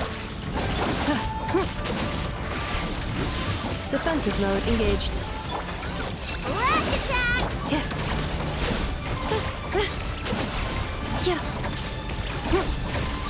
Annihilation mode.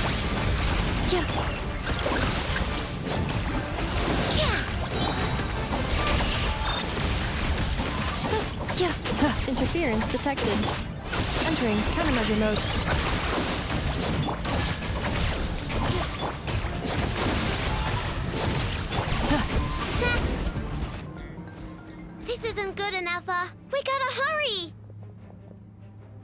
Scanning. Kuvaki ammunition fully loaded. Preheating complete. The cannon is going through its final pre-fire checks. Aw, all right. Let's hit the emergency brake. Assessment. Not enough time. Emergency brake will cause internal explosion of stored Kuvaki. Damage assessment. Incalculable. Nasha Town likely to be blasted skyward. No! I mean a manual brake, the primitive kind. A manual brake. Understood. Roger that.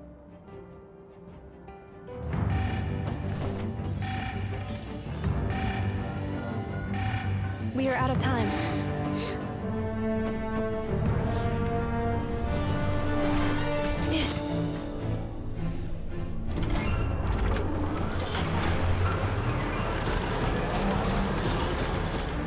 All your efforts have been futile. It is too late now. Perhaps you're right. Why aren't you running?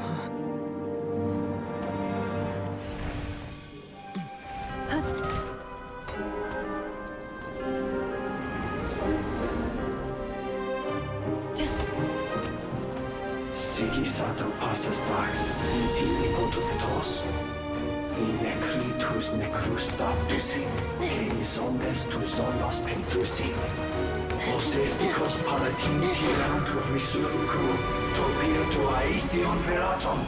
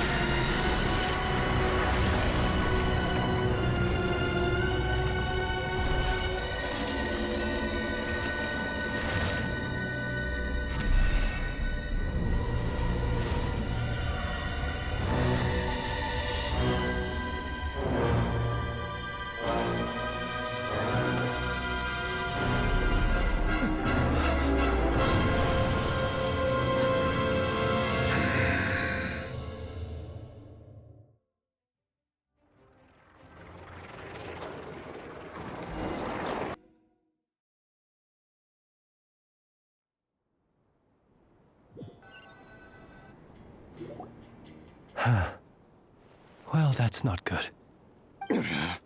Sluggish. Torpid. This body is a disappointment. I can barely muster 10% of my original strength. You've ruined everything again. Let me guess. You didn't get a human body back, did you?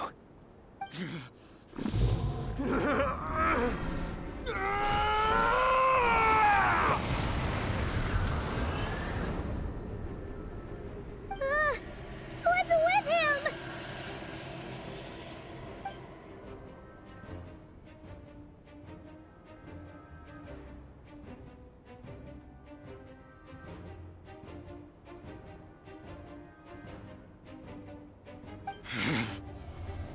Verfnir. Rhine-daughter. Flinders. Watch out! Whatever rationality he still had when he was searching for his body is gone. All that's left is the calamity you see before you. A monster fueled by nothing but his own obsession. Matters not. Having a heart. Being human. It's all irrelevant.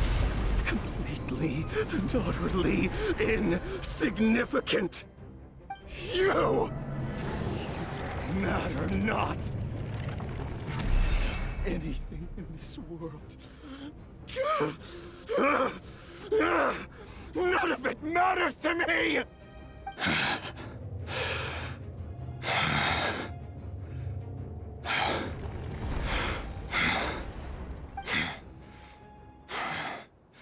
Fools. Time to die!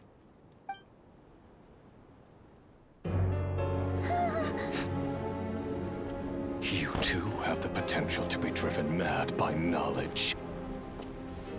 But the truths you seek are so insipid.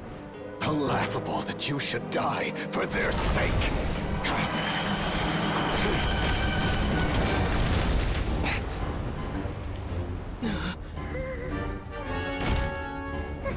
You're wrong. The unknown is but a fog to be dispersed. Knowledge is the true pillar of the world.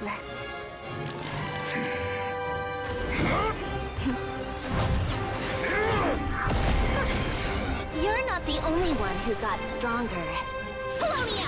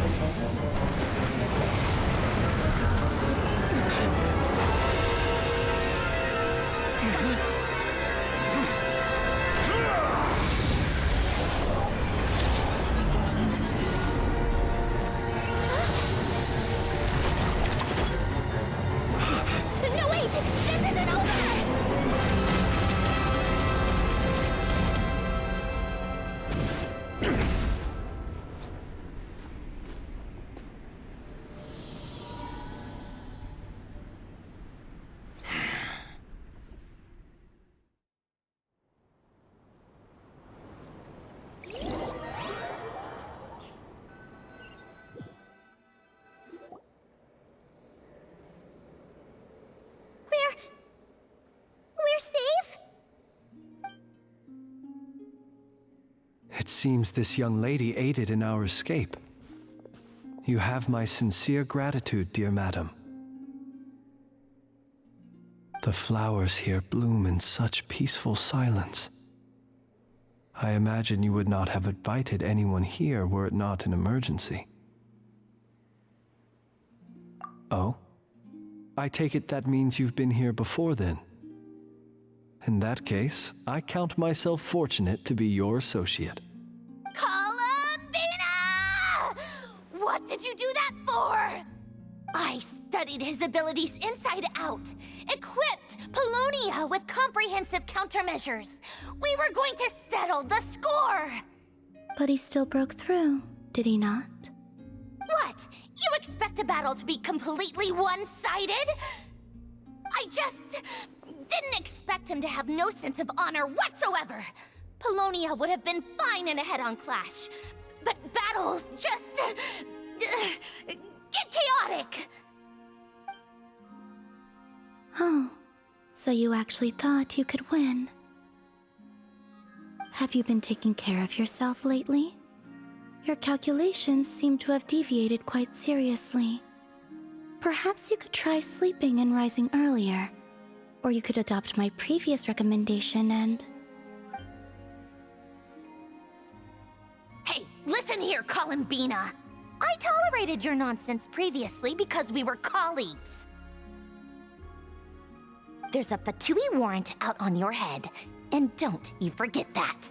Don't make me fight you right here and now. Oh, I was just a little concerned about you, that's all. Just like that time when you weren't making any progress with your research. So you went and cooped yourself up all alone. That was none of your business! And don't you ever drag me out to one of your freaky hovels again! Come on, Polonia! We're leaving!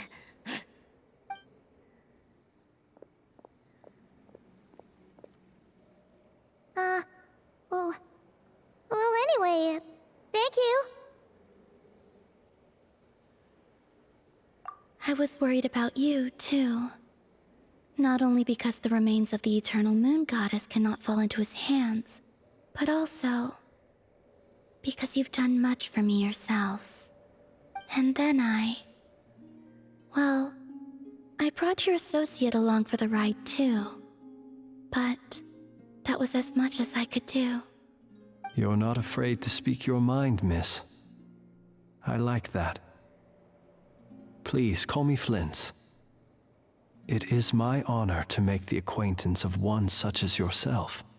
Still, what do we do now? Rirer's gotten stronger again. At this point, it doesn't seem like we can beat him. We did block most of the Kuvaki, so I'd say we've put a lid on his plans for now at least. But we still don't know what his aims are, and he may continue gathering power. So we must be very careful. After you left, I could no longer sense his presence. That means it's safe out there for now, right? A question, if I may, kind Miss Columbina. When the cannon's Kuvaki beam was deflected earlier, I saw several bolts of energy streak toward Hisi Island, only to be blocked. Did you also have a hand in that? No. I see. Curious. Oh yeah! The cannon veered off course in the end, didn't it? Paimon wonders how Aino and the others are doing. Let's head back and check on them. In that case, Miss Columbina, I shall not disturb your serenity any longer. Thank you once again for coming to the rescue. Go now, all of you. Do not worry.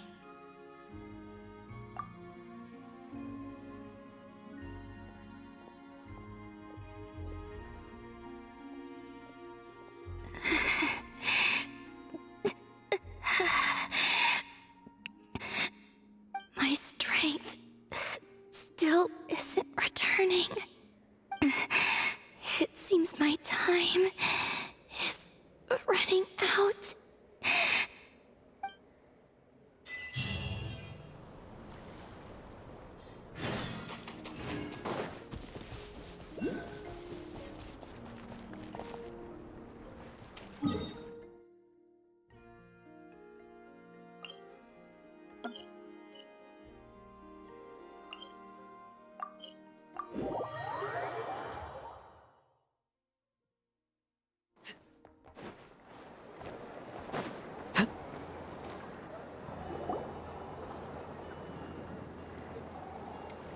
Fortunately, we were able to minimize the harm.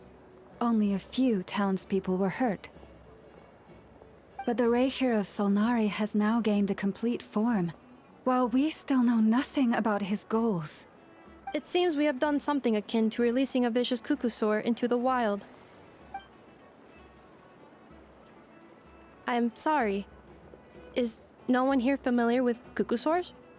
Paimon knows what you mean, but that analogy seems more than slightly understated. He said that this world means nothing to him, so it is possible that he doesn't have a reason to fight us at the moment. If his objective had been revenge alone, we would likely have no recourse. Is there a Still time for me to tender my resignation? Just kidding, just kidding. Don't worry, boss. I know there's no running now. So my cannon, my pride and joy was a hindrance rather than a help. Ugh, you know what? I'm gonna dismantle it right now. That's right. And it still works on normal wild hunt anomalies. Don't let this get you down, I know. Flint's, we'll need you to attend to the aftermath with the Lightkeepers. Don't worry, I've explained everything to them. You're in the clear. My thanks. For that and for everything else I hear you did to help us arrive at the truth.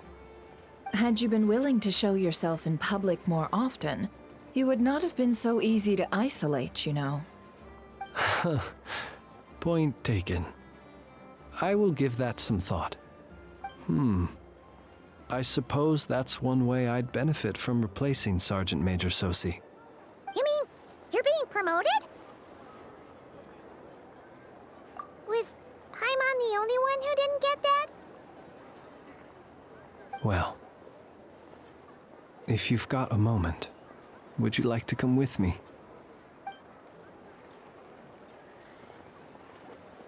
There's a certain gentleman I'd like to send off on his final journey.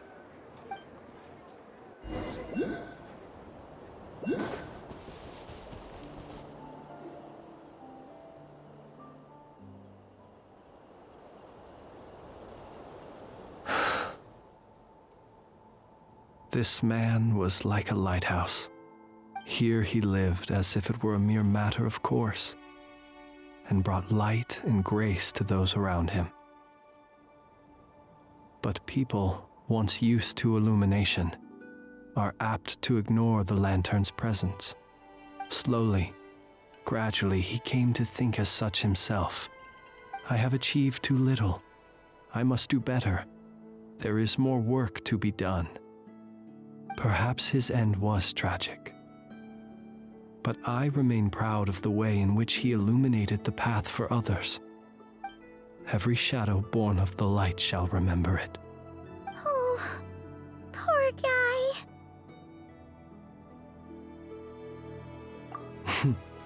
I've heard that one too.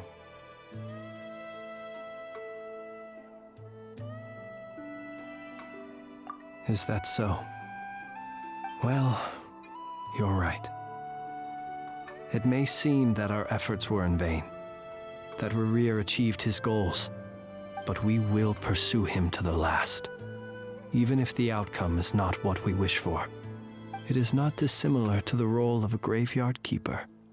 We do not seek to bring the dead back to life, only to grant them peace. Oh, what are you two talking about? Care to explain? Okay. Either way, the Lantern Fae is not playing the leading role in these final rites. Lightbearer, with your blood you have paved the road to glory and justice. Even as we hurry on, bruised and battered though we may be, stay a while and look back upon the world and all its love and hatred, until it closes its eyes in the depths of night, and a lantern lit for you alone flickers softly into life. Thank you for everything, Sergeant Major Sosi.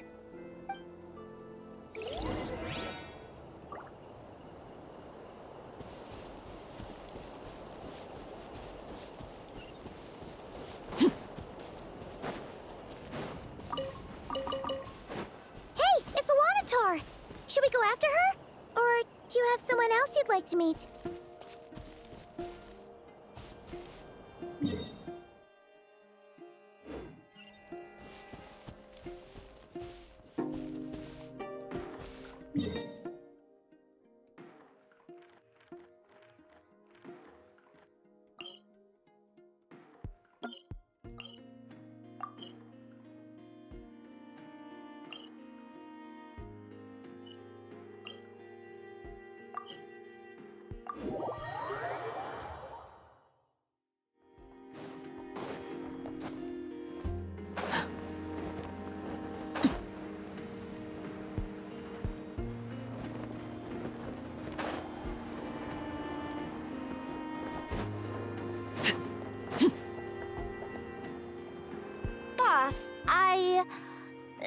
remember that thing that I wanted to ask your opinion about?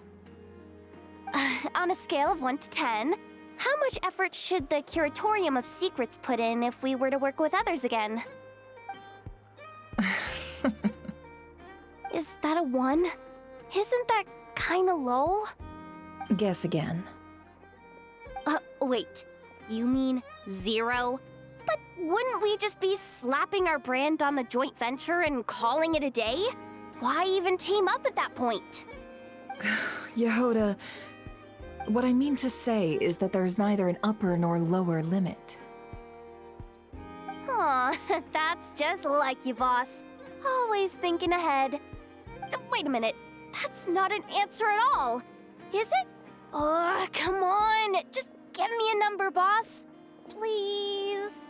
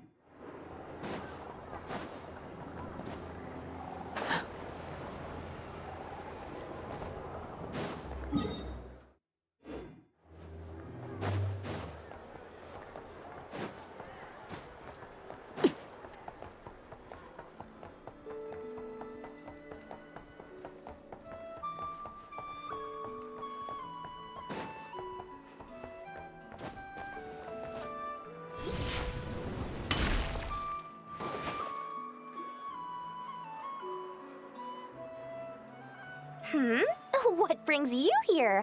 Didn't expect to see you around again. And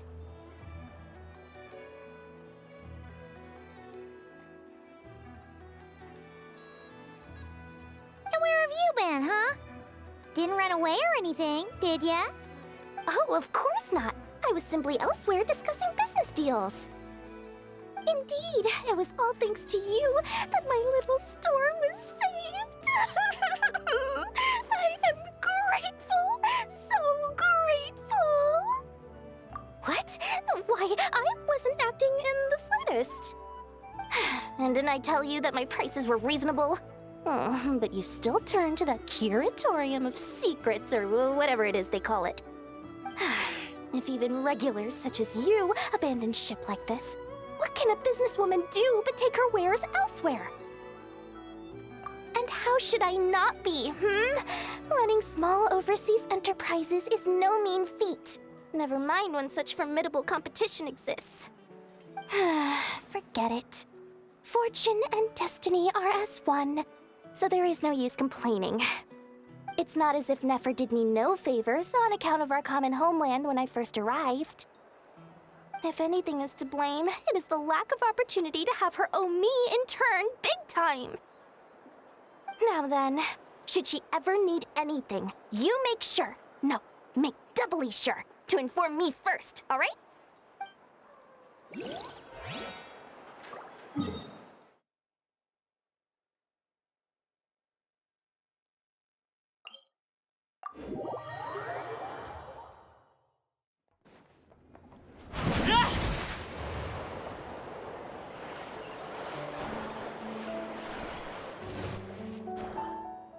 Krumkake creation complete. Please, enjoy while it's hot. Thank you for going to the trouble of remembering that, Miss Anefa. May this taste bear witness to a friendship that will endure forever and a day. Understood. However, I fear that krumkakes do not keep for that long. A week at most may pass before their taste deteriorates. That's not quite what I meant by... Huh? We appeared to have some guests. They must have followed the aroma of the krumkake. It's all right. Come closer. Enough is a friend. Affirmative. In fact, I can devise a cereal omelet based on individual preferences before crushing it into servings to share around. Huh? What are they saying? They are discussing your address. They wish to go home with you.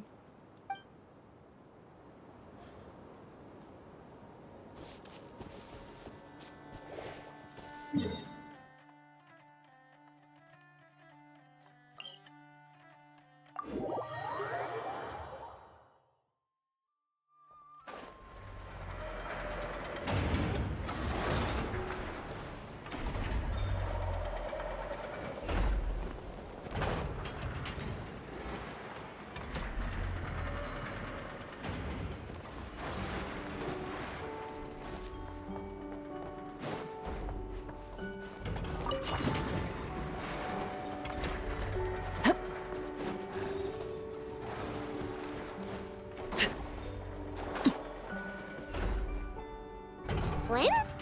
Don't see you coming around here often. Just feel free to take a look. I'm busy right now. Well, I've come to visit you, Miss Aino. Here, I've brought some snacks from town in their traditional butter flavor. So, where should I leave them? Shh! Ineffa might hear you! So, what's the occasion? Are you gonna say that the Rat Niki will be taking over all Wild Hunt incidents after that hiccup with the cannon? And criticize a genius like yourself on account of results that none of us could anticipate.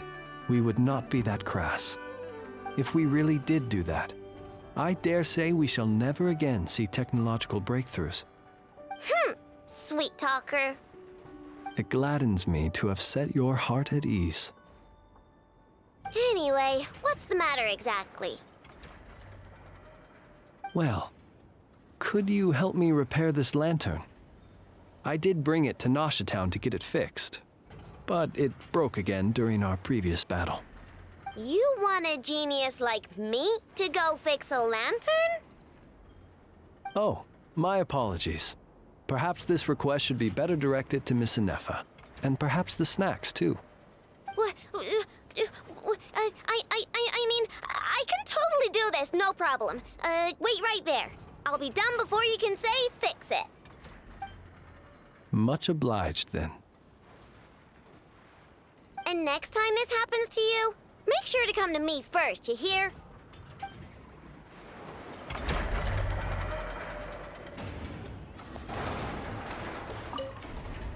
Fix my lantern, he says. Please, this won't take 10 minutes. If only everyone knew what the heck they were doing. Take that Hinsa, for instance. How in the world do you end up creating an integrated controller for the cannon and the barrier from random components people ask you to fix? Ugh, it gives me a headache just thinking about it. I gave him a real earful and told him to send me regular reports. If he's been working on it lately, I want to hear about it. Yeah. I mean, I know I'm partly at fault too, all right?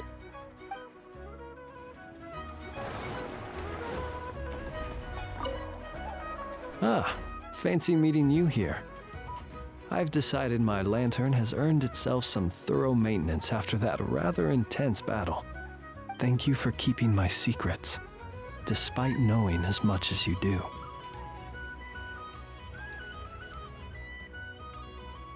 Well, because otherwise I'd get in trouble with the Starshiner. If they couldn't detect my own lantern, I suspect the higher-ups would foist a standard-issue Ratnik lantern on me. A Ratnik carrying 2 lanterns. Imagine that. It would be an aesthetic transgression of the highest order.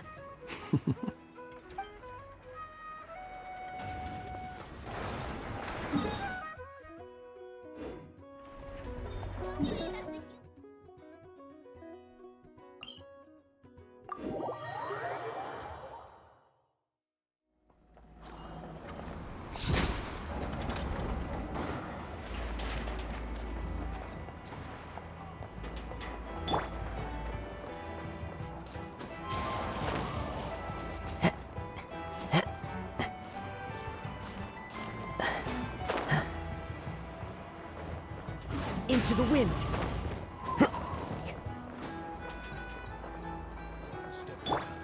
Return to the skies!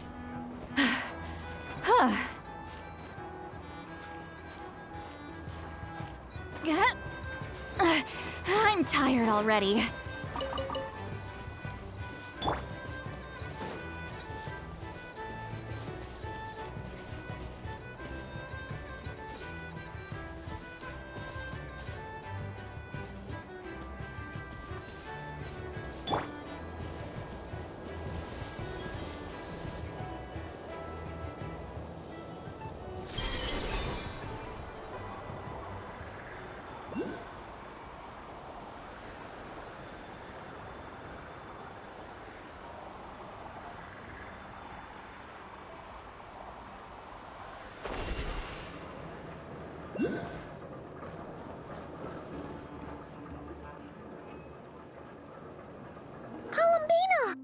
What are you doing here? Was it not you who recommended such walkabouts to me? Yeah, but aren't you afraid the Fatui will see you? Zandrone seems uninterested in my capture, and the others are unlikely to risk making contact at all. They have more troublesome affairs to deal with.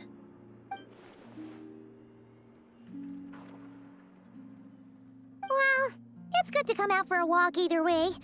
So, how do you feel? Is Nasha Town to your liking? The flow of Kuvaki is somewhat turbulent, and the people are ill at ease. However... Is this where you purchased the dishes you treated me to? Are you serious? That's what she's concerned about? Berries and fried meat? Well, we can take you to grab a bite if you'd like to.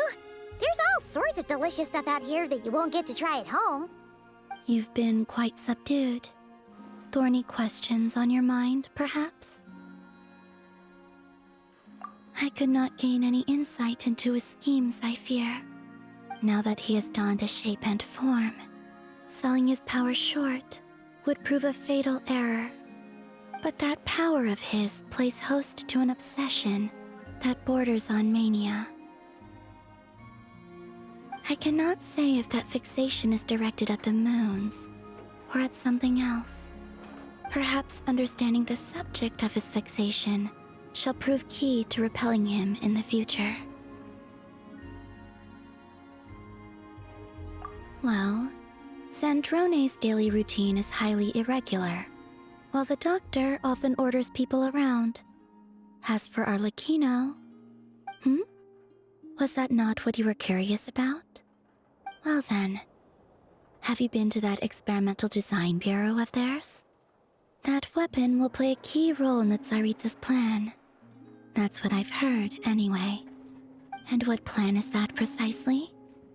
Well, I cannot say I care.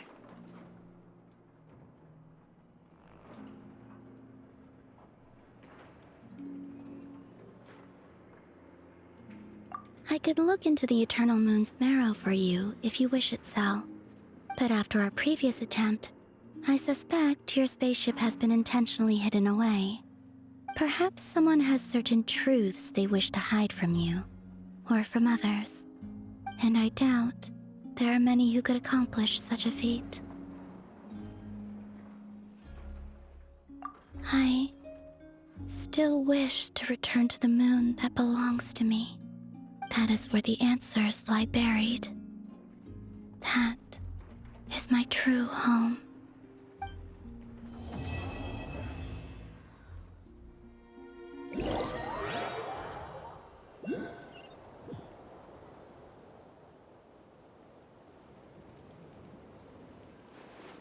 Interesting. You followed me this far. Why not show your face? Haha! Right, right. Right you are. I forgot to introduce myself. The name's Varka, Knight of Boreas, and Grand Master of the Knights of Favonius.